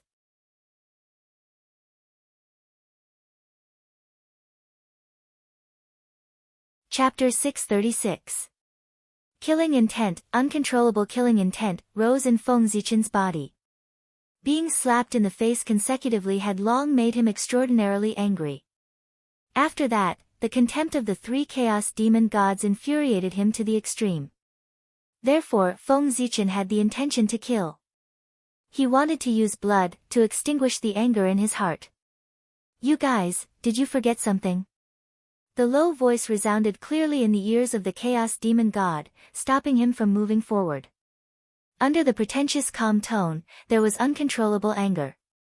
From this, one could see how angry the owner of the voice was. Oh! You Junior, are you stopping me? Are you hallucinating because you defeated a few chaos demon gods earlier? So much so that you think that the chaos demon gods are nothing more than this? It's ridiculous. Even innate god fiends have differences in strength, let alone chaos demon gods. The chaos demon god turned around and put his hands behind his back. As if he was preaching, he said to Feng Zichen. Unlike the 9 chaos demon gods that appeared first, although the 3 of them were not the top chaos demon gods, they were still above average and extremely powerful. Every one of them had the cultivation of the 6th firmament of primordial chaos. Therefore, they had the right to be arrogant. They knew Feng Zichen's battle record, but they still didn't take him seriously. Silence, there was another moment of silence. The other party was so arrogant that Feng Zichen was speechless. Die. Tired, Feng Zichen didn't say much. He directly pressed down with his palm, trying to kill him. Whether the other party was really confident or just bluffing, it didn't matter. What he wanted was just that the other party was dead, that was all. As Feng Zichen raised his hand, countless starlight gathered and condensed into a dazzling handprint in the starry sky. It blotted out the sky and covered the sun as it rushed toward the chaos demon celestial. Rumble. With the seal, everything changed. An invisible aura spread out, and the world froze. The great Tao stopped rotating, and the river of time stopped moving. Countless living beings lost their consciousness. At that time, the primordial world could still remain awake. Only those great beings who had stood at the end of the river of time could do so. But at this moment, they were not in the right state. These great mediums all stared blankly at the huge handprint descending from the sky, their bodies trembling slightly. They were afraid. They were terrified of the huge handprint that was descending from the sky. This was because they felt a long-lost sense of crisis from the aura emitted by the handprint. It was as if... No, it didn't seem like it. Even if it was true, under that palm, they would really die, completely fall. Their physical bodies would vanish, and their innate indestructible true spirits would completely disperse.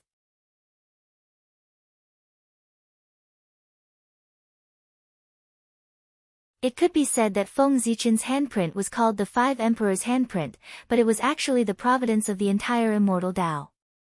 What was the immortal Tao? It was the orthodox and mainstream of the untainted land.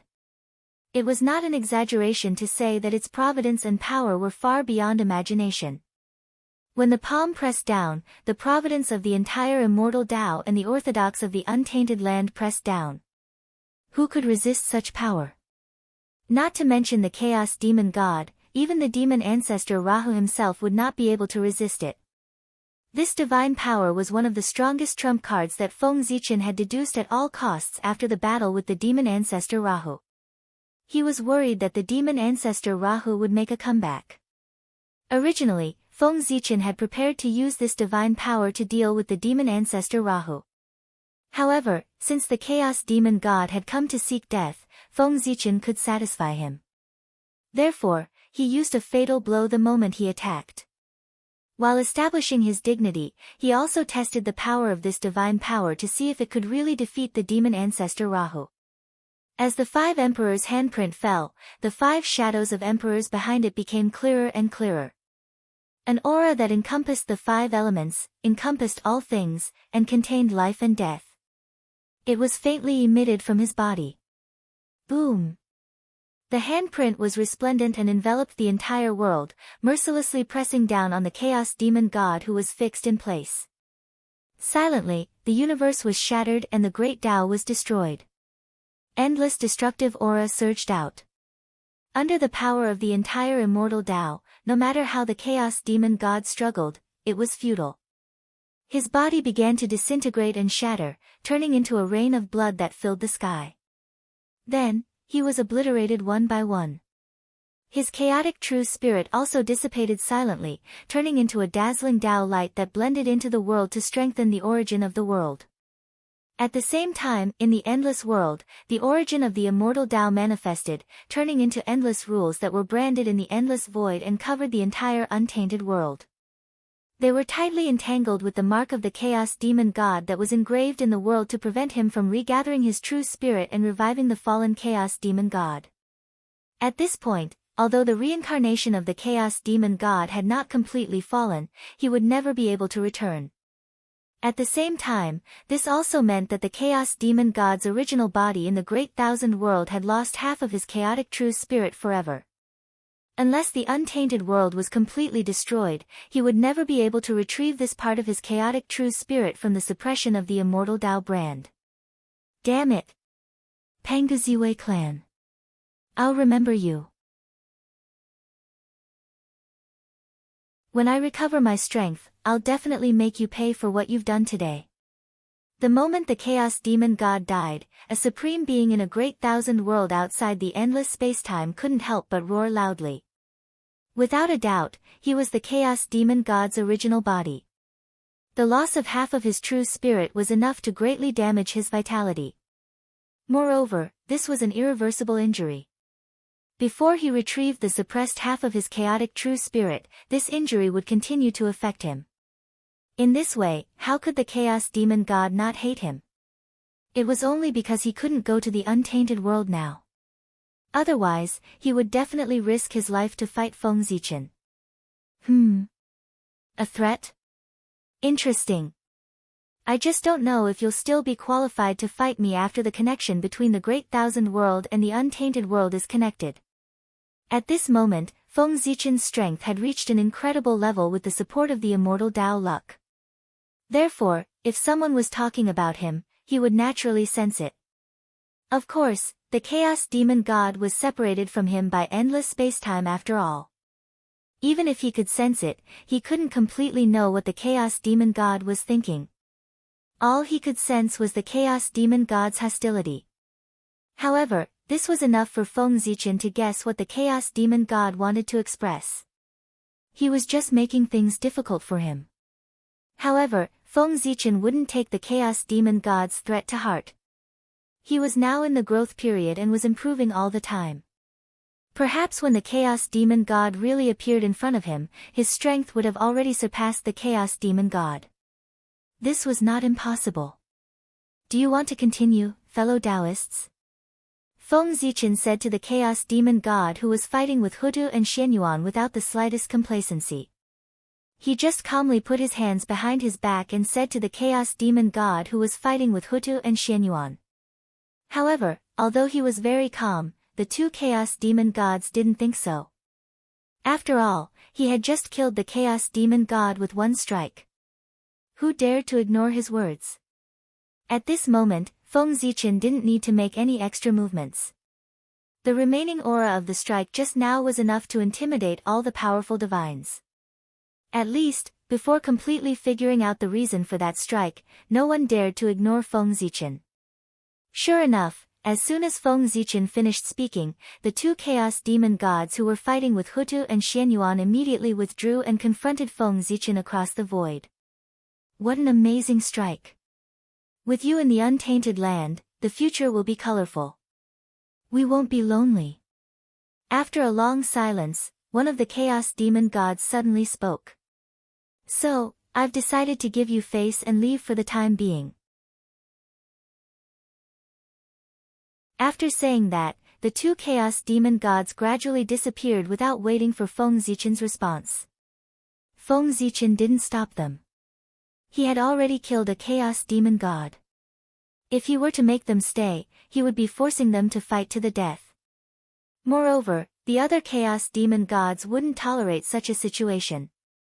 The current Untainted Land couldn't withstand a full-scale war between the powerful divines and the Chaos Demon Gods. Therefore, Feng Zichen allowed them to leave. Left and right. He wasn't the one who was at a disadvantage.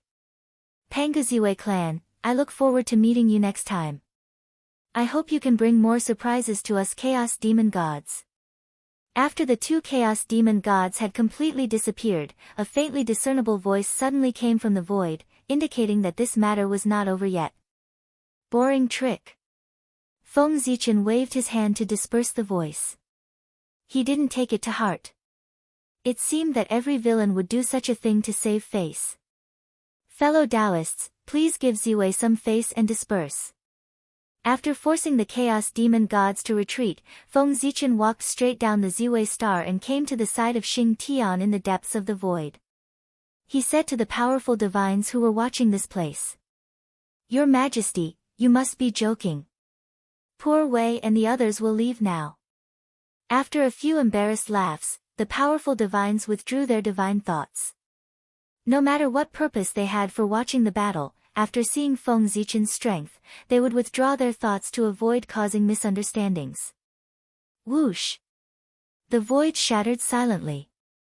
An aura unique to the underworld emerged, and the power of reincarnation surged out. It turned into a huge phantom of a wheel, protecting a peerless woman as she walked over. But, Huta came in person.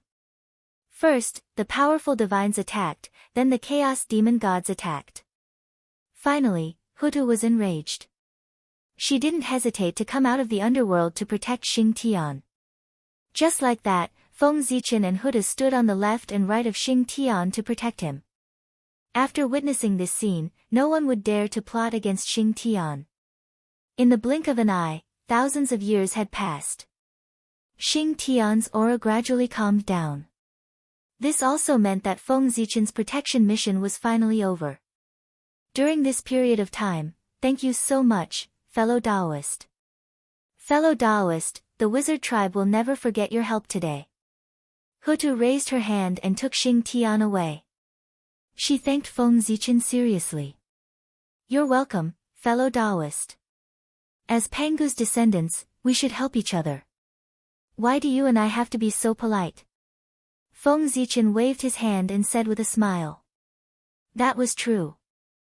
Feng Zichen's real name was the Panga Zichen clan, and Great Emperor Ziwei's real name was the Panga Ziwei clan. Like the 12 ancestral sorcerers of the Three Pure Ones, they were the most authentic descendants of the Pangu.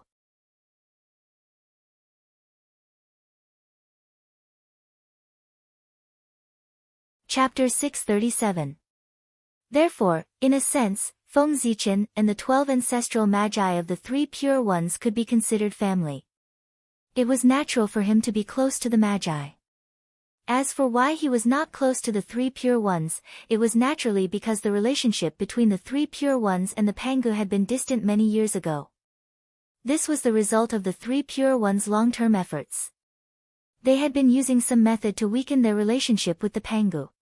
It could be said that apart from the identity of the Pangu, the Three Pure Ones had nothing to do with the Pangu.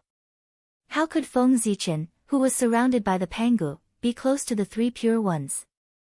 On the other hand, the Magi had a good relationship with Feng Zichen because they were also surrounded by the Pangu. They were natural allies. Yes. All of this was very reasonable. These words were completely for outsiders to hear. Outsiders did not know the relationship between Feng Zichen and Great Emperor Ziwei, so they naturally did not understand why he helped the Magi. However, as soon as this sentence was said, those great mystical abilities would automatically fill in a reasonable explanation. Fellow Taoist Ziwei, since this matter is over, the poor Wei will leave with Xing Tian first.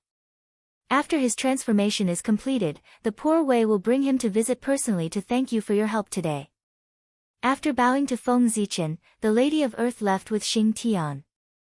After all, this place was not a good place for seclusion. It was also not safe. If they continued to stay, it was hard to guarantee that no one would choose to take the risk. Therefore, the Lady of Earth decided to bring Xing Tian back to the Pangu Hall first. Only that place was the most suitable place for Xing Tian to transform. As a temple formed by the Pangu skull, the Pangu Hall had incredible abilities. It could be said to be the safest place in the primordial world. Even the heavenly Tao could not interfere there. To be precise, the heavenly Tao could not see the Pangu Hall at all.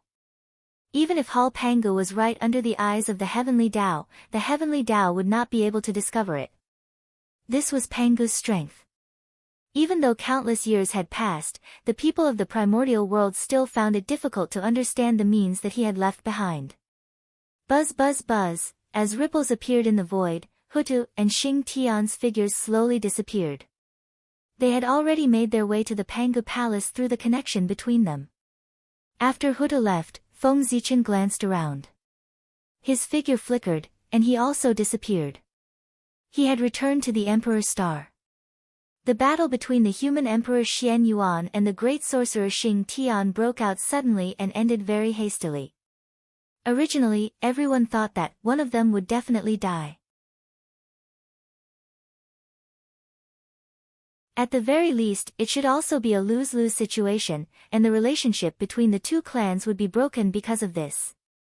However, the result was extremely unexpected. Not only did the two sides of the battle not die because of this, but they also obtained a huge opportunity and became even more powerful. For example, Xing Tian, who was originally half a step into the realm of primordial chaos, had surpassed his limit and broken his own shackles after this battle. From then on, he was one step closer and saw the hope of becoming the primordial chaos Daoyuo Jingxian. As for Xian Yuan, he had relied on this battle to completely stabilize his realm and officially became one of the top great masters of the primordial world. He had become even more difficult to deal with. Moreover, the most important thing was that after this battle, not only were the two of them not injured, but they had also gained something and their strength had greatly improved. This also made it so that the scene of the relationship between the two clans breaking up that everyone had expected did not happen. The truth was exactly the opposite of everyone's expectations. It could be foreseen that after this battle, the relationship between the two clans would definitely become closer. The Sorcerer clan and the Human clan were definitely the most reliable allies. Such an unexpected scene completely shattered the confidence of the experts of the myriad clans. Through this battle, the experts of the myriad clans fully witnessed Xian Yuan's strength. They were terrified and quickly extinguished the thought of fighting with him. Too strong, he was really too strong. Judging from the strength that Xian Yuan had displayed, even if the myriad clans used all their strength, they might not be his match. Since that was the case, it was not a wise choice to fight with him. Wasn't it just leaving the primordial world and going to the heaven realm? So be it. It wasn't like they would lose a piece of meat. Moreover, even if they lost a piece of meat, it was still better than leaving their lives in the primordial world. Looking at Xian Yuan's determination, if they chose to stay in the primordial world, they were afraid that he would really kill them. In that case, in order to save their lives, it was better to leave.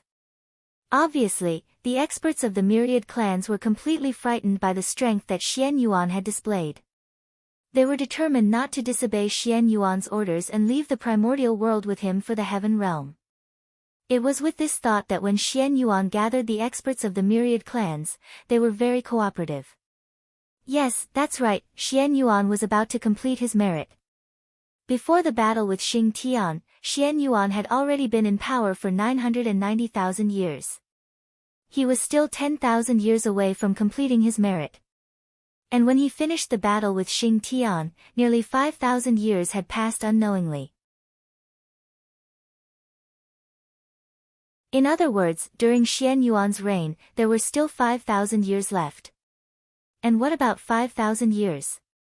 For an existence like Xian Yuan, it was really a blink of an eye. So soon. It was time for Xian Yuan to abdicate.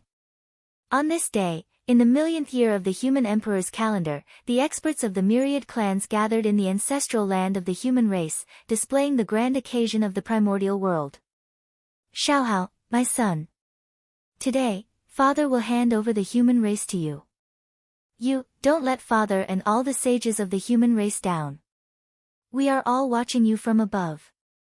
In the Tai Temple, under the witness of the Virgin Nuwa, the Holy Emperor Zichen, the Ancestor Emperor Suiren, and even the statues of the sages of the human race, Xian Yuan personally handed the innate treasure, the human emperor's seal, which represented the supreme power of the human race, to the first great emperor of the human race, Xiaohao. Yes. Xiaohao will not disappoint Father. It has been entrusted by the sages of the past. Xiaohao solemnly took the human emperor's seal and swore with a serious expression. Although the position of the human emperor represented supreme power, it also represented unparalleled responsibility. There was a saying that, to wear the crown, one must bear its weight first. As the human emperor, if he didn't do well and caused problems to the human race, the backlash from the fate of the human race would definitely consign him to eternal damnation. Therefore, being the human emperor wasn't without its risks. This was also why the human emperor's ability had to be outstanding. If he wasn't outstanding, there was a real possibility that the fate of the human race would backfire on him. In the Tai Temple, with the change of owner of the human emperor's seal, the supreme power of the human race was officially handed over. This also meant that Xian Yuan had abdicated, and Xiaohao had succeeded. At the same time, this also marked the end of the era of the three emperors. The human race had officially ushered in the era of the 5 emperors. Rumble. The moment Xian Yuan abdicated, in the depths of unknown time and space, in the mysterious river of fate, unprecedented changes occurred. The fate of the human race was completely boiling. The torch flame rose slowly, blooming with brilliant light that was even more dazzling than the sun. It illuminated the entire river of fate, and even the endless time and space of the past, present, and future. Hum hum hum hum, human Tao, shrouded in endless light, manifested from nothingness and gradually merged with the torch flame. With the support of human Tao, the torch flame became even more resplendent. An unknown power emanated from its body, filling the entire river of fate in the blink of an eye. Then, the power penetrated through the endless spacetime and spread out towards the desolation world. In an instant, this power covered the entire primordial world. Under the envelopment of this power, the human race also underwent a miraculous change. Wisps of gentle light bloomed from the bodies of the human race, filled with the radiance of humanity. It was so warm and gentle. This was the light of the true nature, and also the light of the spiritual nature. It was the foundation of the human race, the key to the evolution of the innate true spirit. It could also be said that this light was related to whether the human race could go from postnatal to innate. The purer this light was, the more compatible it was with the Taos of the world, and the easier it would be to transform into an innate true spirit. On the contrary, the more impure this light was, the more difficult it was to conform to the great Tao, and the more difficult it would be to cultivate. At the beginning of human life, the mind was pure, neither good nor evil. It could be said that it was chaos. At that time, it was also the moment when the light of the true nature was at its purest. However, as one grew, one's mind would become complicated. Without the support of a strong state of mind, the light of the true nature would inevitably be affected, gradually losing its purity and becoming impure. This was something that could not be avoided. Therefore, in the later stages of cultivation, it was inevitable that cultivators would spend a lot of time polishing the light of the spiritual nature to maintain its purity. It could be said that polishing the light of the spiritual nature had stopped countless prodigies, delaying their rise. But now, everything was different. The power that emanated from Xin illuminated the light of spirituality that was buried deep within the human's body. It appeared clearly in front of everyone and was constantly cleansing this light with the light of humanity to restore it to its original purity. This was the feedback of the human race's luck. The return of the three sovereigns caused the human race's luck to reach an unprecedented peak, completely ascending to the position of the main character of the world, suppressing the entire wilderness. The human race's luck was too strong, and it broke some kind of limit, connecting with the human Tao in the unseen world, causing it to descend and bless them. In this way, the human race naturally benefited. The baptism of the spiritual nature was just the beginning. If it was just a simple baptism of the spiritual nature, although it could be considered a benefit, it was only a one-time benefit, not beneficial to future generations, and the effect was extremely limited. Therefore, as the mighty power of the human Tao spread out, it gradually merged with the human race's luck and was imprinted in the torch flame. This also meant that in the future, the torch flame would have the ability to baptize the spiritual nature. And because of the existence of the human race's clan artifact, the Swearin lamp, any human who inherited the spirit of the human race could summon the Swearin lamp to carry the torch flame. Being able to receive the torch flame meant that they could use this flame to baptize the spiritual nature and increase their cultivation speed. This was undoubtedly a good thing for the human race, as it could shorten the time to cultivate experts. The most obvious benefit of an increase in luck was that one's luck would become better, cultivation would become easier, and breakthroughs would become easier. There were too many benefits of the heaven and earth's luck. Otherwise, the saints would not have shamelessly fought for it. This was the source of the chaos, and also the number one treasure in the wilderness. And this number one treasure in the wilderness now belonged to the human race. At this point, the human race had become a piece of fat meat in the eyes of the saints and even many great magicians. Everyone wanted to get a hand in it to seek luck. Sigh. The peaceful days of the human race were gone. Feng Zichen would not be lonely anymore. In the future, he, the saints, and even many great magicians would use the human race as a battlefield.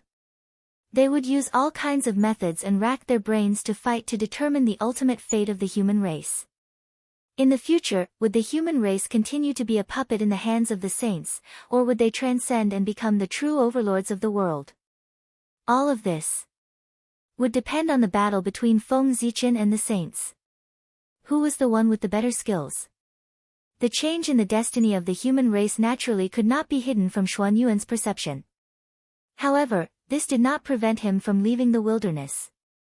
Because he knew it was his departure. That the destiny of the human race would undergo such a huge change. The future belonged to the young after all. Although the older generation could be immortal and protect the race forever, if there was no rise of the younger generation, it meant that the race had lost its vitality. And a race that did not even have vitality, how could there be a future? It would eventually decay. Therefore, there were experts who rose in every generation, which was the symbol of a race's eternal prosperity. At this time, what the older generation had to do was to release their power in time and make room for the younger generation so that they could have the opportunity to display their ambitions and verify their path. The 5 innate clans did this very well. After every calamity, the rulers of the 5 innate clans would relinquish their power and hand it all over to the young people. They would go to the 4 extremes to pursue the supreme path. This point was worth learning from the human race. Everyone, take another look at the great mountains and rivers of the wilderness. It's time for us to leave. After taking one last look at the wilderness, Xianyuan Yulong rose to the sky. And with him were the experts from the myriad clans. At this point, the glory of the myriad clans had completely come to an end. The wilderness also ushered in the era of the human race. Sweeping away the myriad clans, repeating civilization, and establishing the supreme foundation of the human race was the achievement of the 3 emperors and their figures. Now, the human race was suppressing the wilderness. None of the myriad clans dared to compete with them. They all had to obey their orders. This was the symbol of the 3 emperors' merit. The 3 emperors had succeeded. They brought with them the era that belonged to them. They ascended to the sky. And the human race, and even the wilderness, would usher in the era of the 5 emperors. The foreign enemies had been wiped out by the 3 emperors, and the wilderness no longer had a match for the human race. And the mission of the 5 emperors was to govern the human race and rebuild its glory. With the foundation left behind by the 3 emperors, what the 5 emperors had to do was to work hard to develop the human race and constantly increase its foundation so that it would continue to grow stronger. In this vast wilderness, it would create a glory that belonged to the human race. The witches and demons had never been the goal of the human race. Surpassing them was the goal of the human race. Although the witches and demons were strong, they were not the protagonists of heaven and earth. But the human race was. Therefore, if they could not surpass the witches and demons, then the human race would not be worthy of the title of the protagonist of heaven and earth.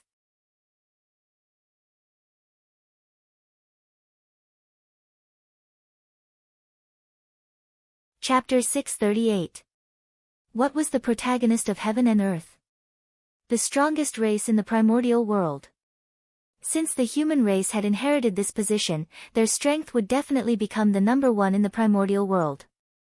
And this number 1 did not refer to the number 1 in the current world, but the number 1 in the past, present, and future, and countless spacetime. To surpass all the forces in the primordial world.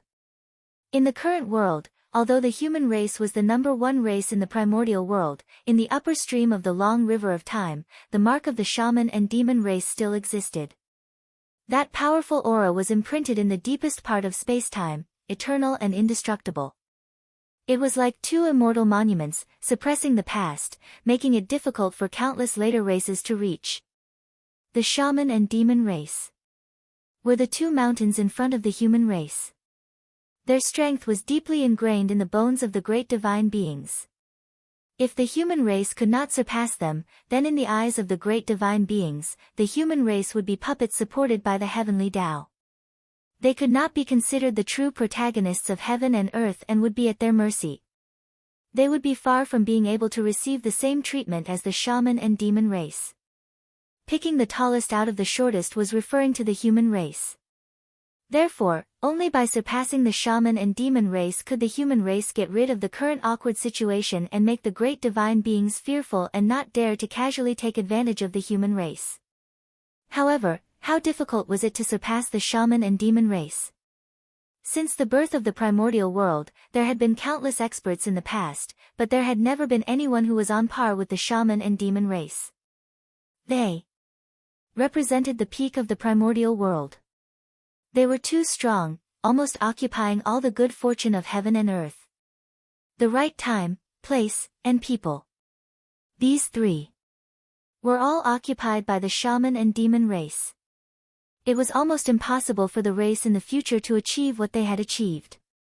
First of all, the environment of heaven and earth had changed greatly, from the Khanate era to the postnatal era. It was difficult to see the Khanate essence again, and the difficulty of producing experts had undoubtedly increased countless times. Just this point cut off the possibility of surpassing the shaman and demon race. But in the difficult situation, the human race had to do it too. There was a saying that man could conquer the heavens. Turning the impossible into the possible could show the ability of the human race. In the distant heavenly court, as Xianyuan ascended to the heavens, there were also huge changes. Under the witness of a group of great divine beings, the Yen Emperor Shenong passed the position of the heavenly emperor to the human emperor Xianyuan, known as the Central Yellow Emperor. The abdication of the Yen Emperor and the succession of the Yellow Emperor opened a new chapter in the primordial world. Affected by this, Feng Zichen, who was recuperating on the Emperor's star, received the help of the world momentum and recovered from all his injuries in one fell swoop. His old injuries were all gone. Feng Zichen felt his whole body relax. His state of mind had reached perfection at this moment. Even the road ahead that he had been stuck in previously had gradually become clear. He was one step closer to becoming primordial chaos Daoyuo Jingxian. 3 million years. 3 million years later, I will become the primordial chaos Daoyuo Jingxian. Feng Zichen secretly clenched his fist and said to himself excitedly. He was a step closer to attaining the Tao, so even with his mental state, great waves had arisen in his heart, and it was impossible for him to maintain his calm any longer. The Yellow Emperor reigned for 1,000,000 years. The White Emperor reigned for 1,000,000 years. The Black Emperor reigned for 1,000,000 years. The three emperors had reigned for a total of 3 million years. After that, it was the day when the five elements Celestial Emperor reached perfection. It was also the day when Feng Zichen's merit was completed and he took another step forward. What was expected to attain the Tao? That was it. To mortals, 3 million years was an unimaginably long period of time. But for powerful beings, it was not too long. It was just the time of a seclusion. The day of attaining the Tao was really close. Unlike when Xianyuan succeeded the throne, the situation of the myriad races was different. When Xiaohao succeeded the throne, the myriad races were all respectful and did not dare to act rashly. After the tireless efforts of the 3 generations of human emperors, the strength of the myriad races had been weakened to the extreme. Their essence, energy, and spirit were not as good as before, and they were far from having the capital to contend with the human race. With such a huge gap, how could the myriad races look down on the new patriarch of the human race? Did they feel that their lives were too comfortable and wanted to find excitement for themselves? Compared to the 3 emperors, the situation that the 5 emperors had to face was really much happier. The hidden dangers in the primordial world were almost completely cleaned up by the 3 emperors. Next, as long as the 5 emperors continued to develop step by step, the strength of the human race would become stronger and stronger. This was the benefit of being a junior. With the 3 emperors in front, they did not have the shade of their ancestors to rely on. Therefore, they could only fight for the world with their bare hands. They were pioneers. It was as if they had created the world in the chaos. They used their fists and feet to open up a paradise for the human race in the dangerous primordial world. And it was precisely because of their efforts that the situation was completely opened up for the 5 emperors who came later. It could be said that the 3 emperors were the rich generation. They started from scratch and built a huge foundation. As for the 5 emperors, they were the rich second generation. Because of the efforts of their ancestors, they saved the time to accumulate primitive capital. One step at a time. With the capital of their ancestors, the 5 emperors could easily open up the situation. The difficulties they had to face were naturally much easier than those of the three emperors. At the very least, during the period of the three emperors, the human race did not have as many experts as they did now. In the early period of Xiaohao's reign, he established a strange system. He used all kinds of birds as civil and military officials. The specific division of labor was carried out according to the characteristics of different birds. The phoenix was in charge of the birds, then the swallow was in charge of spring, the shrike was in charge of summer, the parrot was in charge of autumn, and the golden pheasant was in charge of winter. In addition, he sent 5 kinds of birds to manage daily affairs. The filial partridge was in charge of education. The ferocious pheasant was in charge of military affairs. The fair cuckoo was in charge of construction. The majestic eagle was in charge of law. The eloquent turtledove was in charge of speech. There were also 9 kinds of birds in charge of agriculture, so that the people would not be licentious. The 5 kinds of pheasants were in charge of carpentry, painting, pottery, dyeing, and leatherworking. This was the original system of the human race, and it was also the source of the various official positions of the human race in the future. It was precisely by relying on these systems that the human race developed in an orderly manner under Xiaohao's governance. Their strength was increasing rapidly at a speed visible to the naked eye. The prosperity of the human race began from this. Of course, while developing the human race, Xiaohao did not forget the myriad races. Unlike his father, Xianyuan, Xiaohao did not blindly suppress the myriad races. Instead, he tried his best to promote them to integrate into the human race so that they could create a prosperous era in the primordial world together. According to the different characteristics of the myriad races, Xiaohao arranged them in suitable positions one by one. He used their unique abilities to contribute to the great cause of the human race and the prosperity of the primordial world. For example, the Wood Spirit clan, who was naturally close to spiritual herbs, Xiaohao arranged for them to cultivate spiritual herbs for the human race's daily needs. The Earth Spirit clan, who was naturally close to the earth, Xiaohao asked them to sort out the earth veins and create large amounts of spirit fields for the human race. There were also the Fire Spirit clan, who was good at controlling fire. Xiaohao asked them to refine weapons or refine pills for the human race's warriors. Such situations. There were simply too many to count. In short, every race.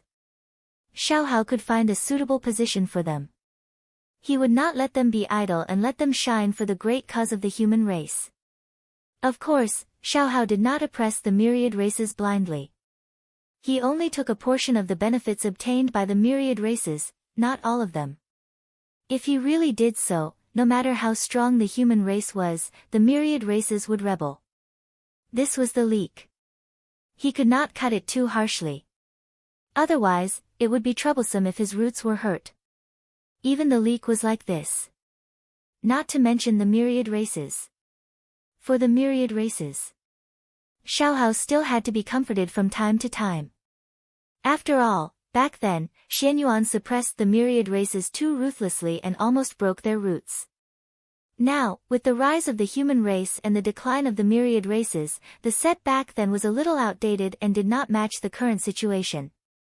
Therefore, after Xiaohao succeeded to the throne, the human race's attitude towards the myriad races changed drastically, giving them the respect they deserved so that they could do their best to contribute to the great cause of the human race.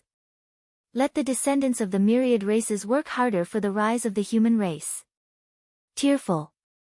Time flew by. In the blink of an eye, 700,000 years had passed. At this moment, it was already the late period of Xiaohao's rule. Compared to back then, the human race had already undergone a huge change. The myriad races were united and developed the human race together, causing the human race to change all the time. Their foundation was constantly increasing, and more experts were born. The younger generation of geniuses was endless. It was a great demeanor of a great race in the primordial world. But there were no changes.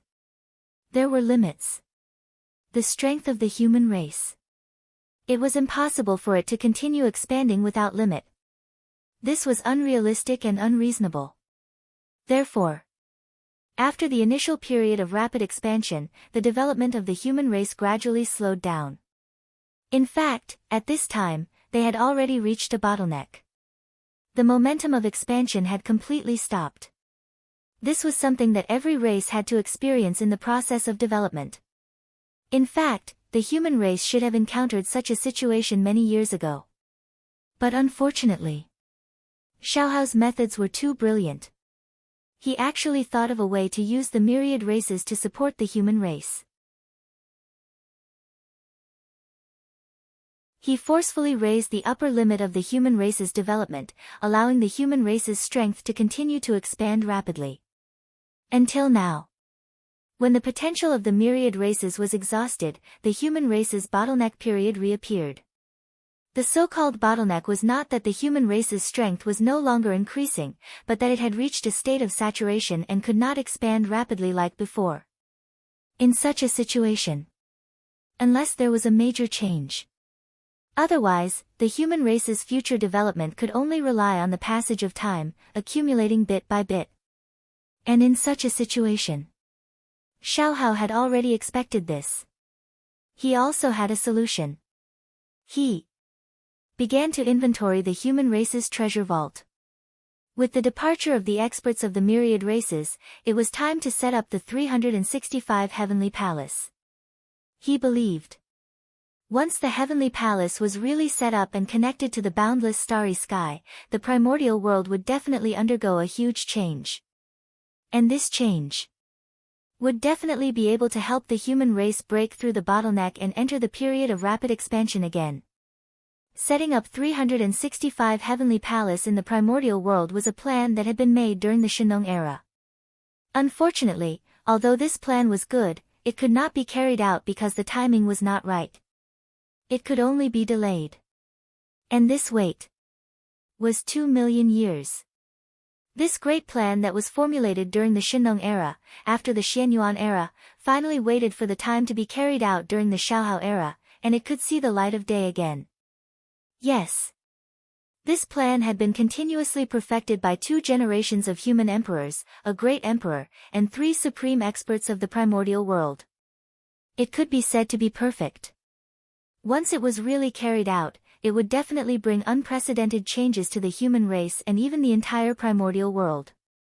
Xiaohao firmly believed so. Of course, in fact, that was also the case. Because this plan was not perfected by Shennong and Xianyuan, but by Feng Ziqian and Fuxi. Why did Fuxi need humans? The founder of the Khanate 8 trigrams, a master of the primordial world's deduction, and a great master of the Tao of array formations. And this was only the Fuxi of the past. The current Fuxi was even more powerful than back then. First, in terms of cultivation, he had now become a secondary saint, and his strength was comparable to a saint, much stronger than back then. Then, in terms of numinous treasures, back then, Fuxi did not have the conditions to possess the He Tu and the Book of Luo. But now, the He Tu and the Book of Luo had long been completely refined by him. With the top-notch deduction power, coupled with the top-notch deduction treasure, and the double buff, one could imagine how much Fuxi's ability had improved. As for Feng Ziqian, that was even more incredible. In terms of attainments in deduction, Feng Ziqian might not be as good as Fuxi, but he had a cheat. Whether it was the Hongmeng Daozhong or the fragment of the creation jade disc, they were both top-notch treasures of the primordial world. With the combined strength of the two, Feng Ziqian dared to say that in the primordial world, only Tao ancestor Hong Jun could surpass him in the Tao of deduction. Not even the demon ancestor Rahu could do it. Because he did not have the creation jade disc. Think about it. Back then, Fuxi and Di Jun joined forces. They could deduce a top-notch formation like the heavenly cycle star formation of the primordial world. Now, the two more powerful people joined forces and deduced a perfect plan together. How could it not be powerful and perfect? If this matter was successful, it would be a great deed of merit. However, Xiaohao's idea was very good, but it was obvious that he had thought too simply of this plan. When he finished checking the treasury of the human race, he was really dumbfounded. Not enough. Not enough at all. With the current foundation of the human race, not to mention refining 365 heavenly cycle divine palaces, they could not even refine half of them. According to Xiaohao's estimation, even if the human race used everything they had, they could only refine more than 100 heavenly cycle divine palaces. But this was far from enough. It was only then that Xiaohao realized that he had overestimated the human race. In the end, the world was different. The scene of treasures everywhere in the ancient times could no longer be seen. Therefore, even if the human race occupied more than half of the resources in the primordial world, the benefits they obtained were just a drop in the bucket for refining the heavenly cycle divine palaces. Compared to the ancient times, the quality of the resources now was undoubtedly worse. One was innate, one was postnatal, the difference of one word was the difference between heaven and earth.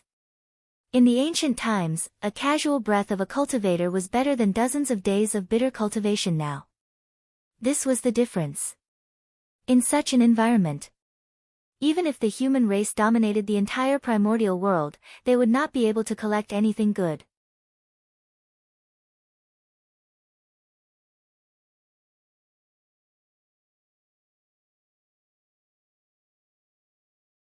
As early as the ancient times, or even the ancient times, they had already existed. In that era, even a blade of grass that could be seen everywhere on the ground would be considered an incredible treasure in this day and age. In other words, the myriad races in the primordial era and the primordial era could casually accumulate a very precious amount of wealth. They were born early. This was the greatest capital of the myriad races. Therefore, they would definitely be able to gather the materials needed to refine the heavenly palace, and they would be acquired cardinal treasures. Of course, a single innate race might not have the ability to do so, but the combined power of all races would definitely be able to do so. According to the method that Xiaohao came up with, they would first use the power of the human race to refine the heavenly palace. They would refine as much as they could, and the rest would be left to the myriad races to refine. This method would first release the benefits of having the heavenly palace so that the myriad races would know about it. It would attract their curiosity and force them to take the initiative to ask the human race about the heavenly palace. Then, the human race would cover it up and not admit to it at all. On the other hand, they would continue to release news about the heavenly palace to let the myriad races confirm the authenticity of the matter. In the end, things would be much simpler. After confirming the authenticity of the heavenly palace, the myriad races would definitely be tempted and would think of all ways to obtain a heavenly palace. The heavenly palace had the ability to go against the innate. The cultivation environment was comparable to the famous mountains and rivers of ancient times. It could support Daluo Jinxian's cultivation. Such a powerful ability was the hope of a race's rise. Therefore, as long as the myriad races were smart, they would see the benefits of having the heavenly palace. And the human race, who had the heavenly palace, could use it to control the myriad races and make them contribute materials for the human race to refine the heavenly palace. Of course, if the myriad races wanted to willingly give up enough materials to refine the heavenly palace, the human race would have to pay a price. Therefore, Xiaohao decided to give up a portion of the quota to refine the heavenly palace to the myriad races. After learning about the universal shrine, the myriad races would definitely be eager to learn more about it. Hence, they would constantly ask the human race. Seeing the myriad races like this, the human race naturally knew that the matter of the heavenly palace had been completely exposed and could no longer hide it from the myriad races. At this time, Xiaohao had to appear at the right time. In consideration of the myriad race's hard work and great contributions, the human race decided to give up a portion of the quota to refine the heavenly palace to the myriad races. However, there were too many myriad races, and the quota was limited. They could not easily give it away. Therefore, the human race had to think carefully about which race was more suitable to give these quotas to. With that said, the myriad races returned to wait for news. When the human race made a decision, they would inform them. This was equivalent to hinting for the myriad races to give benefits to the human race. After all, why would the human race give them the quota for no reason? Such an undisguised plan was equivalent to a blatant extortion. There were countless capable people in the myriad races, so they naturally could see through it. But so what if they could see through it? For the future of their race, even if they were unwilling, they had no choice but to grit their teeth and offer gifts to the human race in order to obtain the quota to refine the heavenly palace. This was an overt scheme. Even though they knew it was a scheme, they could not avoid it. As for Xiaohao, with this scheme, he could sit in the human race and wait for the myriad races to offer treasures for him to refine the heavenly palace. After Xiaohao used up all the gifts from the myriad races, the number of heavenly palace that had not been refined would be the quota that the human race would give to the myriad races. As for how to distribute it, that was simple. He could directly list the gifts from the myriad races, from the highest to the lowest. Whoever gave the most would receive the quota.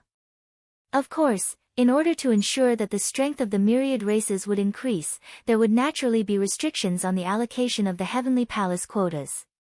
That was, each race could only have one heavenly palace at most. This was the limit. Xiaohao was a man of action. After he had a plan in mind, he directly ordered everyone to take action. Soon, the news about the heavenly palace spread throughout the entire primordial world. Naturally, the myriad races also received this news. At first, they were still a little skeptical about this news.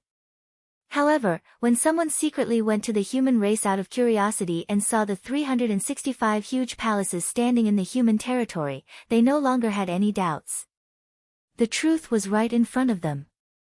There was nothing to argue about. This was the greatest persuasion. After the news was confirmed, the entire myriad races were in an uproar. They all went to the human race to ask about the heavenly palace. In the beginning, the human race naturally tried to dodge this matter. However, as more and more evidence was taken out by the patriarchs of the myriad races, the human race had no choice but to admit the truth of this matter. After all, the 365 heavenly sacred palaces were clearly visible in the human race's territory. Hence, the human race would not be able to hide this fact. Of course, the human race did not want to hide it. What happened after that was much simpler. Everything was going according to Xiaohao's plan. Time flowed like water. Unknowingly, hundreds of thousands of years had passed. Hundreds of thousands of years were enough for the matter of distributing the slots to refine the heavenly palace to the myriad races to come to an end. Although the final outcome of this matter, there were slight differences from what Xiaohao had expected. However, in general, it did not affect the overall situation. Instead, it was even more perfect. According to the outcome that Xiaohao had expected, the slots to refine the heavenly palace should have fallen into the hands of a few Khanate clans. After all, they were the strongest and had the deepest foundation. Naturally, they were extremely generous when they made a move. It was normal for the quota of refining the heavenly cycle temple to fall into their hands. However, the outcome was often the most unexpected. Among the myriad races, some of the Khanate clans whose strength was in the upper middle class were deeply aware that their strength was far from being comparable to those Khanate clans. Therefore, it was almost impossible for them to obtain the slots to refine the heavenly palace this time. They would definitely not be able to compete with those Khanate clans. However, if they were asked to give up just like that, they would not be willing. That was the hope of rising up. In this primordial world where the cultivation environment was getting worse and worse, it was not easy to see the hope of rising up. No matter who it was, they would not give up so easily. They had not tried, so how could they know that they would not succeed? As the saying goes, when one is poor, one will change. In their desperation, those Khanate clans whose strength was in the upper middle class really thought of a way to defeat the Khanate clans. That was to join forces. The strength of a single clan might not be able to compete with the Khanate clans, but the strength of several clans definitely far surpassed the Khanate clans. Based on this idea, the clans that had a better relationship with each other formed small interest groups one after another and joined forces to offer gifts to the human race. As members of the Khanate myriad races, even if there was a difference in strength, the difference would not be too great. After all, the Khanate clans that were too weak had long been destroyed in the catastrophe of heaven and earth. Therefore, when several clans joined forces, they would definitely surpass a single Khanate clan. The Khanate clans had failed. With the alliance of these Khanate clans that were in the upper middle class, most of the confident Khanate clans had failed. The gifts that they gave were not as valuable as those of these clans. As for Xiaohao, from the moment he thought of this method, he had already made up his mind to value everything. In other words, he would choose whoever gave him the most benefits. As for whether this gift was given by one party or by many parties, he did not care at all. It could even be said that Xiaohao was happy to see this happen. The significance of a single race possessing a cycle divine palace was completely different from that of multiple races possessing a cycle divine palace. The former could allow that clan to rise again. As for the latter, although it could also allow those Khanate clans to rise again, it would undoubtedly take a much longer time. The same resources were enjoyed by one person alone and shared with several people. The results were completely different. After this unexpected scene happened, Xiaohao wished that he could give all the slots to refine the heavenly temple to those beneficial communities so that they could share the results. But unfortunately, Xiaohao could not. As for why, it could only be said that those Khanate clans had given too much, so Xiaohao had no reason to refuse. After more than 100,000 years, Xiaohao used the strength of the human race and the resources offered by the myriad races to refine a total of 240 heavenly temples. The number of heavenly temples totaled 365. A set of universal sacred palaces consisted of 365 palaces.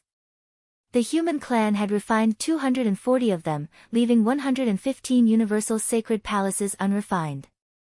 And these 115 heavenly temples were the slots that the human race had allocated to the myriad races. With the completion of the heavenly temples, Xiaohao also came out of seclusion and announced the list of slots to the myriad races. When this name was announced, the myriad races were in an uproar. Especially those Khanate clans that had failed. They were extremely vexed. Before the incident, who would have thought that there was such a method of joining forces?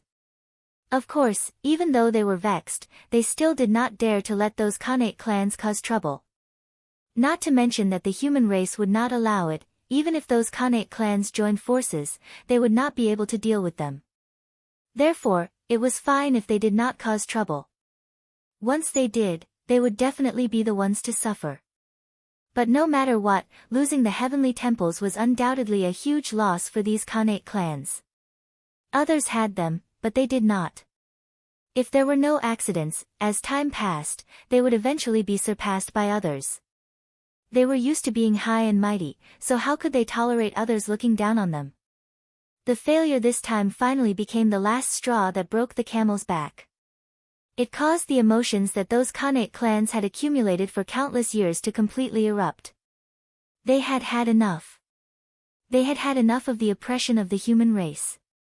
Therefore, they decided to leave.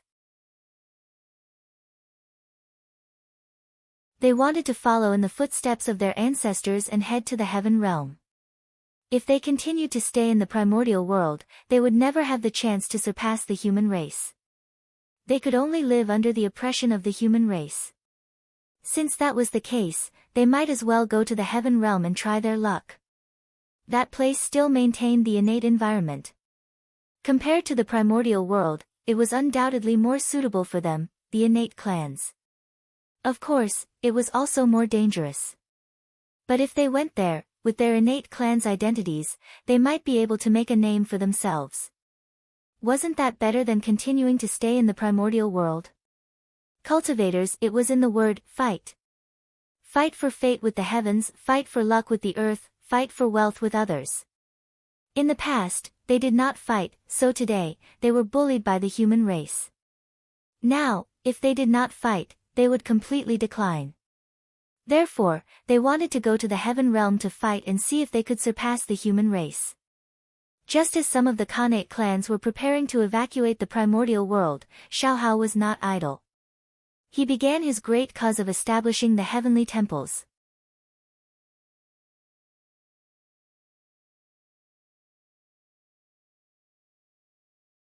Chapter 640. For this, Xiaohao also gave the power of the human race.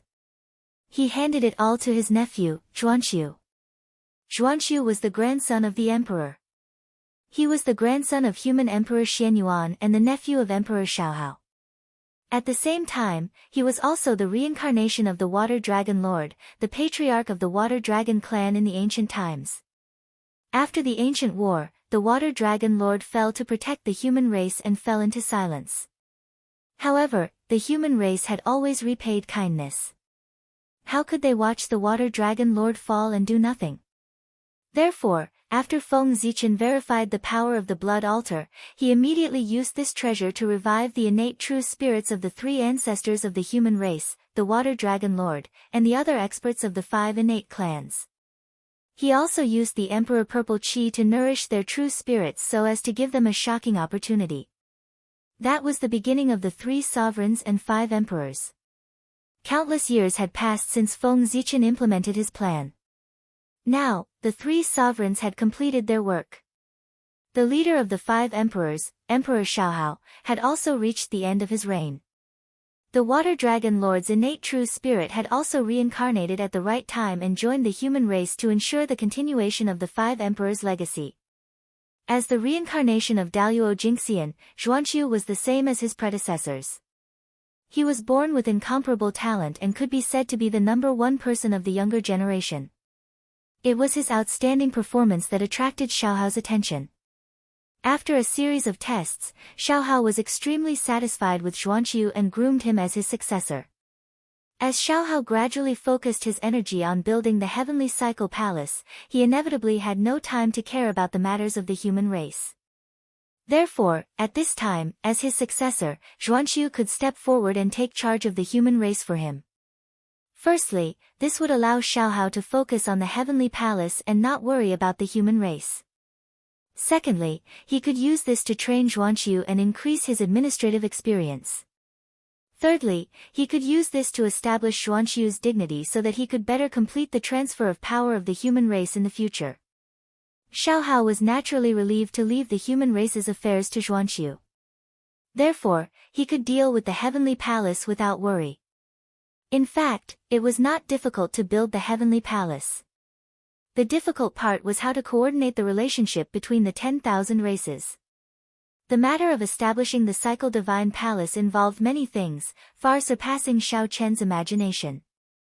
Once it was done, it would definitely benefit the entire primordial world. With such great benefits right in front of their eyes, how could they not be tempted? Therefore, everyone from the myriad races wanted to get involved. Even if he could not obtain the Cycle Divine Palace, he had to think of a way to get a share of this and earn some merit. Otherwise, it would be hard for them to not feel indignant when they saw others benefit while they had nothing. Thus, they would deliberately cause trouble. If the myriad races were united, such a situation would naturally not occur. But clearly, the myriad races were not. On the contrary, there were many races that held grudges against each other. If there were too many people, there would be conflicts. This was the case for the human race. It was the same in the myriad races. For example, wolves eating sheep. Could it be, did the wolf clan have a natural enmity with the sheep clan? Of course not. At that time, when the 10,000 races were born, they were all ignorant and did not know how to fight. They lived in harmony in the untainted land. However, the human heart was fickle. As time passed, the Tao hearts of the 10,000 races were stained with dust, and greed was born. At this point, whether it was for benefits, for the Tao, or for quarrels, in short, the 10,000 races gradually started to fight. Some hatred would slowly dissipate with the passage of time. However, some hatred would become more and more unforgettable as time passed. Therefore, this turned into a feud. What was a feud? A feud of generations. Only when one side was completely exterminated would this feud be eliminated. However, if the two sides were unable to completely exterminate the other side, then after a long period of silence, this hatred would appear in another way. For example, natural enemies. Wolves and sheep were like that. The reason was the hatred from countless years ago that had been passed down to today's results. The 10,000 races played tricks on each other, greatly delaying the process of establishing the cycle divine palace. Xiaohao had really put in a lot of effort to coordinate the relationship between the 10,000 races.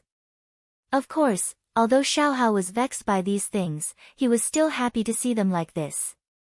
After all, the 10,000 races that were full of contradictions were more reassuring than the 10,000 races that were united. While the 10,000 races were playing tricks on each other, Xiaohao was not idle either. He was doing something. He secretly set up some restrictions on the cycle divine palace that was about to be given to the 10,000 races. These restrictions were not to restrict the ability of the cycle divine palace to make its ability to transform spiritual energy inferior to that of the human race. The purpose of doing so was too obvious. It was simply an insult to the intelligence of the 10,000 races. At the same time, it also made the human race seem a little petty. Therefore, Xiaohao disdained to do so. The purpose of setting up these restrictions was to prevent the 10,000 races from using the cycle divine palace to threaten the human race after they gained control of it. 365 cycle divine palaces stood on the untainted land, secretly complementing Zhouxing. They formed the galaxy cosmic light array, evolved the Panga god, and protected the earth veins. At the same time, this was also a method to deal with enemies. Once the array was activated, the combination of the power of Zhouxing and the power of the earth veins could easily suppress any existence below primordial chaos. Even if the primordial chaos Daluo Jingxian came, it could trap him for more than 1,000 years, if not completely suppress him. This was a form of protection for the untainted land. At the same time, it was also one of the trump cards of the human race. But all of this was on the premise that all the cycle divine palaces were still under the control of the human race.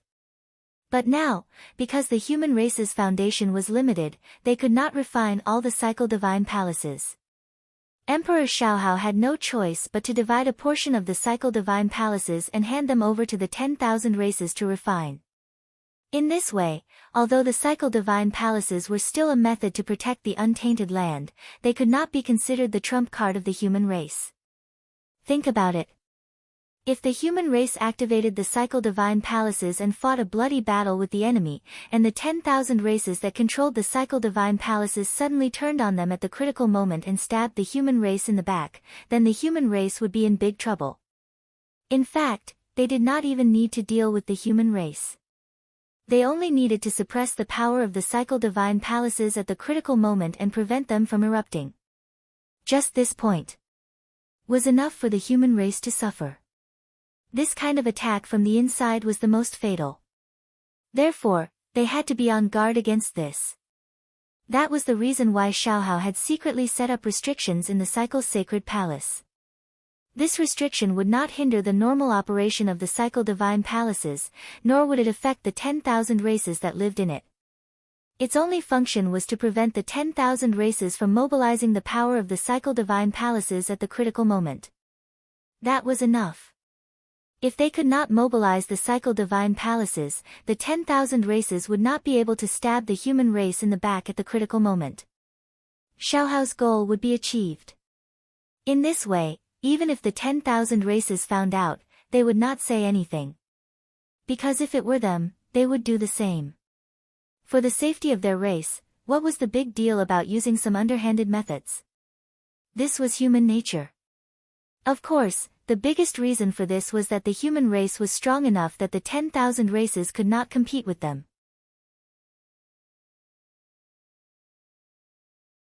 Otherwise, the 10,000 races would definitely cause trouble. After all, understanding was one thing. However, if the things that they had bought with real money were secretly used by others, causing them to be unable to use them at the critical moment, no one would feel comfortable. It was still the same sentence.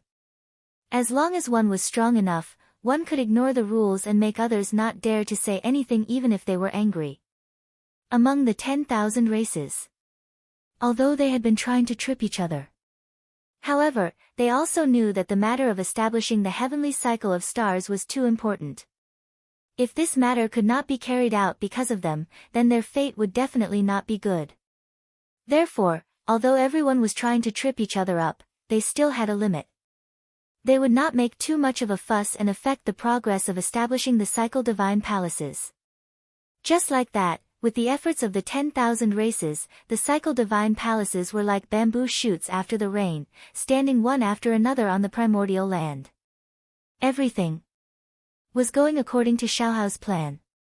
And all of this was seen by Feng Zichen on the Emperor's star. On the primordial land. After such a big thing had happened, how could it hide from Feng Zichen's eyes? In fact, from the moment Xiaohao began to plan to build Zhouxing, Feng Zichen had secretly cast his gaze and kept an eye on the movements of the human race. He even knew that the human race did not have enough treasures to refine the cycle divine palaces. But he was not like before. To fill the gap for the human race. Previously, Feng Zichen had already made an exception to support the human race. This time, it was better to let the human race solve it themselves. The heavens move vigorously, and a gentleman must constantly strive for self-improvement. The prosperity of a race did not rely on the efforts of a single person, but the efforts of everyone. If he was to do everything, like a nanny, wouldn't the human race repeat the mistakes of the ancient times? He could do everything alone. What was the use of the 3 sovereigns and 5 emperors? Therefore, from the beginning to the end, Feng Zichen only watched and did not help Xiaohao in the slightest. Xiaohao did not disappoint him. Under such circumstances, Xiaohao did not even think of asking him for help. Instead, he planned to think of a way himself. Worth this was enough for Feng Zichen to feel gratified. Because if Xiaohao really asked him for help, Feng Zichen really did not know if he could really make up his mind to refuse. No matter how many harsh words he said. No matter how determined he was, but in the end, he was still a human. As a human, how could Feng Zichen remain indifferent in the face of the human race's request for help? Only a person with affection and loyalty could be considered a human. If one cultivated to the end, without the 7 emotions and 6 desires, one would have a heart of stone. One would be like a cold stone. The only thing in one's heart would be the supreme great Tao. One would be extremely indifferent to all things in the world. Then, one would not be considered a human. It was the Tao. Only the Tao. Could one let go of everything and not worry about anything? But it was obvious that Feng Zichen had too many things in his heart that he could not let go of. Therefore, he was still a human. He could not achieve the Tao, and he could not forget the human race. Therefore, if Xiaohao really asked him for help, he would be very disappointed, but there was a high chance that he would not refuse. The human heart was like this. How many people had escaped since ancient times? Fortunately, Xiaohao did not choose to ask Feng Zichen for help. Instead, he was prepared to think of a way himself. Facing difficulties was worthy of praise. Xiaohao was worthy of being the human emperor. He quickly came up with a solution. He used the hands of the myriad races to refine the heavenly palace. Regarding this method, Feng Zichen was very satisfied. In the short term, dividing the heavenly palace to the myriad races would undoubtedly cause the human race to lose a major trump card and plant hidden dangers in the future. If the myriad races rose because of this, wouldn't the human race be trapped in a cocoon of their own making? But from another point of view, with the rise of the myriad races, it would undoubtedly bring great external pressure to the human race to urge the human race to continue to improve. Invincibility was not a good thing. Without an opponent for a long time, it would undoubtedly cause the human race to slack off, and this would be the beginning of their defeat. Moreover, with the disappearance of external pressure, the internal pressure would expand, leading to the occurrence of internal strife. Therefore, it was a good thing to give the human race some external pressure. On the path of cultivation, if one did not advance, they would retreat. It was the same no matter where it was placed. Of course. Feng Zichen didn't just stand by and watch. While he was observing, he was also on guard to prevent anyone from secretly attacking and destroying this matter. Not everyone hoped that the primordial world would become better and better. Chaos Fiend God and some fallen great divinities were the greatest threat. A confrontation between such existences could not be resisted by the current strength of the human race. Therefore, this required Feng Zichen to protect them. Perhaps Feng Zichen's warning had an effect. Or perhaps, after the failure last time, the Chaos Fiend God had chosen to temporarily hide. In short, the construction of the Heavenly Palace was completed smoothly. During this period, no one attacked to destroy it. In the 95th year of Xiaohao's calendar, after hundreds of thousands of years of hard work, Xiaohao combined the power of the human race and the myriad races to finally establish 360 Zhouxing in the primordial world. At this moment, in the ancestral land of the human race, a majestic palace floated in the void, emitting a resplendent divine light. That was the center of the human race's power, the supreme palace, the human emperor's palace. At the same time, it was also the center of the 360 heavenly palace, the Ziwei Palace. Whether it was the human race's heavenly palace or the primordial world's heavenly palace, there was only one Ziwei Palace that represented the head of all the divine palaces. That was the human race's supreme palace, the human emperor's palace. It was the center of the human race's power and the myriad race's power. With the power of one palace, it operated 2 galaxy cosmic light arrays alone. Perhaps the current human emperor's palace was not the strongest grotto heaven in the primordial world. However, as the 2 galaxy cosmic light arrays operated, its origin would become stronger and stronger. One day, it would become the #1 cultivation holy land in the primordial world. In front of the human emperor's palace, Xiaohao ordered people to set up an altar and led the experts of the myriad races to pray to the heavens. Heavenly Tao above. Today, Xiaohao of the human race has led the people of the myriad races and spent 200,000 years to establish 365 heavenly palace in the primordial world to protect the earth. We are here to announce to the heavens that we hope the heavens will judge us. Heavenly Palace, establish. As soon as he finished speaking, the heavens immediately sensed it. Instantly, an extremely majestic will. It appeared from the void. You're tuning into the Blissful Bookshelf YouTube channel. We're so grateful for your support, and don't forget to subscribe to join us on this incredible journey through captivating stories. Your generosity through donations truly makes a world of difference, as it's the primary source of revenue that allows me to expand and enhance this channel for you. Thank you from the bottom of my heart for being a part of this adventure.